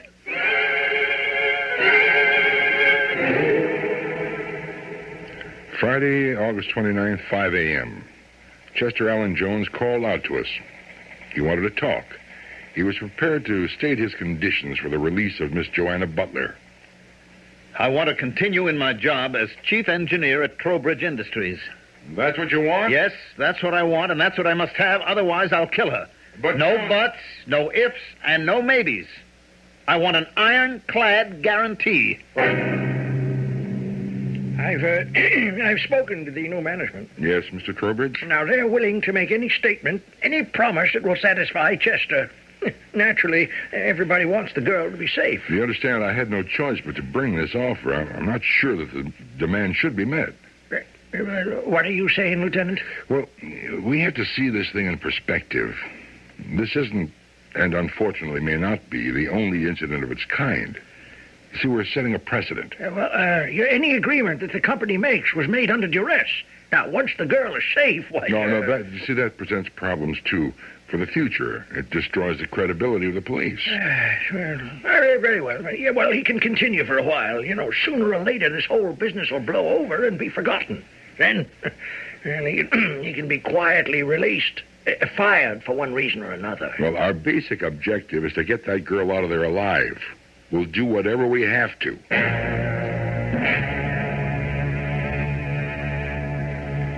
11 a.m., August 29th. It was decided after a consultation with superior officers and psychiatric experts to meet the demands of Chester Allen Jones. I went to speak to him. I'm here to tell you, Mr. Jones, your demand has been met. I want it in writing. You've got it in writing. Push it under the door. All right. Now, there's no reason now why you can't let the girl go. Come out yourself, is there? I'll think about it. Well, what's there to think about? What's there to think about, Mr. Jones? I don't know. But this is what you asked for. Yes, this is what I demanded.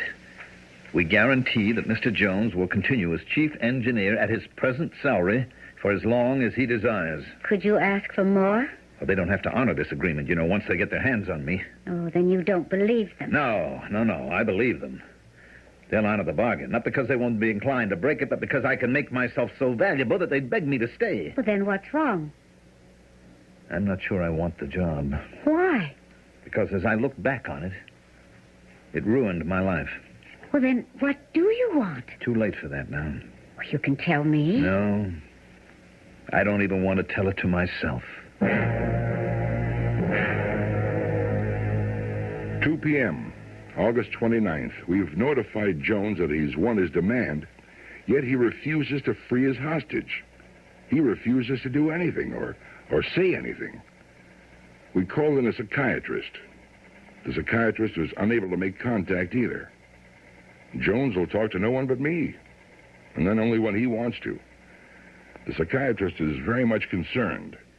The problem could be that he's developed a siege mentality. In all his life, he's been under terrible pressures, but they were varied and widespread. Here, everything is concentrated into a single time and place.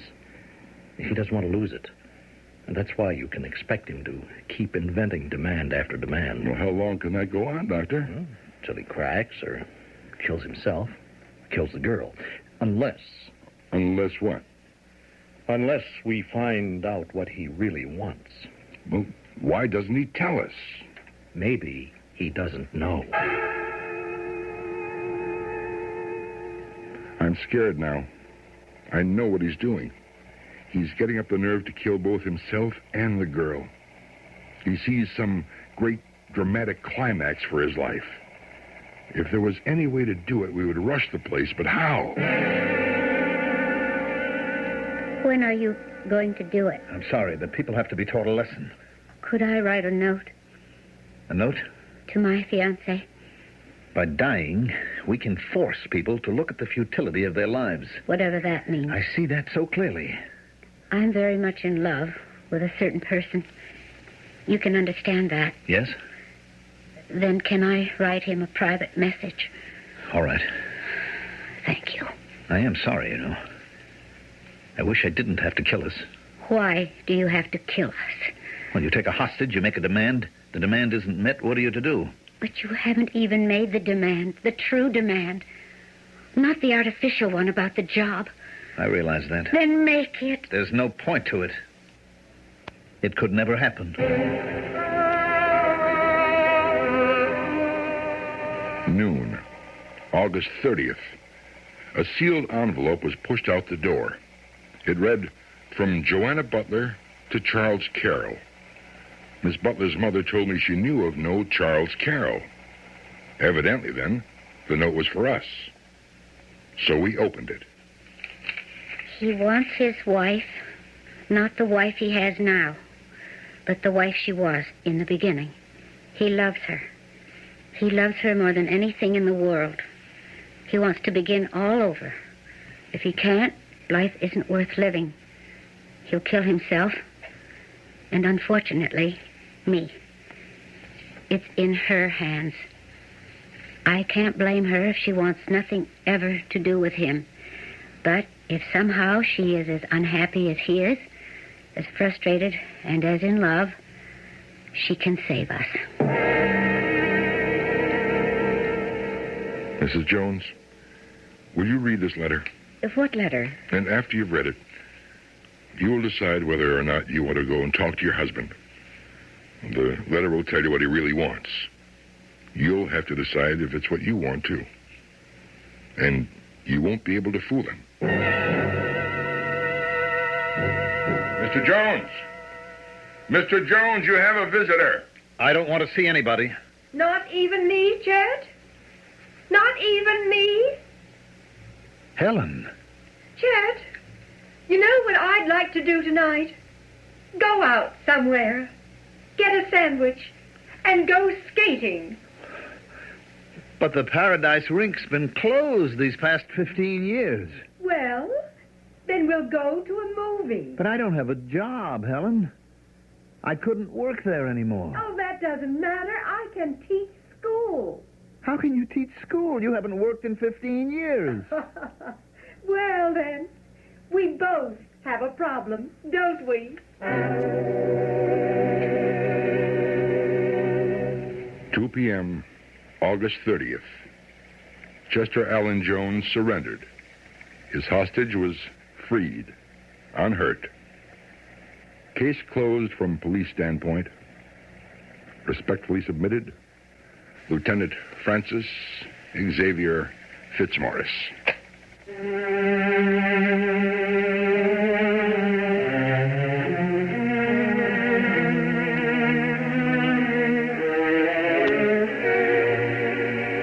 Case closed. Well, is any case ever closed? Miss Joanna V. Butler certainly developed under pressure, didn't she? We wonder what she's doing now. Chester underwent a battery of tests and after a while was quietly released again into civilian life. We assume he and Helen are happy somewhere in a new environment. As for me, I'm well and happy every time you agree to wait until I return.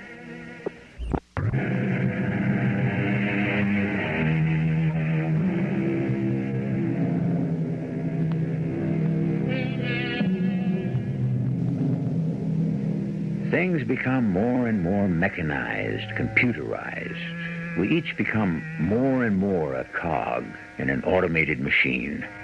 We yearn for recognition, or at least an acknowledgement of our existence.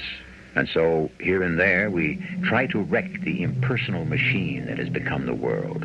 And now and then, an individual succeeds in stopping the machine, if only for an instant, which is what the French factory workers did over 150 years ago when they threw their sabots, their wooden shoes, into the new machinery, from which we get the word sabotage, proving there is nothing new under the sun. Our cast included Mandel Kramer, Joe Silver, Evie Juster, Joan Shea, and Earl Hammond. The entire production was under the direction of Hyman Brown. This is E.G. Marshall inviting you to return to our Mystery Theater for another adventure in the macabre. Until next time, pleasant dreams.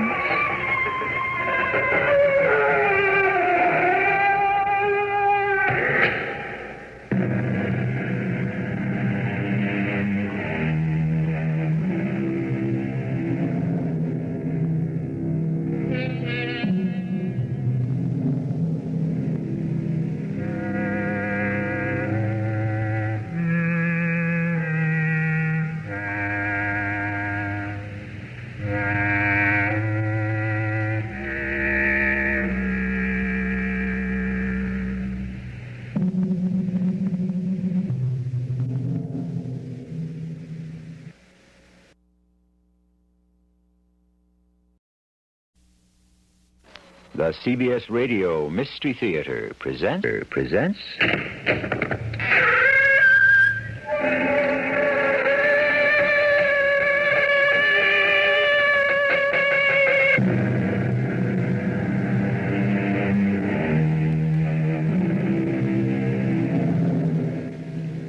in. Welcome. I'm E.G. Marshall. There is, someone once said, no better looking glass than an old friend. The prospect of seeing an old acquaintance after many years is one of the most sublime expectations life has to offer. We anticipate such meetings with delight, it's true, but also sometimes with just a trace of anxiety. Hank Murphy. Yeah? It's me, Louis Simons. Louis, don't you remember? Operation Overlord, Utah Beach, the liberation of Paris. Oh, sure, I remember. I was there. Yeah. Well, don't you recognize me? Louis Simons, 13th Infantry. I remember the 13th Infantry. Sure. Yeah, but what about me? I was your best friend. Don't you remember me?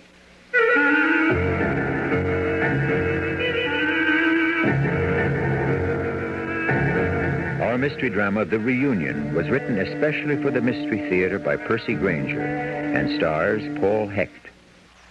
I'll be back shortly with Act One.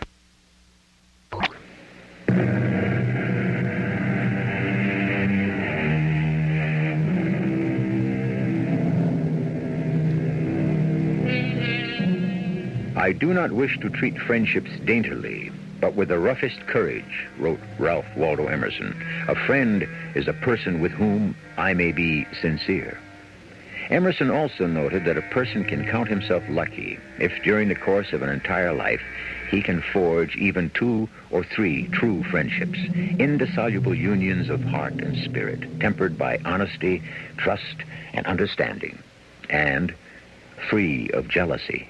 Louis, I don't believe you. I honestly don't. Janie, honey, I've explained it to you 100 times. But you're actually going to go through with it? I told you, Hank Murphy and I made a pact. We promised each other that 10 years to the day after we liberated Paris, we'd have a reunion to celebrate. But you make it sound like the two of you liberated Paris all by yourselves. Well, Hank Murphy could have, just about. Oh, Hank.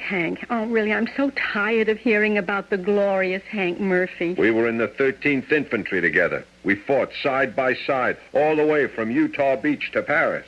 And because of that, now you're going to Paris without me. Well, we'll go there sometime, honey, I promise. Hank was the best friend I ever had. The only friend, you mean? Hey, Janie, don't say that. Well, anyway, why do you have to go all the way to Paris? Why can't you just meet here? That wouldn't be the same. Well, I'll tell you why. Because you don't even know where Hank Murphy is. Now, look, Louis, if you're such good friends, why haven't you kept in touch since the war? I told you. Hank was serving some time in the brig when I was mustered out. They wouldn't even let me see him. Some big war hero. A convict. He wasn't a convict. Just got a little wild sometimes, that's all. He saved my life once. When I was wounded, he crawled through enemy fire. He risked his own neck to save my life. And got a medal for it, too, I bet. No, he did it because I was his friend. If only I could ever do the same for him. So using this noble act for an excuse, you're going to leave me and the children and go off to Paris for a week-long binge like a couple of adolescents? You don't understand friendship. I gotta go, Janie. I mean, what would Hank think? Louis, how do you know he'll even show up? He'll be there. We made a pact. But where's a convict going to get enough money to fly to Paris? Steal us? He's not a criminal. Well, he's probably forgotten all about you, and you're going to be standing in the middle of Paris somewhere with egg all over your face. You don't understand, Janie. I have to go. Why? Because I gotta know whether or not Hank remembered. Oh, boy. They didn't give you that nickname, Screwy Louie, for nothing. Maybe he has forgotten. But he saved my life once. I'm not going to let him down. Maybe you're right, Janie. Hank was just about the only real friend I ever had. So don't you see how important it is to me? Oh, all right. So go if you're so determined. But I hope he doesn't show up.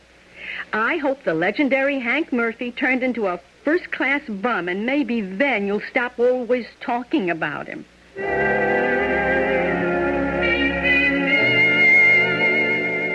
Good day, monsieur. Welcome to the Pension Boulanger. Mr. Boulanger? Oui. Etienne Boulanger at your service. You probably don't remember me. I'm Louis Simons. Louis? Yeah, I was bivouacked here during the war. Louis, of course. I remember you. Juliet and I have been waiting ever since we got your letter. How are you? Yeah, I'm fine. Hey, you really remember me? Of course. It's good to see you again.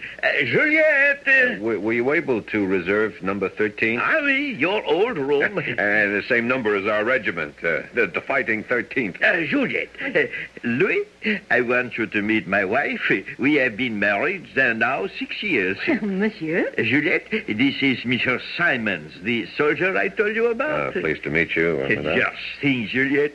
10 years ago this very day, Monsieur Simon helped to liberate Paris. Oh, and what brings you back to Paris now, monsieur? Well, I've come for a reunion. Your old regiment is coming? No, just one other person. Oh, la la, how romantic. What?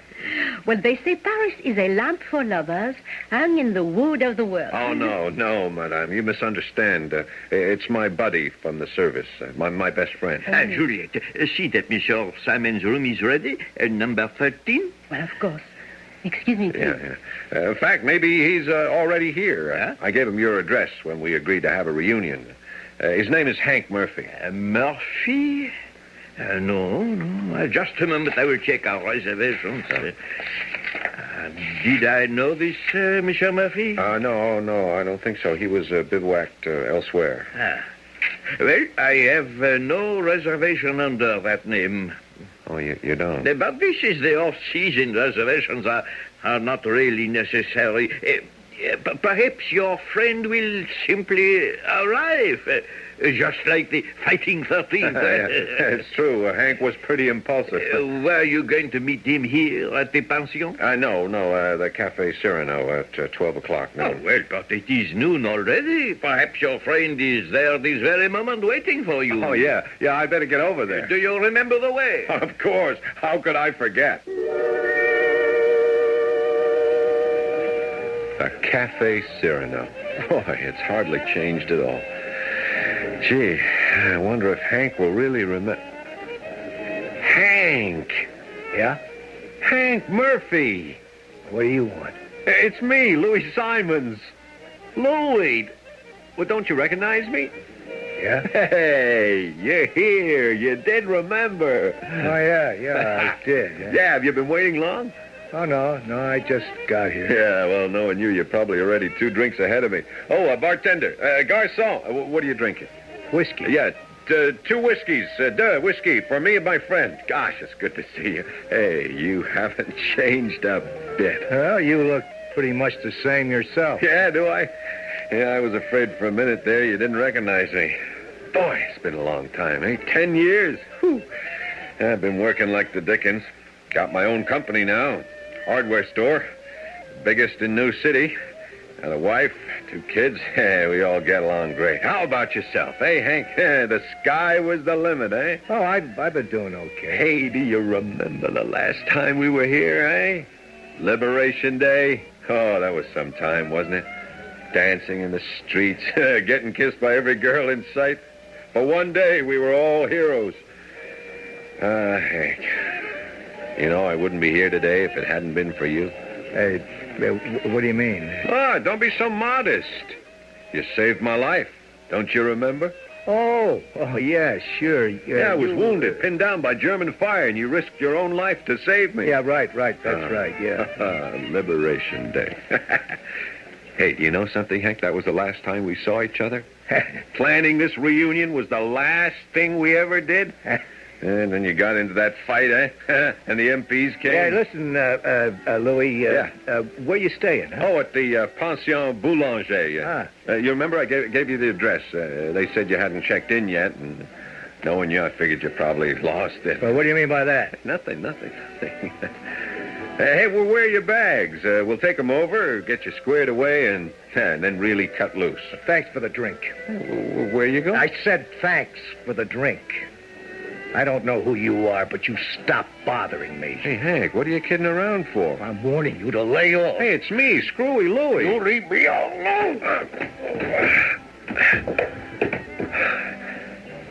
Hey, what do you hit me for, Hank? I'm your best friend. I don't know what you're talking about. I never saw you before in my life.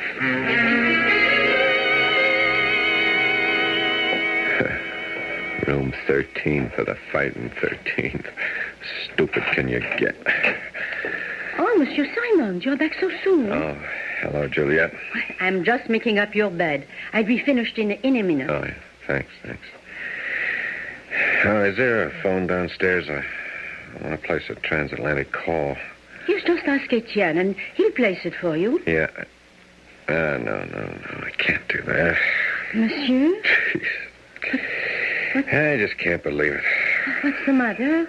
My best friend. And he refused to recognize me. Yes, but what has happened to your mouth? He hit me. Oh, you mean this person you came all the way to see? Yeah, we were sitting in the cafe talking over old times. Suddenly, out of the blue, he says he doesn't know me, and he hauls off and slugs me. Maybe you had too much to drink. It doesn't make any sense. Please let me give you a cold towel. Yeah, Janie was right. I really am a sad sack. Jenny? Jenny's your wife? Yeah. She told me not to come. She told me I was being silly, that Hank probably wouldn't even show. But he did, you see? I mean, that's just it. He came all this way and he hits me. Well, 10 years is a long time and people can change. But Hank, maybe it was just a wartime friendship. I mean, how would I know the difference? Now, you just relax, and this is going to sting. There. You know, it's funny. I mean, here you are, a complete stranger. And you're being nicer to me than the guy I thought was my best friend in the world. Well, you know what I suggest? That you send a telegram to your wife and ask her to join you. After all, why let your vacation be spoiled? I don't know. I was going to call her, but... No, I can't. But why not? She'll laugh at me. She said, I told you so. You know what? I should have punched Hank right back. Well, but perhaps there was some reason. A reason? For pretending he didn't know me? For hitting me? Well, maybe he's in some kind of trouble. After all, if he is really your friend, is it right for you to give up on him so quickly like that? Yeah, you're right. Hank did save my life. I should give him the benefit of the doubt. Yeah, I got to try to find him. No, see, that's better. But you should change your shirt first. Why, look, you have blood stains on it. Oh, yeah. Well, now your room is ready. Please, I will excuse myself. Yeah, thanks, Madame Juliet. Oh, de rien. And after all, you are a friend of my husband. The kindness of strangers. Well, if I hurry, maybe Hank will still be at the cafe. Oh, that must be Juliet again. Louis Simons. Hank. Louis, how the devil are you, you old buddy? What? You remembered our 10-year reunion. Oh, come on. Don't just stand there with your mouth open. Put on your drinking shoes and let's go liberate this old town all over again.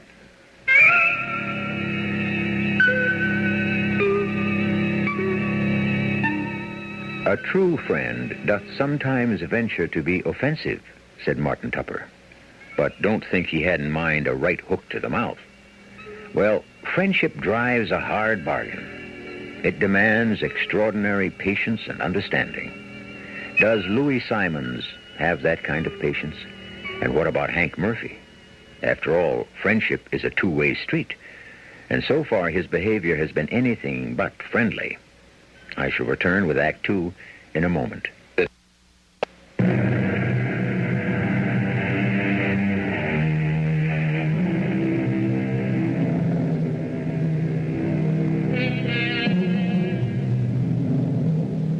It has been 10 years since Louis Simons and Hank Murphy have seen each other. During all that time, they've had no contact. One might almost say it was a miracle that they both showed up for the reunion at all. Well, we know what Louis has been up to, but what about Hank? 10 years is a long time. A lot can happen, and a lot can change. Louis, you haven't changed a bit. Well, maybe a little less hair, a little more weight. But that's the signature of success, huh? Hey, Hank. Hank, what's going on? What's the matter? You thought I wouldn't show?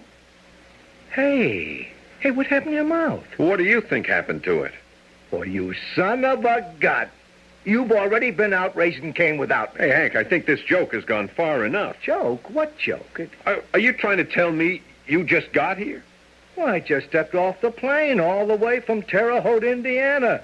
Air travel's the only way to go these days. First class all the way. Hank. Hey, I see you grabbed number 13, you sentimental old fool. Hey, I'm not Louis the Fool anymore. Well, I'm right next door, room 14, numero 14. Hey, what'd you hit me for? That's for the Cafe Cyrano. Cafe Cyrano? I didn't remember that a sock in the jaw was part of the bargain. Now, come on, Hank. Whatever game this is, stop it. What are you talking about? You know what I'm talking about. In the Cafe Cyrano, not 15 minutes ago, you pretended not to recognize me. When I called your bluff, you slugged me. Hey, are you crazy? 15 minutes ago, I was still on my way in from the airport. Prove it. Prove it? Hey, Louis, this is your old buddy you're talking to. No, you've changed, Hank. You never could have made fun of me 10 years ago. Look, I'm serious. This guy in the bar, it must have been someone who just looked like me. Someone who looked like you, who'd also been in the Fighting 13th, who'd also saved my life. What? Hank, I'm not Screwy Louie anymore. I'm not a chump. Hey, Louis, whatever's going on here, this is obviously no way to begin a reunion. Now, look, this other Hank, was he still at the cafe when you left? Yeah. Well, come on, then. Let's get down there quick and straighten this out.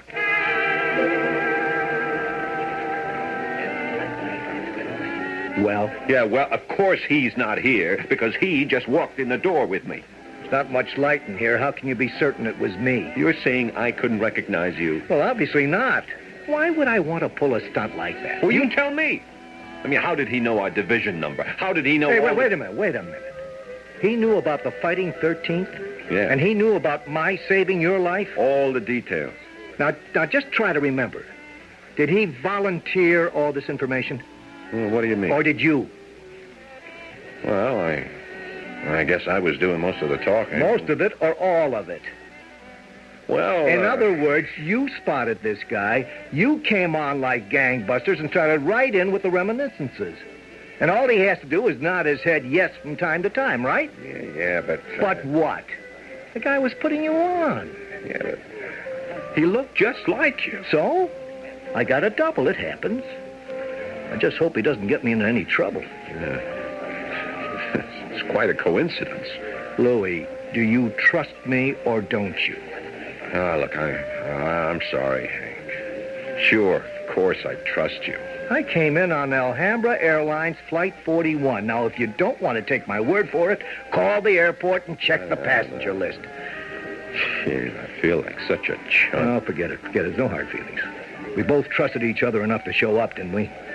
Well, that's what counts. Come on. Let's go back to the hotel. I want to get out of these clothes and change into my tourist duds.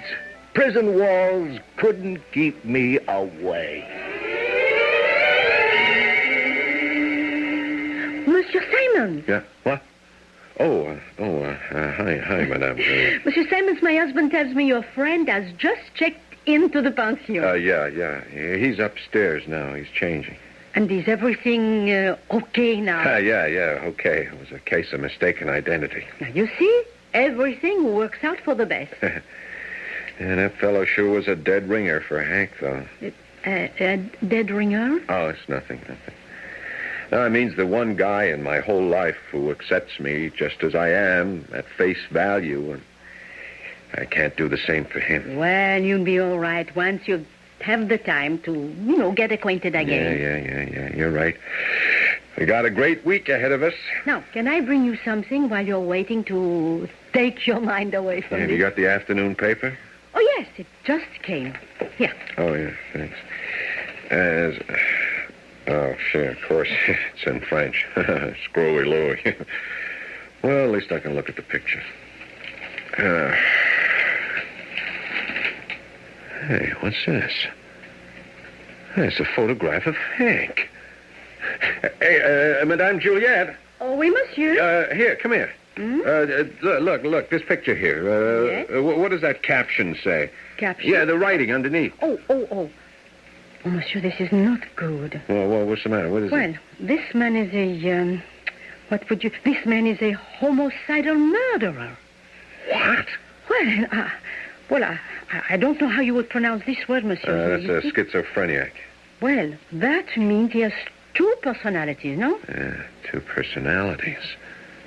The man in the bar, but he spoke perfect English.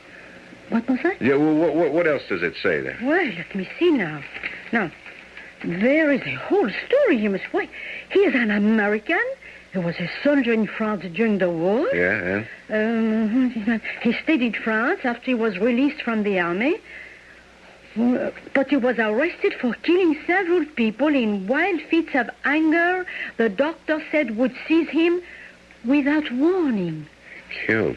And the court declared him criminally insane, and he has been in a sanitarium for the last 10 years. But just this morning, he escaped and... Oh, la, la, la. And monsieur is believed to be here in Paris. Prison walls couldn't keep me away. What did you say? Nothing, Madame Juliette, nothing. Oh. His name, did I mention his name? Henri Jones. Henri. But... Henry. Oh, but they are not sure that is his real name. When he was arrested, he had forged papers, and they never found the real one. Henry. And the nickname for Henry is Hank. Oh, Monsieur Simons, are you all right? Yeah, I'm fine. Louis. What? Well, let's go. What's the matter? I frighten you? Oh, monsieur, your friend is upset.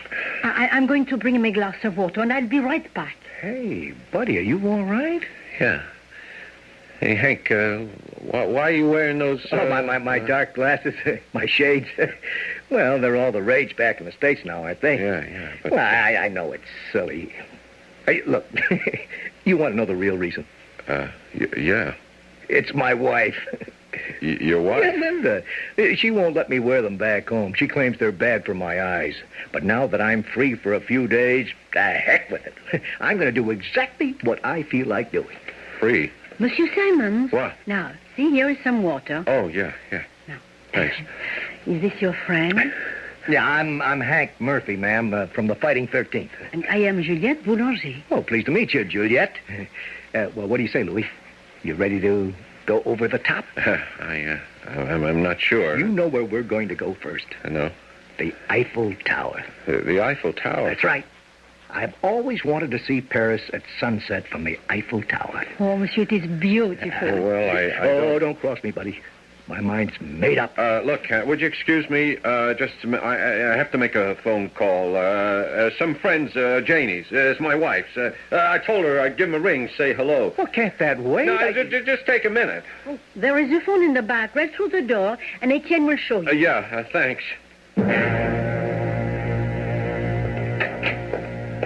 Etienne. Oui? Your phone. Juliette said I could use it. Over there in the corner. Thanks.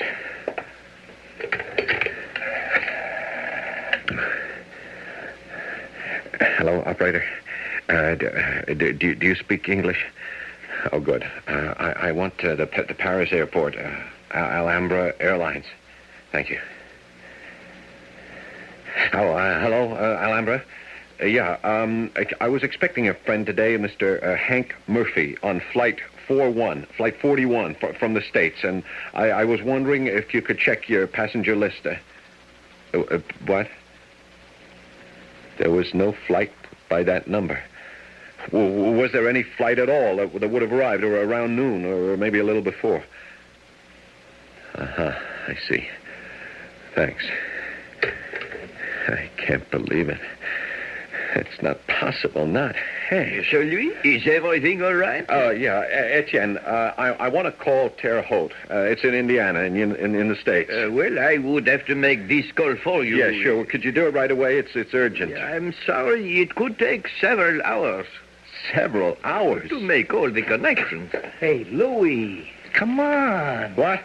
Oh, yeah. Look, Hank, maybe we could do it later, okay? If we don't leave now, we'll miss the sunset. Yeah, well, I don't feel so good. Hey, pal, you can get sick next week. Right now, we're going to the top of the Eiffel Tower. All the way to the top.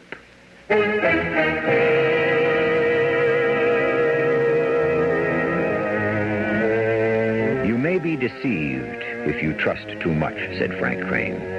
But you will live in torment if you do not trust enough.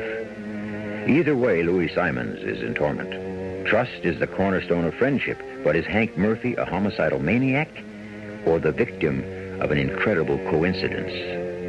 I shall return shortly with our final act.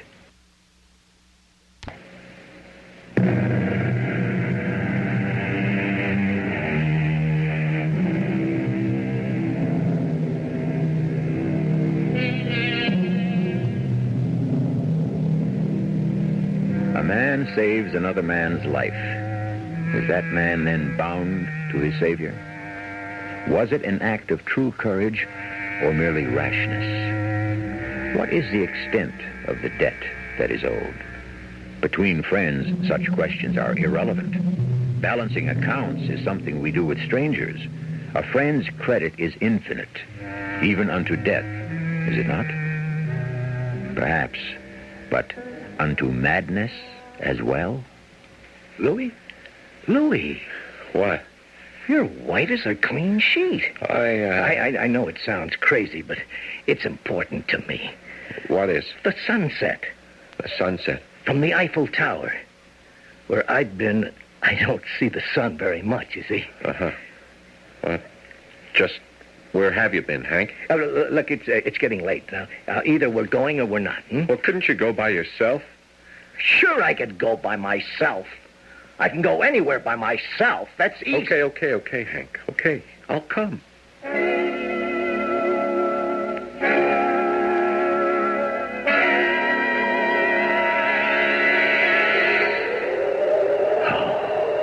There it is, Louis. Paris. The whole city at our feet once again. Yeah. And nothing but this little railing between us and... I feel like I'm a mile into space. 984 feet to be exact. Oh, you always were the exact type, weren't you? Yeah. No one up here but us. Hey, why are you standing back there for? Come on over here, to the edge. Look. Yeah, there's the route we took when we marched into the city, remember? Hank, it's almost closing time. Let's go back down. Oh, don't be a killjoy. I'm trying to remember. Look, that's the past, Hank. It's a long time ago. I know that. I've counted every day. I've had to go to a lot of trouble to get here. I've been looking forward to this minute for a long time, Louis. Well, what do you mean? To feel free. To be free again. One last time. Hank, you're talking crazy. What? Nothing. I didn't mean that. Is that how I seem to you, Louis? Crazy? No. Really, you're the same old Hank. No, I'm not. Sure you are. Nah. The guy in the cafe. I mean, he isn't you. Didn't have that old Hank Murphy smile, the old Hank Murphy confidence. And I do? Sure, the old war hero. You remember the saying we had? If you can't make it in the Army, you'll never make it on the outside. And who made it in the Army if not Hank Murphy? The sky was the limit for you, Hank. Was. And still is. Oh, why not? How old are we, 32, 33. Louis, I've got to tell you something. Oh, hey, it's all right. Look, I didn't fly over here this morning. You don't have to tell me anything. I have to, Louis. I don't want to know. Because it's going to change what you think about me. Look, Hank, friends don't need explanations. Friends? Who says we're friends? We haven't seen each other for 10 years. You saved my life. So what does that mean? Am I going to bank on that for the rest of my life? We are friends, Hank. We do anything for each other. Do you really mean that? Yeah, sure. You hesitated. No. I mean it. But you had to think about it. Only for a split second, maybe. But you had to think about it. You know what you and I are, Louis. Strangers. Oh, no, that's not true. I'm your buddy, remember? I'm sorry, Louis. Come on, let's go down, okay? This place gives me the creeps. Me too.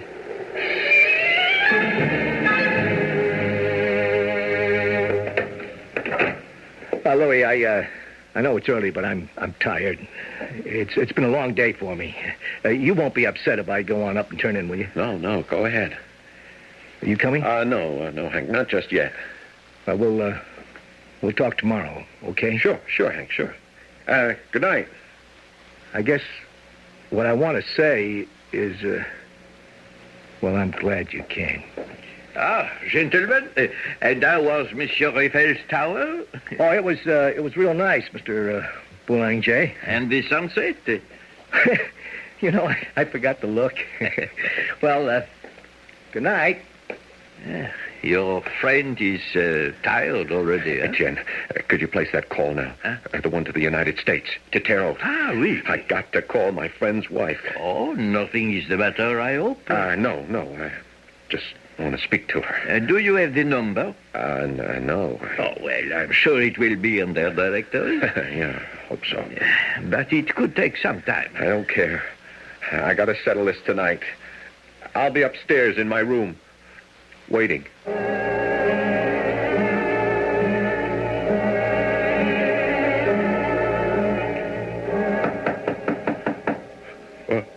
What? Open up. Who is it? The police. What? Yeah, okay. Just a minute. Police? Inspector Malraux. My credentials.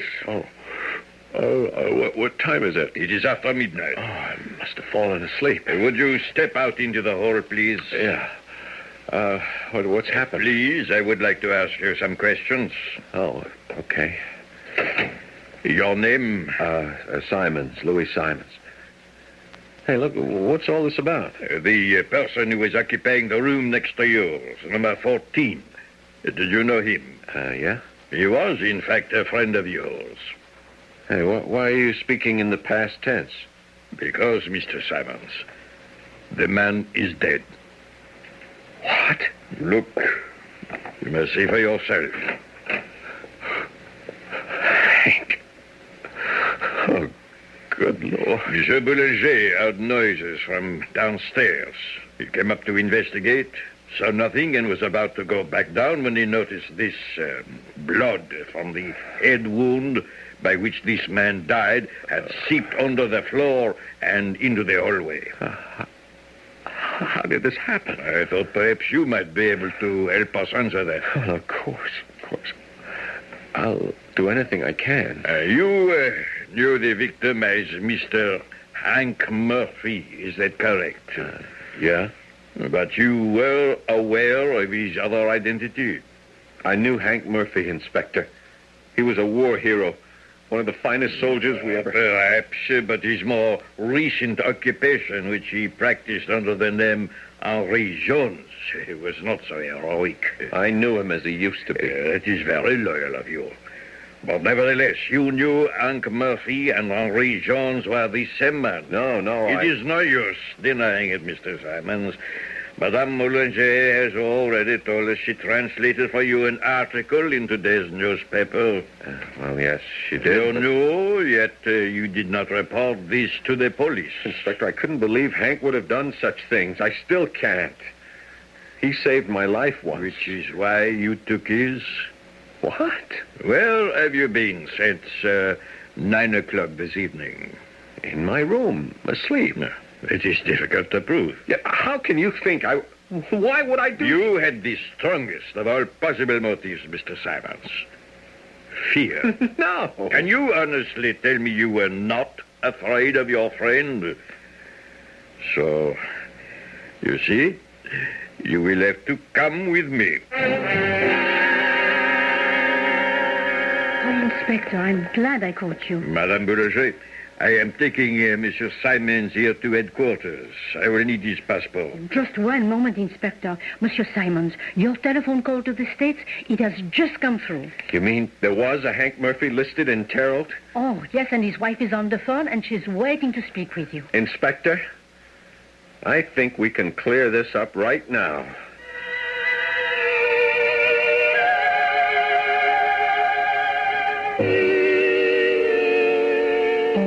So there were two Mr. Murphys all the time. There was only one Hank Murphy, Madame Juliet. That I could even have suspected him. You mustn't blame yourself, Louis. And his wife told me everything. He was dishonorably discharged from the Army. No one would give him a job, so he took to crime. One jail sentence after another. He lied to me about flying over because he was too ashamed to admit he had to come by tramp steamer. But what could you have done? Well, don't you see? Hank needed my help. He was begging me. Well, and now it's too late. Oh, Inspector. Thank you for the use of your telephone. I have contacted headquarters to continue the search for Monsieur Henry Jones. Well, then you will not take Monsieur Simons to jail now, will you? No. My apologies, Monsieur Simons. I think we can now reconstruct what actually happened. This man you met in the Café Cyrano was the real Henry Jones. From what you said, he realized a man resembling him was coming into the city. He planned to rob this man and then come downstairs, claim his passport, and escape from the country. Oh, there was a method in his madness. Yes, but Hank must have awakened. And there was a struggle in which your friend Hank was killed. Now, wait, Inspector, how do we know that? What? Well, how can we know for certain it was Hank that was killed? Well, I suppose we cannot be certain until we check the fingerprints. Hank was unbeatable in hand-to-hand combat. He wouldn't be killed. There is just one thing, Mr. Simons. Where is he then? What do you mean? If your friend kills a maniac in self-defense, he has nothing to be afraid of. Why has he disappeared? Unless he had something more to hide. I guess I don't know that, Inspector. I will let you know the results of the tests. But I'm afraid we will find that the dead man is indeed your friend. No, Monsieur Simons, you must try to get some sleep now. Yeah.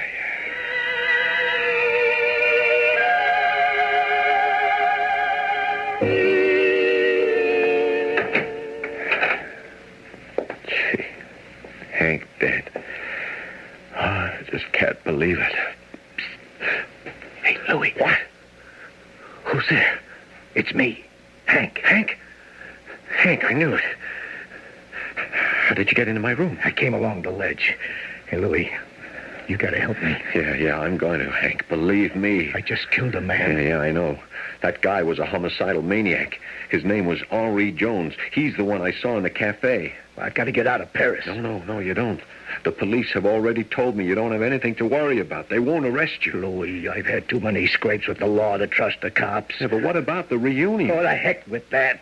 What? Look, you go downstairs and you get my passport and you bring it to me. Oh, now, wait a minute, Hank. Well, hurry up, you fool. There isn't much time. You never called me a fool before. Listen, did I save your life or not? Yeah? Okay, so I'm calling in the debt. Hank. What? You still don't trust me, do you? I'm sorry about that. You still think I'm that Henry Jones character. You've been suspicious of me ever since I arrived. Hank, I want to make it up to you. I do. Now, your wife told me everything. All you need is someone to give you a break, help you get back on your feet. And when we get back to the States, I'm going to give you a job. Yeah? Yeah? That's a promise, buddy. Look, you just get my passport, will you? Okay. And look, why don't you spend the night here in my room, huh? Why? You aren't going to find a plane leaving Paris at this time of night for Des Moines, Iowa, are you? Okay, pal. Us members of the Fighting 13th have to stick together, right? Right. I'll be right back.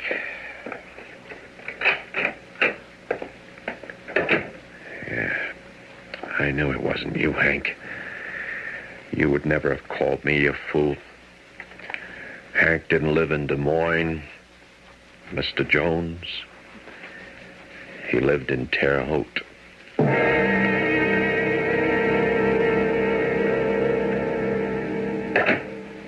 Louie, oh, you're home so soon. Janie, please don't start in on me. Oh, honey, I won't. I know what happened. You do? Well, Hank Murphy's wife called me this morning.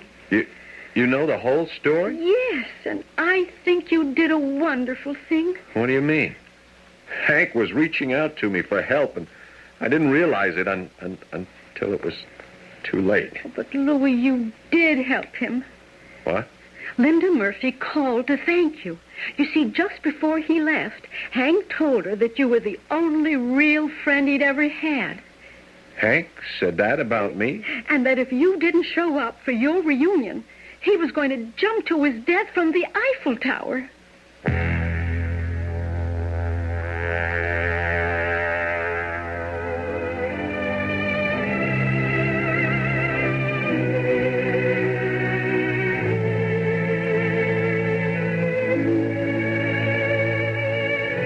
Reunions rarely come off as they are planned. We burden them with too many expectations. In the case of Louis Simons and Hank Murphy, however, despite all the misunderstandings and tragic coincidences, somehow what was essential was communicated before the end. I shall return in a moment.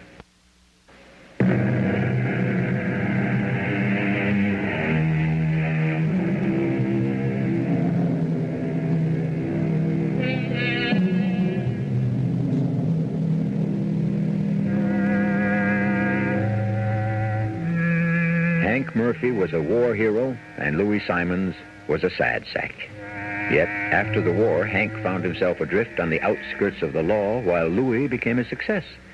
Who knows what would have happened to Hank if he'd lived? Perhaps Louis could have helped him, but then again, perhaps Hank's end had already come, even before his tragedy was complete. No one can say what fate has in store for us, but one thing is certain. If we leave it entirely up to fate, we're in trouble. Our cast included Paul Hecht, William Griffiths, Mildred Clinton, and Sam Gray. The entire production was under the direction of Hyman Brown. This is E.G. Marshall inviting you to return to our Mystery Theater for another adventure in the macabre. Until next time, pleasant dreams.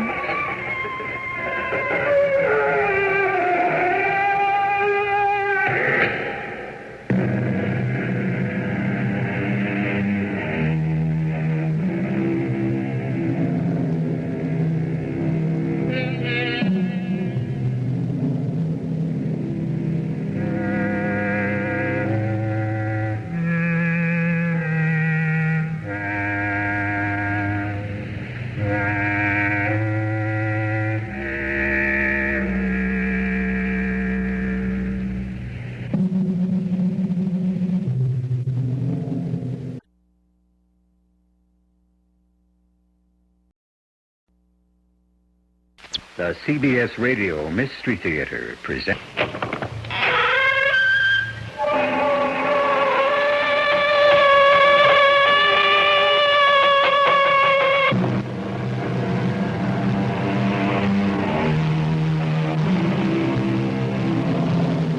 Come in. Welcome. I'm E.G. Marshall. In those primitive societies where a strong central government has not yet taken shape, or in those where it has decayed, justice, as we know it, was easily enforced. When that occurs, people begin taking the law into their own hands, as happened in our country, in many places, when the United States was a little younger. The frontiers of U.S. history were often characterized by private justice and the blood feud, based on simple vengeance. This land belongs to me. You come on it only if I want you here. That corpse can just lay there and rot. But, Pa, you can't do that. Who says I can't? It can lay there and be dinner for the vultures. And if anyone is foolish enough to dare lay a finger on that dead body for any reason, they'll pay for it in blood. Do I make myself clear?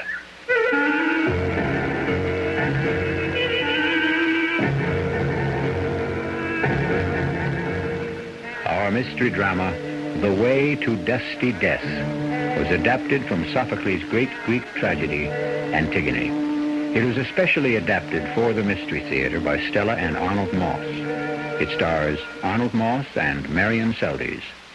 I'll be back shortly with Act One.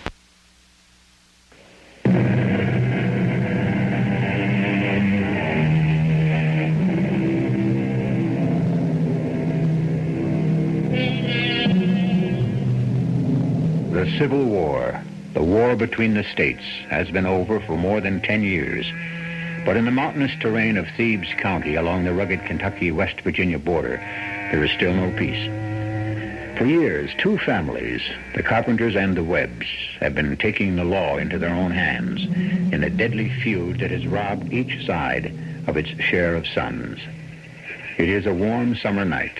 Paul Carpenter and his younger sister Isabel are stealthily making their way across the fast-running mountain brook that separates their land from that of the Webbs.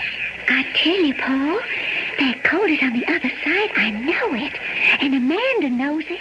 You two girls have got a feeling in your bones, is that it? You don't believe us? Of course I do, Isabel. Else, why would I be wandering over to the land that belongs to the Webb family in the dark of night, hoping to find a little colt of ours that's been missing since last Thursday? I believe you. I believe our sister, too. Ain't often that Amanda's wrong. And what's more, I'm sure I know just how it got there. You mean the little colt somehow crossed the mountain brook all by itself? And after it crossed, somebody kept it. I don't put it past them. What's thieving to a pack of murderers? If Captain Webb could put a rifle bullet through our father's head with no good cause... Except in hate for all us Carpenters. Shh. Quiet. We're almost on the other side. Almost on their land. Keep your voice down, real low. And here we are, on enemy territory. Oh, Amanda will be pleased by what we've done. Just watch your step. The stable, where the coat would be, is over toward that way. Stay close behind me. I'm following you, Paul. Oh, this is what Papa would have done if he was still alive. I reckon so. Over there.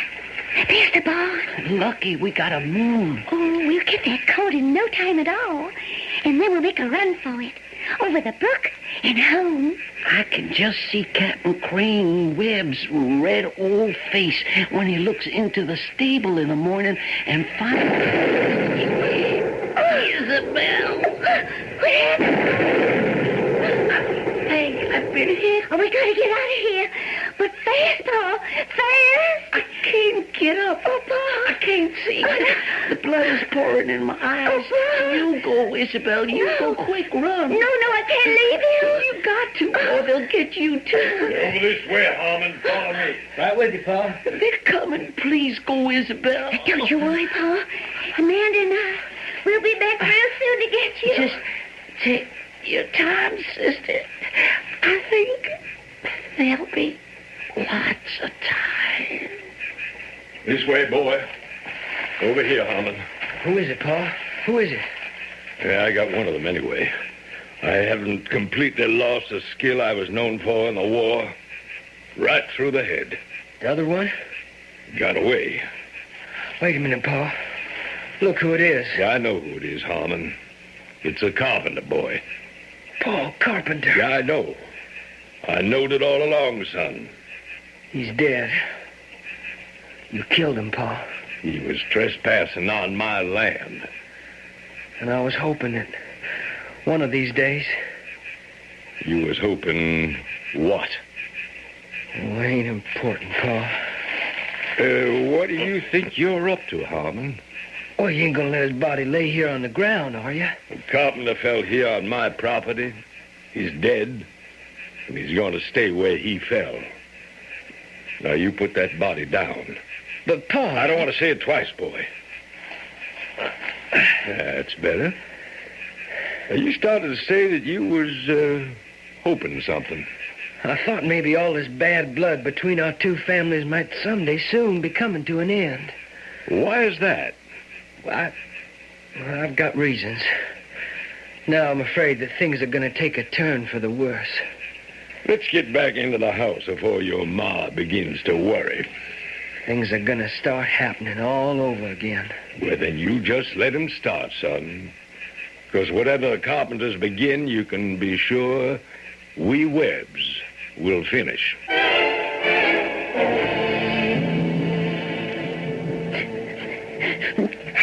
You stop that crying, Isabel. I said stop it. Now. We wasn't doing any harm, Amanda. Just trying to get back what rightly was ours. A little brown coat they stole from us. I know, Isabel. And now our brother's dead. They killed him. Just like they killed our pa. Was Harmon with the captain when the shot was fired? I guess so. But you ain't sure? I ran away so quick I couldn't swear Harmon was with him. But I think I heard his voice. Now Paul's dead.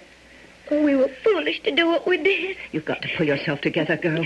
Oh, what's wrong with you, Amanda? You got no feelings. You're acting just as hard as stone. Listen to me, Isabel. Now listen close. Paul's dead. We cannot bring him back. I thought that Harmon and me, that we'd be the thing that would bring our two families together. Once and for all, wipe out the hatred that's been poisoning both our sides since before we was ever born. You do love each other, Harmon and you? Well, no one knows that. Except you and me and Harmon.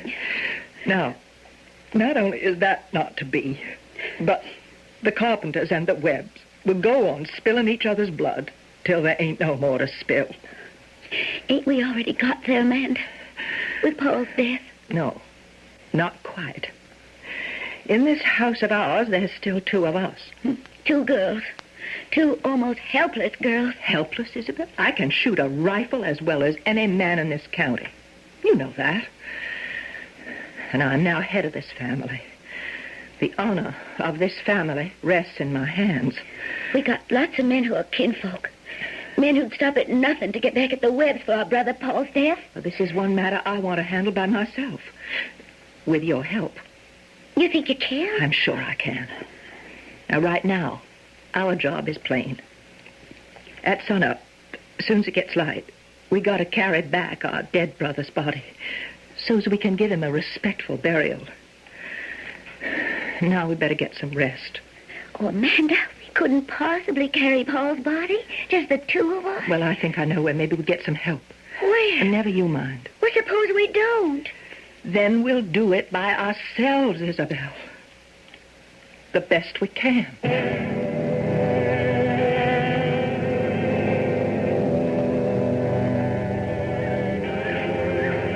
I'm scared, Amanda. Real scared. After last night, I... Keep walking straight ahead toward their front door, Isabel. And hold your head up high. That's it. Well, supposing Captain Crane has it in his head to take a shot at us, the way he did at Paul last night. In the broad daylight? Right out in the open? He hates us, Amanda. We're carpenters. I know what I'm doing. He has to listen to me. Don't take another step, either one of you. You can put down your rifle, Captain. We mean no harm. What do you two want? I think you know. We want our brother's body. Let us take it. Quiet, Isabel. You say nothing. Well? We're here to get Paul's body. To take him off your land and give him a decent burial. And where would that be? Where he belongs. 6 feet under Carpenter's soil, is that it? Yes, Captain. That's it. You are out of your mind, girl. What is that supposed to mean? Now just turn around, the two of you, and take yourselves straight back to where you come from. Oh, please, Captain Crane. We are not about to do that. We want our brother's body, and we are here to get it. With your permission or without it. Your brother had no respect for private property. He come onto my land, Webb land, uninvited. And so he can stay there. But he's got to be buried. You can't just let him lay there. Why must he be buried? And who's going to make that happen? You two girls? Or your kinfolk up near Sandy River? You think maybe they'll try to snatch a dead body off of my land? Times are changing, Captain. There is such a thing as the law. And law's beginning to come here to the mountains. Through the great power of old Judge Calvin, I suppose. Judge Calvin, yes, and others. On my land, there is only one law. And that's a law of Crane Webb. It's always been that way, and no one is going to change it. If nothing else, I think that common decency would make... Decency? A carpenter talking of decency? The only decency I know is in the speed of my trigger finger. For over 50 years, it's been you kill or you get killed. A Webb or a carpenter. We're getting pretty close to the end of the line, girl, so if you'll just do a smart about face. Where you been, Harmon? Inside the door. I've been hearing everything that's been said. Here. Take my rifle, son. Get these two carpenters off in our land. Real quick. I'm not sure I can do that, Paul. Why not? Let the girls give their brother proper Christian burial. And put an end to all the bad blood that's rankled our two families all these years, Why not? It's no more than you would ask if it was me laying out there. I'll tell you why not. And you two girls had better listen, too. I mean for that body out there to be a warning to everyone that this land belongs to me. You come on it only if I want you there. That corpse can just lay there and rot. Pa, you can't... It can lay there and be dinner for the vultures. And if anyone, you hear that, anyone is foolish enough to dare lay a finger on that body for any reason, they'll pay for it in blood. Do I make myself clear?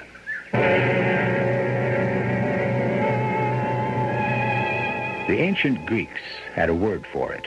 They called it hubris, meaning excessive pride, insolent, overbearing arrogance. The one sin of man the ancient gods would not tolerate. And Captain Crane Webb is such a man weighted down with pride, false pride, with hubris. How will the fates deal with his stiff-necked unwillingness to bend? Join me shortly in Act 2.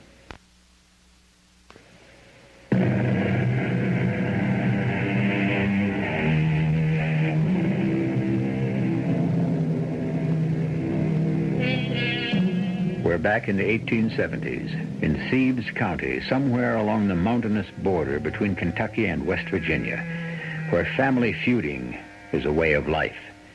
Crane Webb, a man who considers himself a law unto himself, has shot and killed Paul Carpenter for trespassing on his land, and refuses to let the body be taken off his property or to be buried.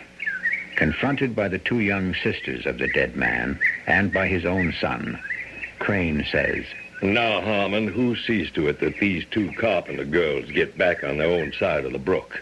You or I? We don't need any company, Captain Crane. We can find our own way back. I ain't asking you. They're girls, Pa. Ain't the same as if they were men. A carpenter's a carpenter, son. I'll see them back myself. No, give me your gun, Pa. I'll do it. On your way, Harmon, and keep them covered. I don't trust no carpenter or their women no more than their men. Get moving, both of you. We're going. We ain't afraid of you, Captain Crane. And we ain't afraid of Harmon either. You better hush up, Isabel. And keep on moving, fast. Oh, stop poking me with that gun. I'll be waiting for you, son. Put down your gun, Harmon. What has got into you? You just keep walking, Amanda. I'm keeping you covered till you're in your own meadow. Real scared of your pa, ain't you? He shakes a finger at you, you jump like a puppy through a hoop. I'd appreciate your walking a little faster. You hear what I hear, Amanda? I know that sound. It's our little colt. And look, there he is, tied to that tree over there. It's Juniper. He knows our voices. We mean to get our colt, Harmon. I'm not discussing colts. You keep going. Across the brook and onto your own place. Please, Amanda, I know what I'm doing. Just wait till we're out of my father's sight. Trust me. Please. But Juniper belongs to us. Never mind Juniper for the time being. Harmon, what are we going to do? I'm not sure. We're counting on you. I know you are. Because if for any reason we can't, we're far from helpless, Isabel and I. I know that, too. No, don't come over to our side. Stay where you are. I'm sure he's still watching. Why don't you just turn around and walk slowly back to your own place? I have to talk to you. This is not the time. But tonight, after dark. I'll be waiting.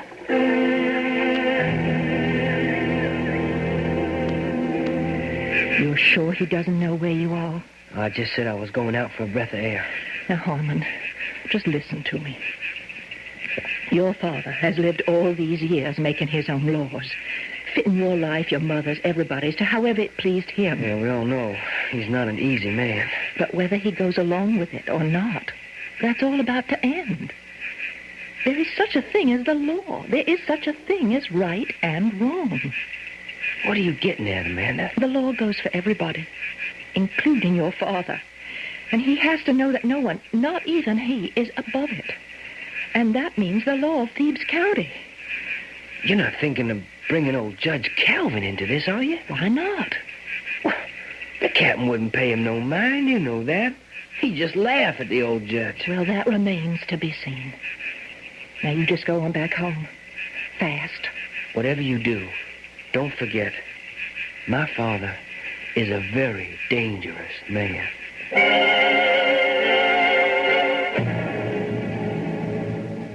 I can't tell you how sorry I was to hear about Paul. Thank you, Judge Calvin. Can I offer you a cold lemonade, Amanda? Oh, no, thank you. Real hot day. Long walk from the Carpenter place all the way here to town. No, I'm fine. What exactly was on your mind? How can an old servant of the people be of help?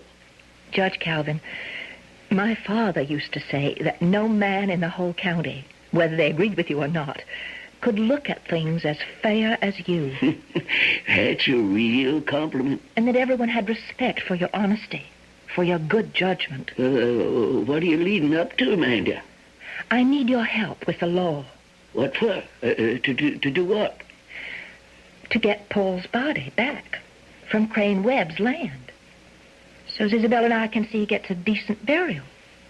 As I understand it, Paul was trespassing on Webb property. But trespassing or not, the fact is, Paul is dead. How he was killed and what led up to his death, it's not the question. What is important is he can't be left lying out there in the hot sun, unburied, with the birds waiting to pick out his eyes. Well, what is it you'd like me to do? I want my brother's body. I want you to give me the legal right to go in there and take it. Right away. A paper of some kind, with your signature on it that says that I can do it. I've known Crane Webb since he was a boy, 50 years or more. He never learned respect for anything that he considered weak. And to him, I'm weak, because I'm a girl. Is that it? He'll never change. All right, then where does the law come in? Well, that's hard to say, especially here in the mountains. I could serve a piece of legal paper on Captain, and he'd just tear it up. And then what would I do? Force him some way to let us take possession of our brother's body. Force Crane Webb to do anything? I know him much too well for that, Amanda. Besides, the bitter truth is that any judge, any keeper of the peace who dares to raise a gavel against a man like Crane may do it at the risk of his own life. I see. I may not have too many years ahead of me, my girl, but those I have, I cherish. You're afraid of him. Is that it? Well, I know the history of this county. Your father, and now your brother, are sad proof of it. And you won't lift a finger to change that, will you? A man who's supposed to deal out justice, who claims to have been my father's friend. Judge Calvin, you make me want to be sick. You're a tired, scared old man. No, just a minute, I just don't want to waste any more time with you. Now, don't make trouble, girl. There's been enough. My sister and I will find a way to do what we think is right. Those were the words I heard your father speak. It cost him his life. It won't cost me mine. I'll do what has to be done, with or without the help of what you call the law. Oh, don't bother. I know where the door is.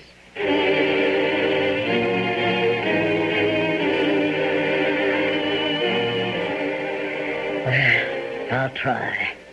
I'll try to make him change his mind. But, Harmon, you know your pa. He's will as iron. Yeah, it don't make sense, though, Ma. Well, it does to him, Harmon. To him, that's all that counts. Now, I beg you to stay away from Paul's dead body. Don't you so much as touch it. There's something this time I told you, Ma. What's that? Paul Carpenter was my good friend. I'm glad the captain never knew. And that's not all. Amanda and I, we love each other. We've been hoping to get married. Married? To a carpenter? You're out of your mind. Your pa'd kill you first. If I don't help her move Paul's body onto their own land, she'll never speak to me again. Never. How could you dare disobey your father? How could I dare think of not helping the girl I love? Your father says there's no greater wrong than betraying your own flesh and blood. Harmon, my son, don't let your feeling for this girl turn you against your own kin. I beg you. What would you have me do? Try to do what you're told. Even if it means choking this carpenter girl out of your heart. You gotta try to do just that. I don't want to hurt no one. Not you, not Pa, and not Amanda. It's your choice, Harmon. But whatever you decide, remember, I couldn't bear to lose another son.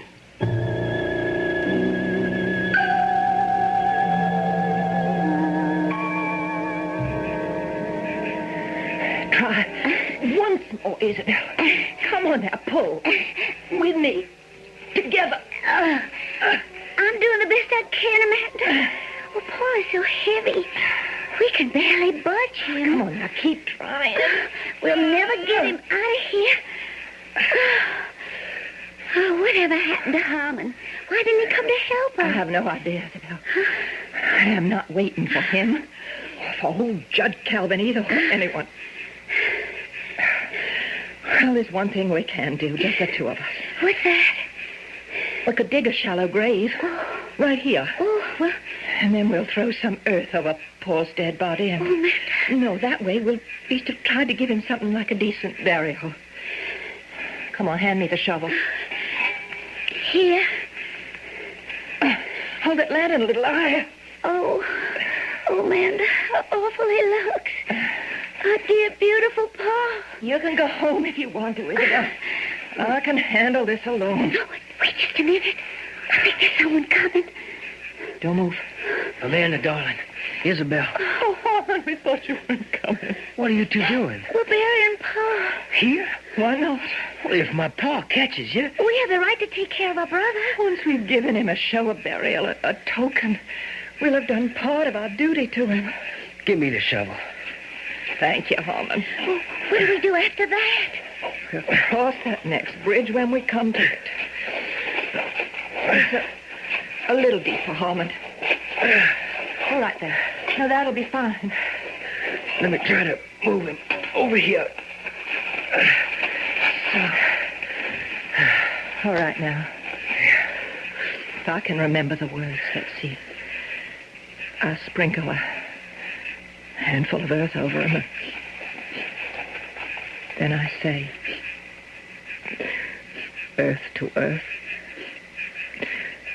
ashes to ashes, dust to dust, in sure and certain hope of the resurrection. Amen. Amen. Amen. And may he rest in peace. What's going on out there? Answer me, somebody. It's my pa. Blow out that lamp, Isabel. Now be still. Don't move, either of you. No. You two go. I'll take care of my father best I can. Oh, be careful, Harmon. Go. Just go. I love you, Harmon. And I love you. Now run. Is that you, Pa? Well, who else should it be? What are you doing out here this time of night? Oh, it's too hot to sleep. What are you trying to hide? What do you got there behind your back? Nothing. What is it? It's just a shovel. Let me have it, Harmon. Oh, you might as well know now, Pa. Paul's body has been buried. By who? The girls and me. You? The ritual of burying's been done. The earth is scattered on Paul's flesh. The prayer's been said. And you, my son, you had a hand in this? Yes, I did. You call yourself my son? Oh, Pa! You hit me. You brought shame to the name of Webb.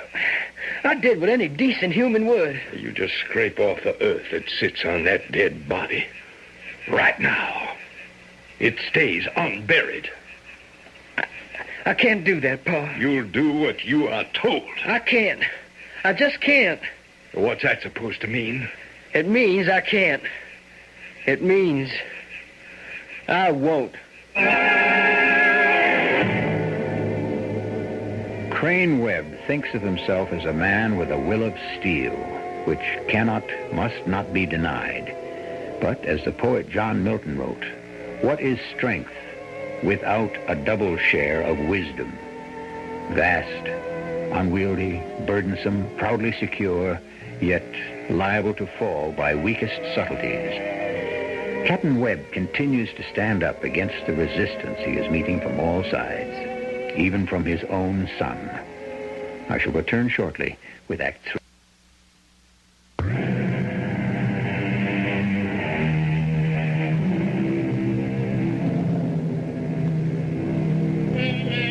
A vendetta, we are told, is the right or obligation a person assumes to be his in retaliation for a wrong, often a murder, he thinks has been done to a member of his family or group. Vendettas go back to the most primitive times and even find their place in great literature. In Hamlet, for example, where the young prince seeks vengeance for his father's murder. In our story, it's the feud between the Webbs and the Carpenters. Captain Crane Webb speaks to his son Harmon, who he thinks has betrayed him. Harmon, you brought shame to the name of Webb. I only did what any decent human would. Scrape off the earth that sits on that dead body. I can't do that, Pa. You'll do what you are told. I can't, Pa. And I won't. You won't? No, Pa. I won't. I reckon you thought you were too big, maybe too old to be whipped. Don't try it again, Pa. I'll warn you. Let me tell you something, boy. A man prays he may beget a household full of dutiful sons who share with him the punishing of enemies, the honoring of his father's friends. I won't listen to this. Oh, yes, you will, boy. The man who breeds a young one that won't stand by him has done nothing but sow trouble for himself. His enemies laugh at him. Why, when I was your age... Oh, not again, Pa, please. I had respect for my pa. The greatest respect. Maybe he earned it. Harmon, maybe you just better go into the house and help your mother. Roseanne's doing some mending. Maybe you can help her thread the needles. But first, give me that shovel. Hand it to me, I said. Give me that shovel. Pick up that shovel. Pick it up yourself, Pa. I'm going to bed. Very well. I'll uncover the corpse myself.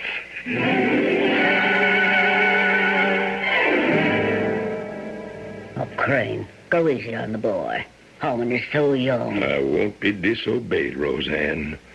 Not in my own house. He means no one no harm. Disobedience to authority is what ruins a country, tears down our homes. This is your own son, Crane. All the more reason. Another thing, I will not let myself be beaten by a girl. Any girl. If the way I live is to be threatened, let it be by a man, not by some girl. You're sick. You're sick with hate. I will not listen to this. You don't really know why you hate. And it's your hating that'll destroy all of us in the end. You should be sharing that hatred with me. I cannot share in hatred, but in love. Good night, Rosa. One last thing. Harmon's my only son. Your only son. And there are more carpenters than just them two girls. If anything happens to those girls, it'll be the end of Harmon, too. Nothing will happen to Harmon. I'll see to it. How can you be so sure?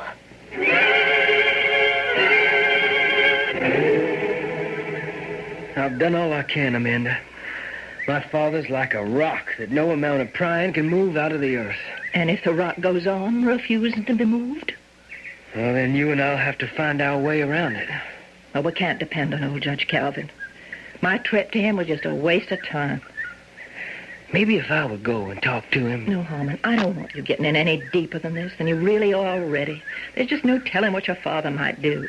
I wouldn't care. Well, I do. For your sake. And for ours. Let me kiss you, Amanda. No, Harmon. Don't.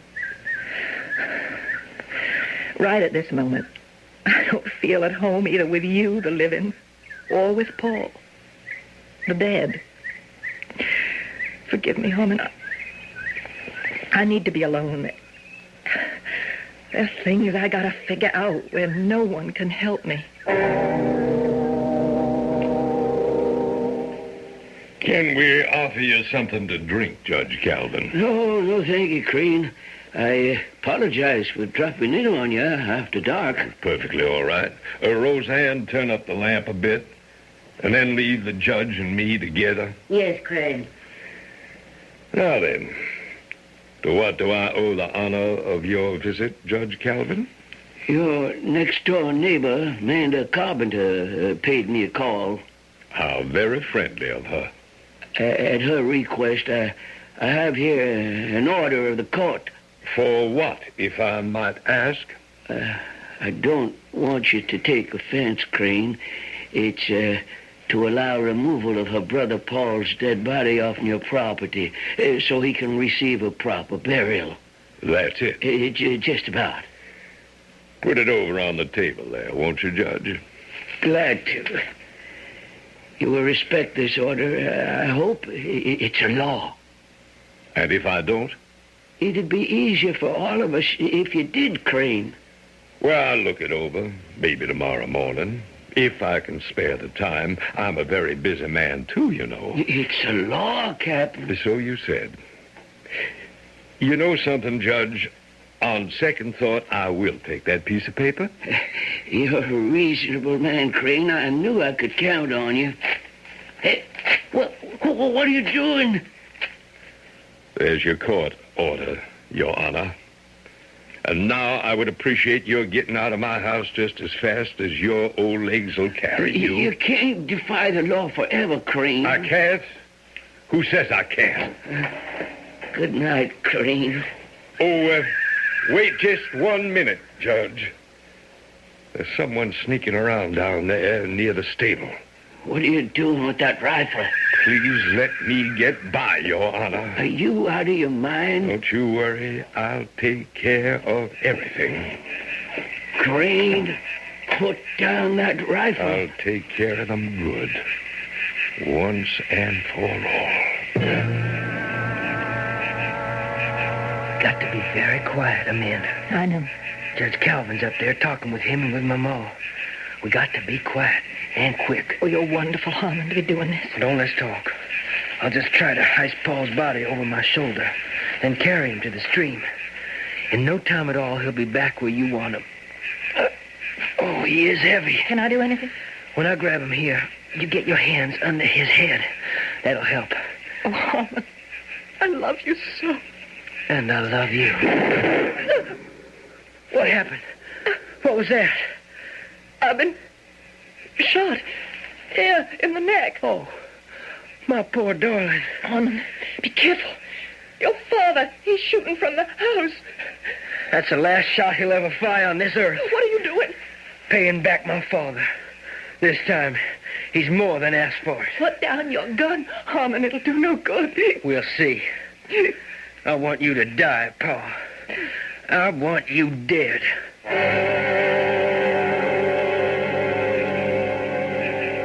That That's one of them. Can't say they didn't get fair warning. Crane, you'll hang for this. Maybe not. You! Well, what do you know? They're shooting back at you. Not bad aim either. That one nearly got me. Oh, we're just gonna have to stop this foolishness. Like this. Crane, do you realize what you're doing? I think I do. Those are them Carpenter girls, both of them. And I reckon I got them both. Judge Calvin, Roseanne, come on down with me and take a look at the prize. Bring your lantern more over this way, Roseanne. Yes, Crane. I'll go a little ahead. Light the way. I hope you know what you're doing. You are about to see, Judge Calvin, what I call justice. I'm afraid so. Watch out for that big rock there, Judge. No! No! It can't be! What is it, Roseanne? I thought all this killing might be ended. All this bloodshed. What are you talking about? There's your prize. Take a good look. It's the Carpenter girl, the older one. Amanda, she's dead, Crane, by your hand. And Harmon, your son Harmon, he's dead too. And he's holding her in his arms. You killed your own son. Murderer. You stubborn, self-righteous murderer. Easy, Roseanne, easy. I had no idea. I thought that Harmon was... You never thought. Not once. You never had a decent thought in your head. Oh, why were they here together? His arms around her. There's something else you didn't know. They loved each other. They were going to get married. It was their hope that all these years of feuding might be ended by their marriage. You must try to control yourself, Roseanne. You can be real proud of yourself, Crane. The great Captain Webb, maker of corpses. Wife, I ask you to forgive me, if you can. I'm a killer. I look on the son I killed. I look on his bride that shall never be. They both have died too soon. And by my hand. Cursed be the hand that did this. Cursed be the day that ever I was born. Why don't you both go back into the house? I'll ride my horse to town and see that what must be done will be done. I just can't stay here. Oh, my son. My son. Let me take my son up in my arms. Harmon, I didn't mean what I did. I loved you, Harmon, my son. And now you are no more, nor will ever breathe again. Never, never, never. You up there, come down and strike me. Kill me with your cutting sword. Easy, Crane. I am soaked to the bone with grief and sorrow. Let my death come quick, bringing my final day. Oh, let me never see tomorrow's sunrise. We better see where Roseanne has gone to. She shouldn't be alone. Maybe you better go to her and comfort her. I don't think she can bear the sight of me. Captain Crane! Captain Crane, where are you? Here, right here. Who's that? It's me, Isabel. Isabel Carpenter, Amanda's sister. What's happened? Your sister's dead. Oh, no. No! And so is Harmon. Both killed by the same hand. I came to look for them. They were gone so long. And on my way past your barn, Captain Crane, Yes? What is it, Isabel? I saw Mrs. Crane in the barn. The door was open. I saw her. Yes? She was dead, swinging from one of the rafters, a thick rope around her neck. 2 whips, 2 carpenters. Both sides lost, Isabel. And nobody won. Nobody.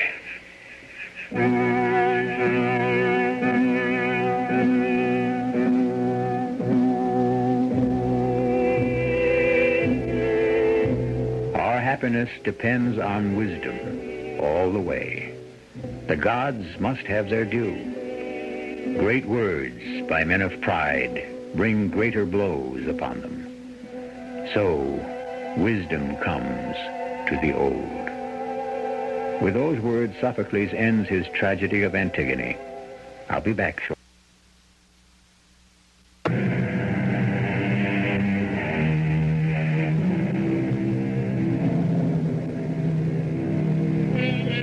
The Antigone of Sophocles has been updated many times, in many places, since its premiere nearly 2,400 years ago in ancient Athens.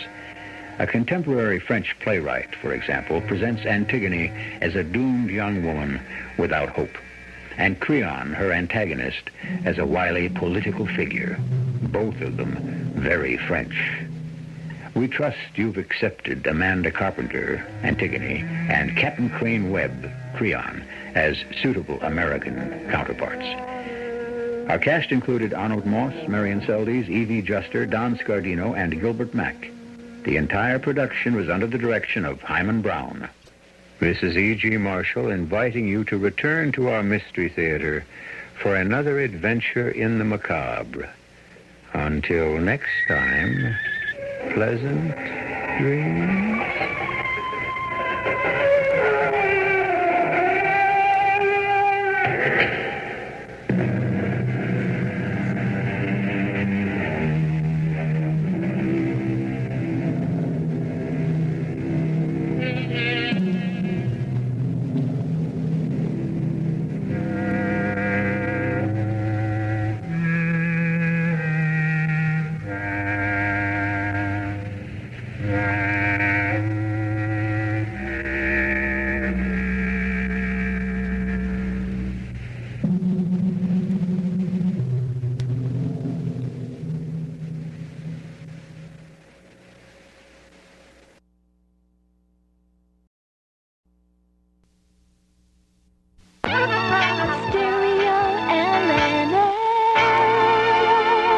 The CBS Radio Mystery Theater presents...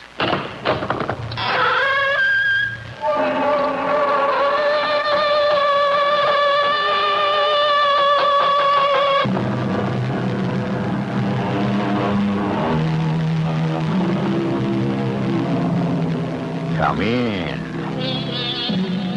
Welcome. I'm E.G. Marshall. The more one travels, the better America looks.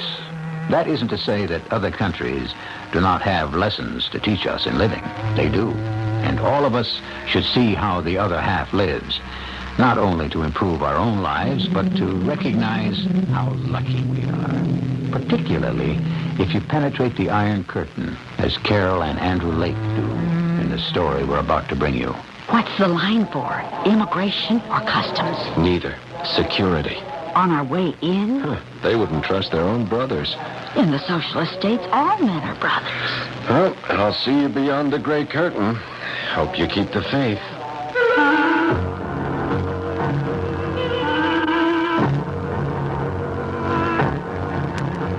Our mystery drama, Passport to Freedom, was written especially for the Mystery Theater by Ian Marshall.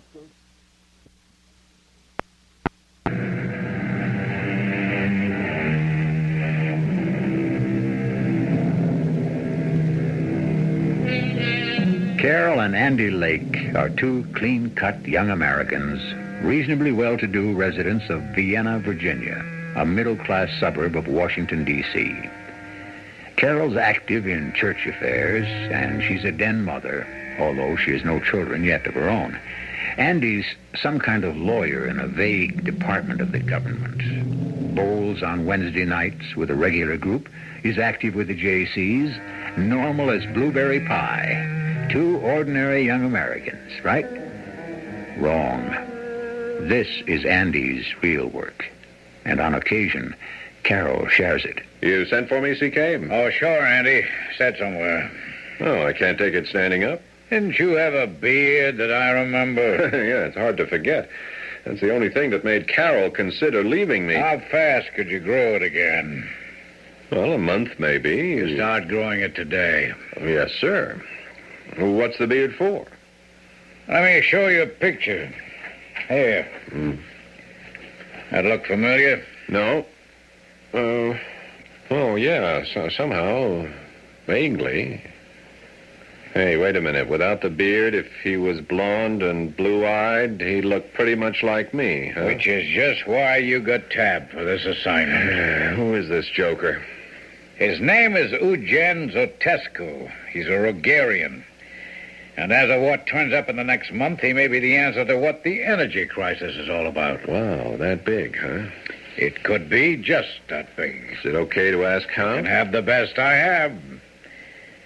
There's a great deal of oil in Rogaria. Now, just suppose, there's a new way to crack the oil, to produce an infinitely superior product from crude which would double the efficiency of the well. Hey, that's a wild dream. It's no dream. Within the next few weeks, it could be a fact. If it is, and our side wants the results, we are going to have to get Mr. Zotescu out of Rogaria. Do they know behind the curtain what he's working on? Too right. Hey, you're not asking much, Chief. What's the M.O.? That's simple. You grow a beard, we dye it dark for you, also your hair. Add colored contact lenses to make your eyes brown. You and Carol book a 30-day in advance 1-week excursion cruise. You get into Rogaria, we make the contact for you, you turn over your passports, and Eugen Zotescu uses them as his passports to freedom. Hey, now wait a minute. How come Carol, too? He has a wife to bring out. Who looks like Carol? You know, it's a chance we got to take. Well, how about our chances? How do we get out? No problem. Famous last words. No. What? As you shave off your beard, wash out the dye, take out the contact lenses, and come back on a passport of your own that we issue, complete with entry visa. Yeah, and what if something goes wrong? The chances we take, that's our business. But you've always been resourceful, Andy. Yeah, trusty, loyal, helpful, a grown-up Boy Scout. I don't like getting Carol involved. Yeah, neither do I. We have to get the wife out, too. Huh? That's the deal. And the risky part. You pegged it. But to find a way to step up the oil supply by 2. Ah, that's the beauty part. Okay, CK. As of today, I stopped shaving. And let me know when I've booked our vacation. The neighbors like to know such things. Yeah, I'll be in touch. Oh, just one other question. Shoot. All I do is spring this guy, huh? No papers, nothing else. No, Zotescu has it all in his head. But a little microfilm never hurts. Not with him. Yeah, I read you. With me, if I can get it.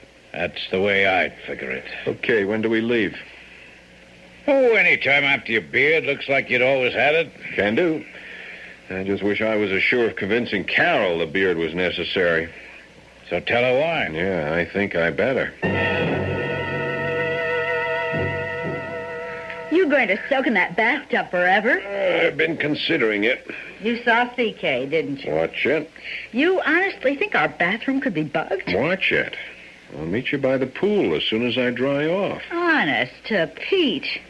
Which side of the curtain are we on? And I'm going to be stuck with that scratchy old beard again. Well, the call of duty. Yeah. I don't know if I like the sound of that, yeah. I'm not sure I did either. Well, it's more and more ominous. What did it have to say? Something about marriage. About how long do we go on with this cloak and dagger bit? And when do we start to live our own lives? Hey, has it been all that bad? By me, it ain't been all that great. Us? Okay. But I have other notions. Like small Carols and Andys. Do you see them in your picture? Well, I gotta face it, not right now. How long, oh Lord, how long? You're right, hon. Look, this is it. Once more into the breach and out. It has to be even once more. Well, it's a special situation, Carol. I promise you, it's really the last time around. You wouldn't just like to quit while you're still ahead. I can't duck this one. Oh, cheer up, honey. It may never come around.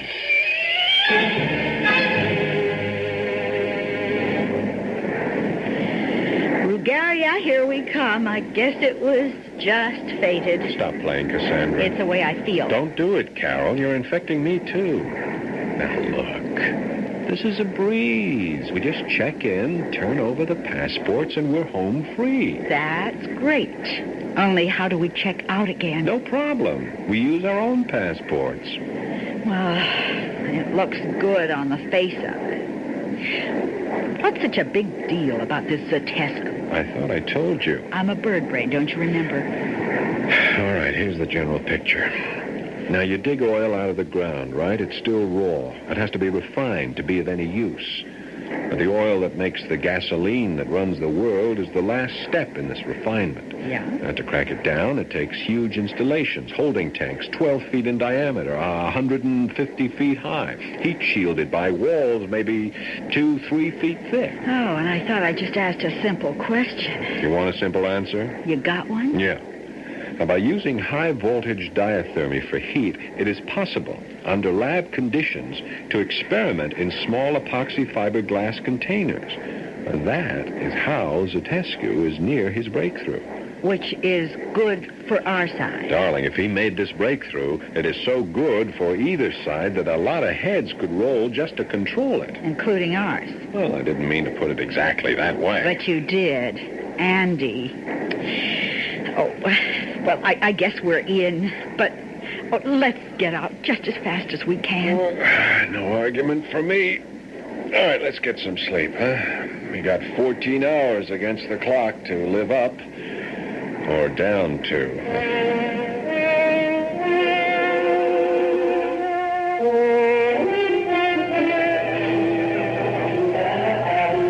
Andy, what's the line for?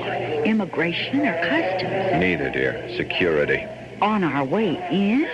They wouldn't trust their own brother. And in the socialist state, all men are brothers. See you beyond the gray curtain.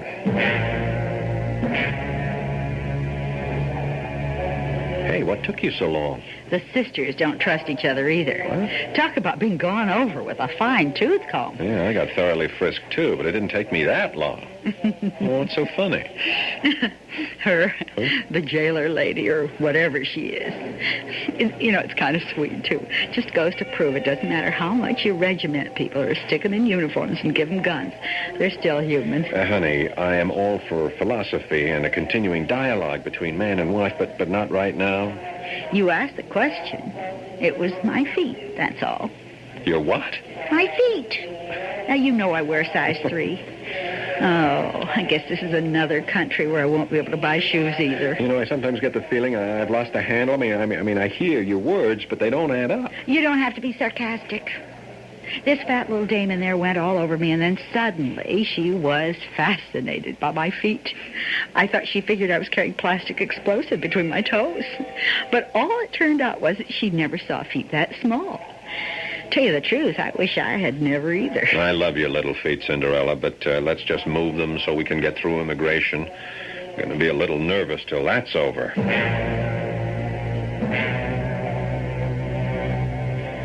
Security, immigration, customs. Now what? We just follow the tour director's orders. We get our 1-week visa stamped. Then tour bus to the hotel. Alone at last, except for Big Brother's watchful ear. All conversations conducted in the shower or with the radio on. If we've got one. If we don't, we do a lot of walking in the open air so we can speak freely. But how do we contact, you-know-who? We don't. It's like they say in showbiz, don't call us, we'll call you.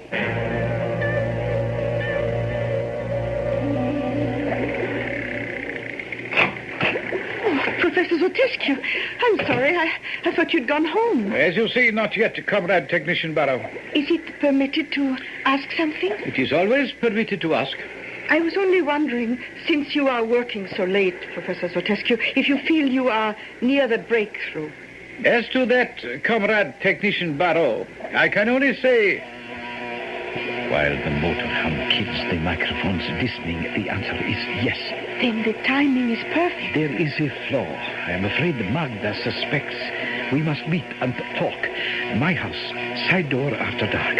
But your wife... I will take care of Magda. Don't worry. Just tripped a switch by mistake. Oh, I am sorry, Professor. You should be. By now you ought to know enough to be careful around electric equipment. Any more clumsiness and I shall have to put you on report, comrade.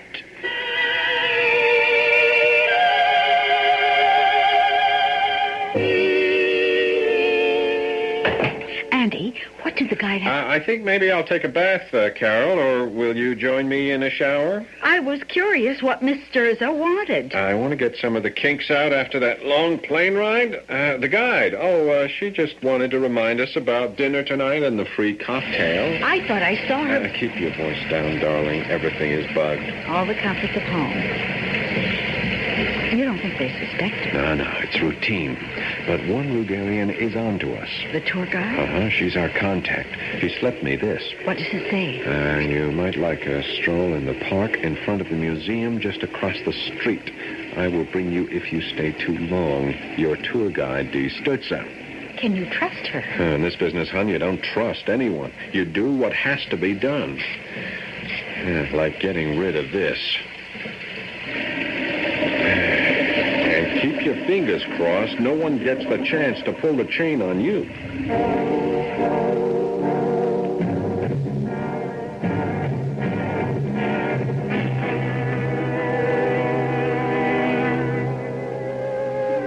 Behind the Iron Curtain, secrecy, suspicion, and the total lack of privacy is a way of life.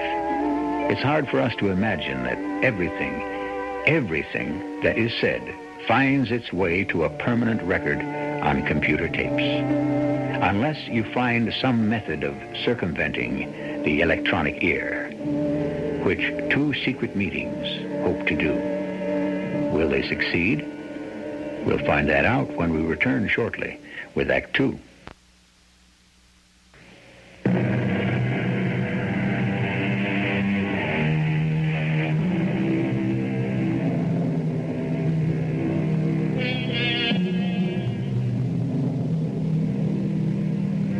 Bulgaria, once one of Europe's loveliest and gayest countries, is drab and gray today. Its people subdued, regimented, remote. Still, there are advantages. Few cars in the streets, so less pollution. And the lovely gardens and parks, for Rugarians love flowers and grow them everywhere. The parks and the streets have another advantage. You can talk freely, with nothing to fear but the human ear. There are some boutiques over there I'd like to go and browse through. I might find some shoes. I doubt it. Rugarian women seem to start at size 7 minimum. Okay, for you. You don't have my problem. Well, I don't know about that. I've heard about it ever since I met you. You know, you should have been born in the Ming Dynasty in China. Huh? With a size 3, you wouldn't have had to have your feet bound to achieve perfection. Just let nature take its course. Very funny.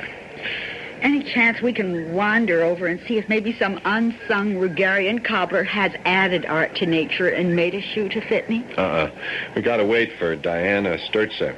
She could find us over there. We couldn't talk freely in the stores. Let's keep it in the open. Oh, I still don't believe it. It's a fact of life, Carol. But who'd have time to listen to everything everyone ever said? Well, nobody does. It's a spot check. So you never know when you said the wrong thing at the right time till the knock comes on the door. Oh, it's spooky. Yeah. Oh, watch it. Here she comes.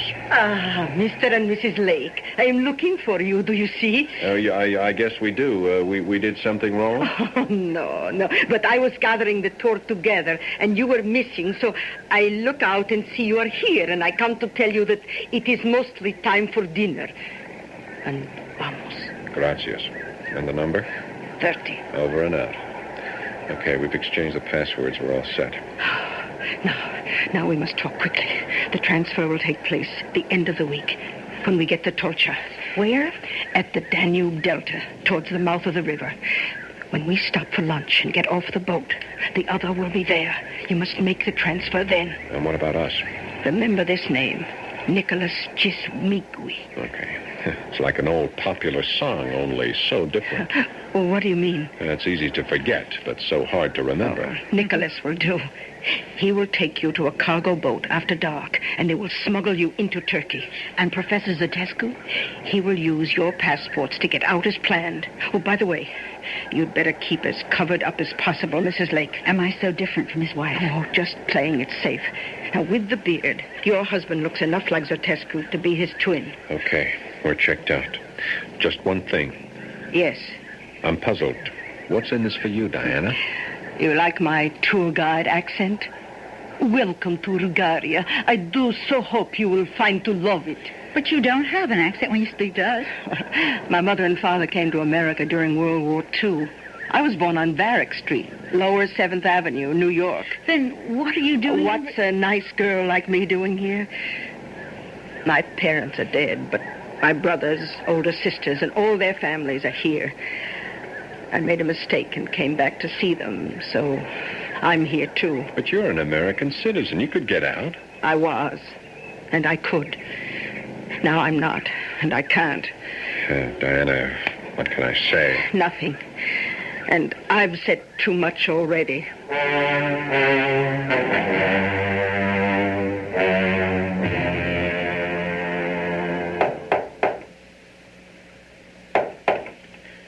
Who is it? Mimi.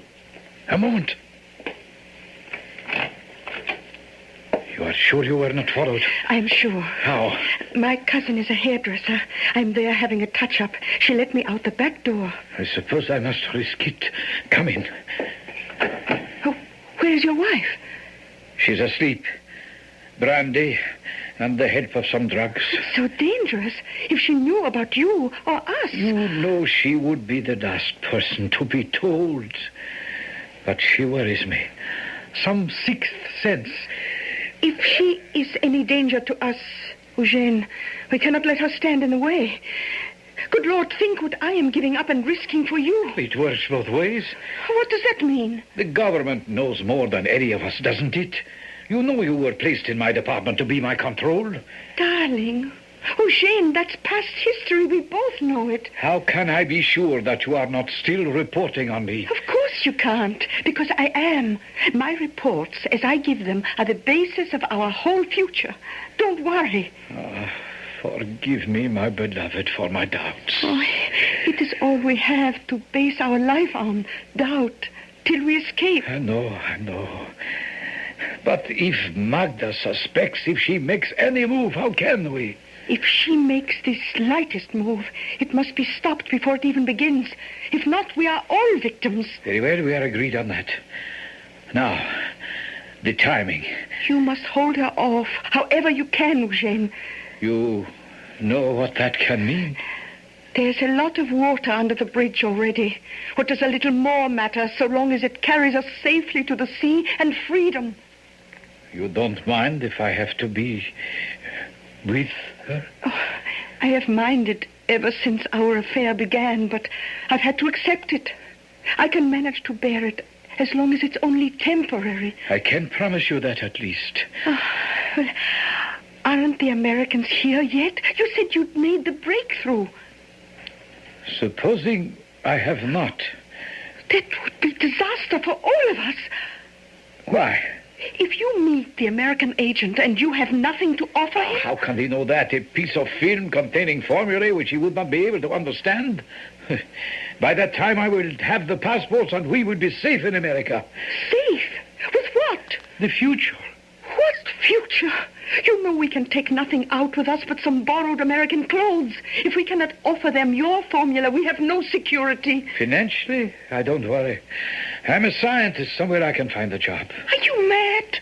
What kind? Even if the Americans would let you, especially after double-crossing them. Anything is better than here. Oh, don't be too sure.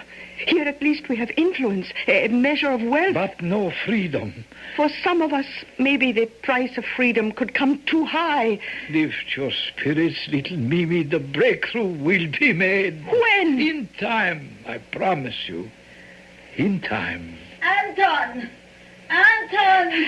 I thought she was asleep. So did I. Hurry, you must leave. But I will see you tomorrow. Now, leave everything to me. You know the promises you have to live up to. Of course. Trust me. For the moment, I have no choice. Anton! Coming, Magda. Be right there. I thought you were asleep. Why did you close the door? I didn't want to disturb you. Why? Who was here? Well, no one. I heard voices. I guess it's one of my assistants from the laboratory. Oh, I can guess which one. It's her. Always her.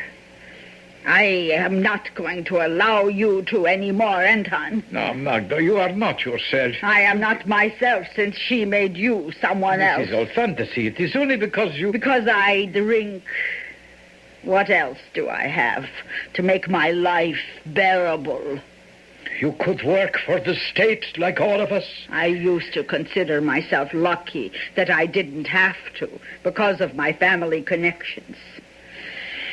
Oh, now I'm sorry. Wait, don't blame your personal problem on me. Oh, but I do, Anton, I do. You turned away from me. Magda, my work is very demanding. It takes all my energies. For the glory of the Republic, I have to spend The devotion to party line won't put me off anymore, Anton. Once, not now. Tell the truth. You no more care for our country Magda, don't you realize that anything you say can... Oh, don't cringe, little rabbit.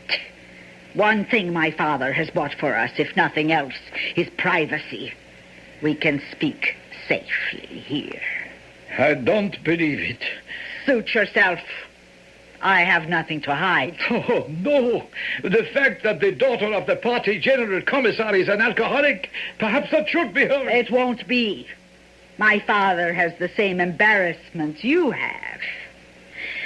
But I tell you something, Eugene. What will be heard, unless we come to an accommodation, is the truth about you and Mimi Barrow. Magda, no. You can't stir up trouble, not now. Any time, if it's to hold on to you, Anton, or find a way I can count on you. Well, supposing I could tell you there was such a way. By the end of this week, all arrangements have been made for our escape from Bulgaria to asylum in the United States. Oh? The plan is already in operation. It covers me and you. In a week, we shall be free. You will never have to worry about Mimi Barrow again. This is what has been torturing me for so long. So, now you know. Do you believe in me? Oh, my darling. Oh, why should I have doubted you? Oh, it's only because I love you so much. Oh, don't worry. Don't worry. I'll never be any trouble to you again.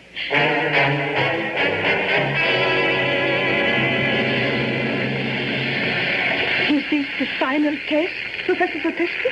You don't have to be so formal, Mimi. The short-wave high voltages we are using to crack the oil would drown out any possibility of anyone hearing us. You have been avoiding me for days, Eugene. You just have to face it. Oh?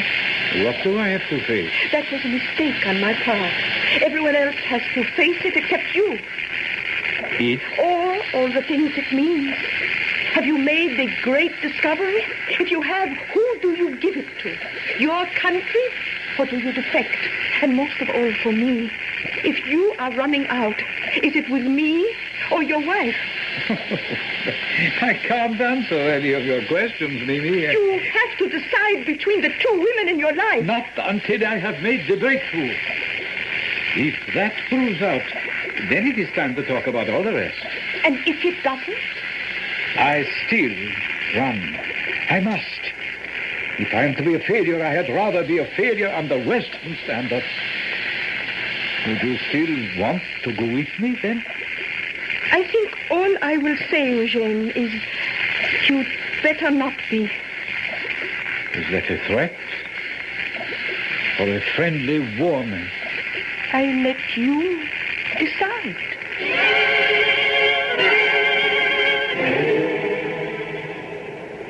Isn't it enchanting, Andy? Well, I found the museum kind of depressing. Depressing? How? Well, seeing what sort of people they were, or could be. Ah, Oh, I know what you mean. All those costumes we saw from the various provinces in these colorful, delightful little village houses. Yeah. Are you enjoying our village museum? Oh, yes, Diana. You get a taste of what we could be here. Diana, why don't you get out? It would hurt too many people. Besides, I couldn't. There's only one way out for me. Feet first. Diana. I'm sorry. Maybe I envy Sotescu too much. The rest of the tour is coming back.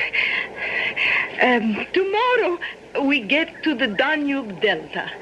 I think you will find it by far the most interesting part of your trip. Then back to Otopen Airport and home. Except us. They take the high road and we take the low road. And if we can't be back in the good old US of A before then, I'll settle for right after.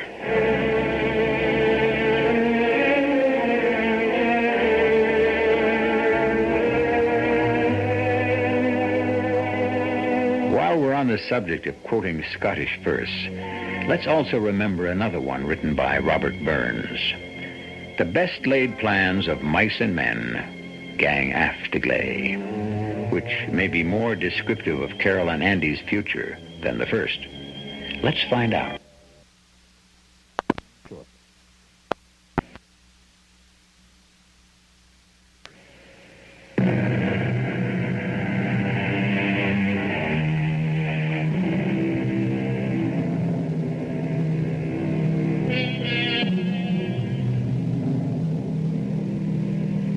It's axiomatic that any plan, whether for battle, for a philosophy of living, for economic advancement, or for the destruction of the world, can never be complete.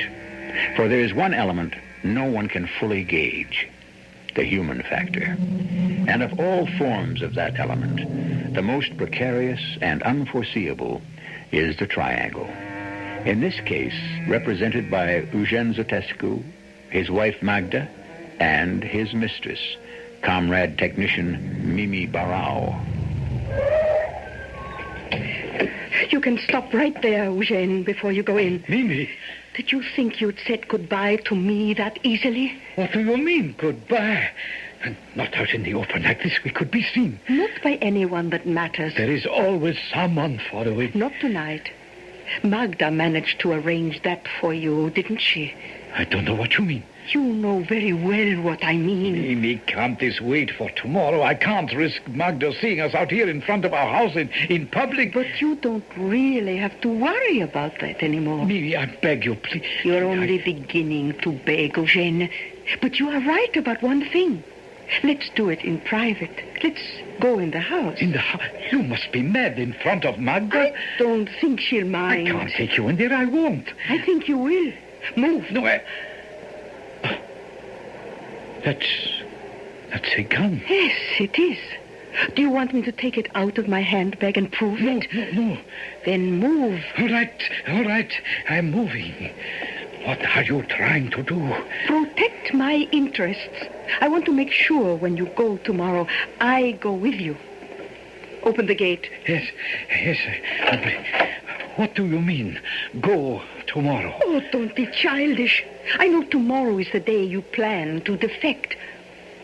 Do you think I seriously believed you were just taking a little excursion to the Danube Delta to lull your wife's suspicions? Oh, but that is all it is, Mimi. I told you that Magda was... Oh, good Lord, we can't go in and face her now. Oh, you're quite right, Eugene. Open the door. We can't face her. Oh, please be sensible. Oh, it's my best talent. Well, then, look, go quickly and meet me at the Tolcha waterfront tonight. Ask for Nicolas Chismigui's boat.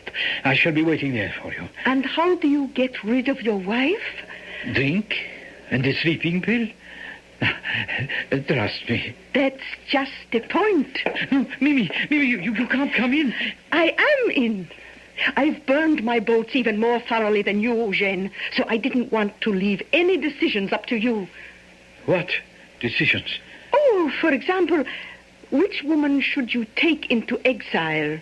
Wife Oh, mistress. You know I made that choice. I was afraid that you had. So to be doubly sure, I eliminated any doubt. This is the gun, Eugene, equipped with a silencer. It's already been used. What? Magda is dead. There is only one woman in your life, me. You and I are the ones who will meet and exchange identities with the Americans. Isn't that the way you really wanted it? Why, of course, my darling. Of course, because that's the way it's going to be.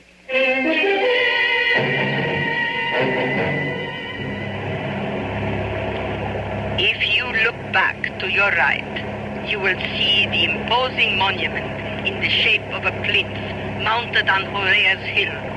This evokes the heroical days when Rugaria's independence was won, and this province of Dobruja was liberated and could join in union. Independence. Button it. Don't tell me Big Brother can be listening here. I take no chances. We're about to be home free.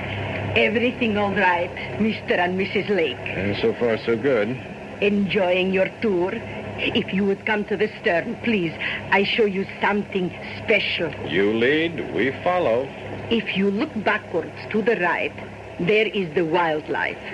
To the left, on the other bank, are our fishing villages. I'm sorry. We're behind you. It's hard to hear you. Because my voice is carried away on the wind. Why, I brought you here. Now, listen carefully.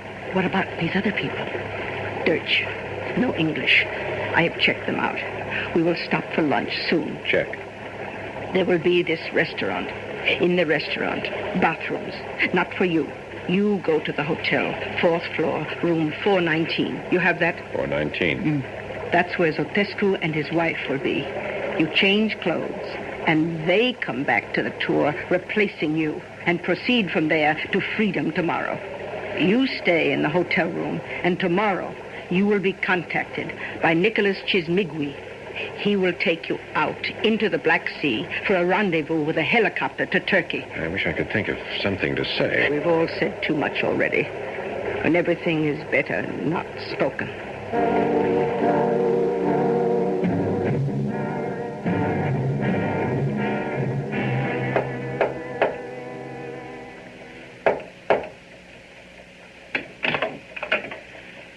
Buon diminizio. I'm Andy Lake.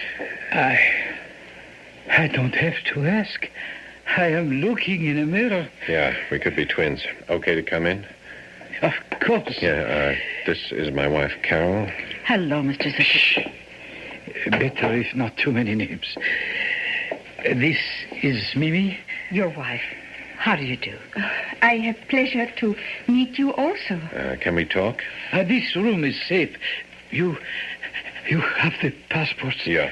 You have the, what do you want to call it, the formula? In my head. Uh-huh. No film? All geniuses are careless. I have microfilm. Here. Mimi, how come It's okay. It's a calculated risk. Some things must be taken on trust. If it's a double cross, who loses all that much, huh? Quid pro quo. All right, here are the passports. I hope we serve each other equally well. Mrs. Zatescu. Mrs. Zatescu. Oh, forgive me. So much on my mind. Yes? Take my sun hat and my scarf. And my glasses. We're not all that much alike. Oh, well, we have to trust to our husband's similarity. An American tour group. There should be no problem. I'm sure there won't be. Good luck and goodbye. I hope in the end it will all be worth it. No question for me. I only hope for you also. Well, darling, how do I look? I'd hate to tell you. You know the ads for diapers with the baby's tender bottom? Yeah, you think I don't feel that tender after scraping off that beard? Or for that matter, feel that naked? It's the way you look. Yeah, so we're agreed. I just hope it is all that funny in the last degree.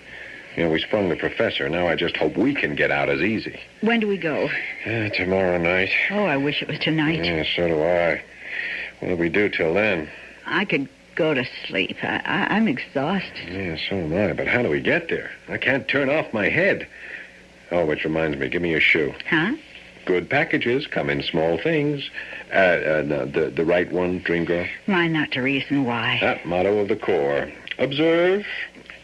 And far be it from me to suggest the shape of your heels, but one of them is loose. You see, it unscrews, and inside is a handy-dandy little place for secret documents. Oh, you sneaky son of a gun. Don't I have enough trouble with my shoes as it is? If the shoe fits, just wear it.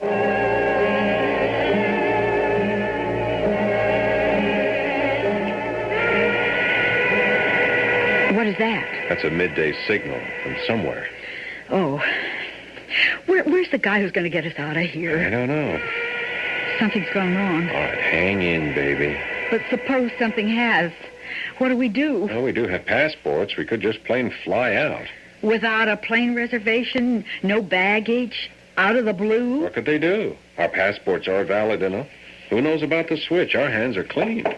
Oh. There's our man now, I guess. I hope. Who is it?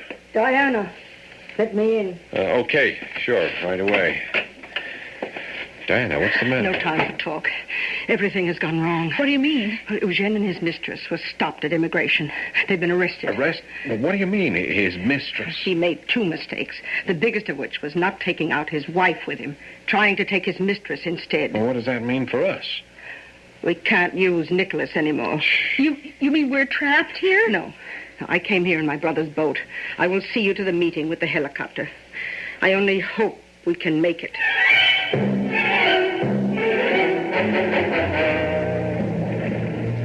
Where are we heading? To escape for you, I hope. And you? I'm committed now. I never thought I would leave my country again. Are you sure you're going to be able to? Well, there's a rendezvous with a helicopter. You shouldn't make it except... You sound doubtful.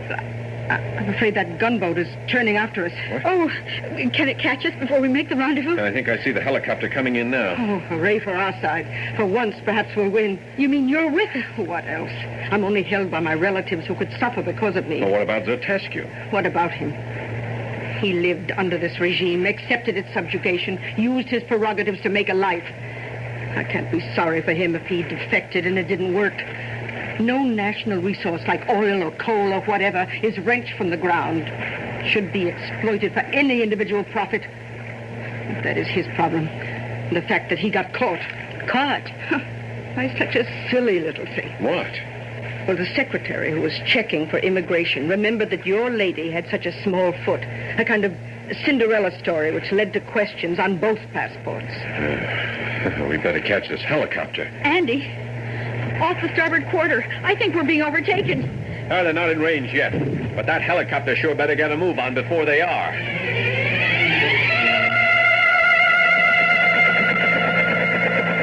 They're almost within machine gun range. Come on, Carol, get into the sling. I want you to go, Andy. Do what I tell you. All right.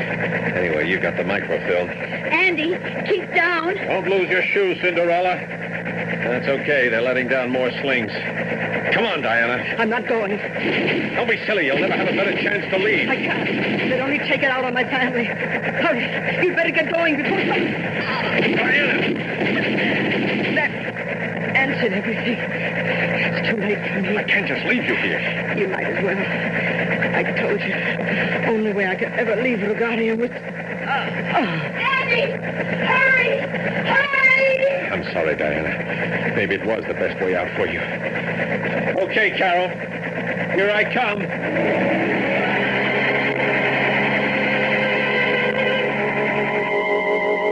Beyond the Iron Curtain we have lifted briefly lives a people in torment. To those of us from the West who penetrated, their unhappiness seems obvious.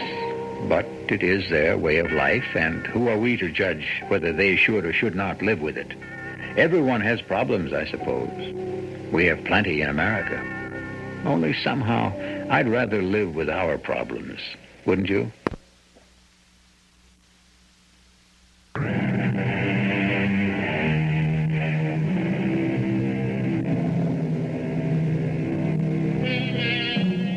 They opened the gates themselves, so we entered in.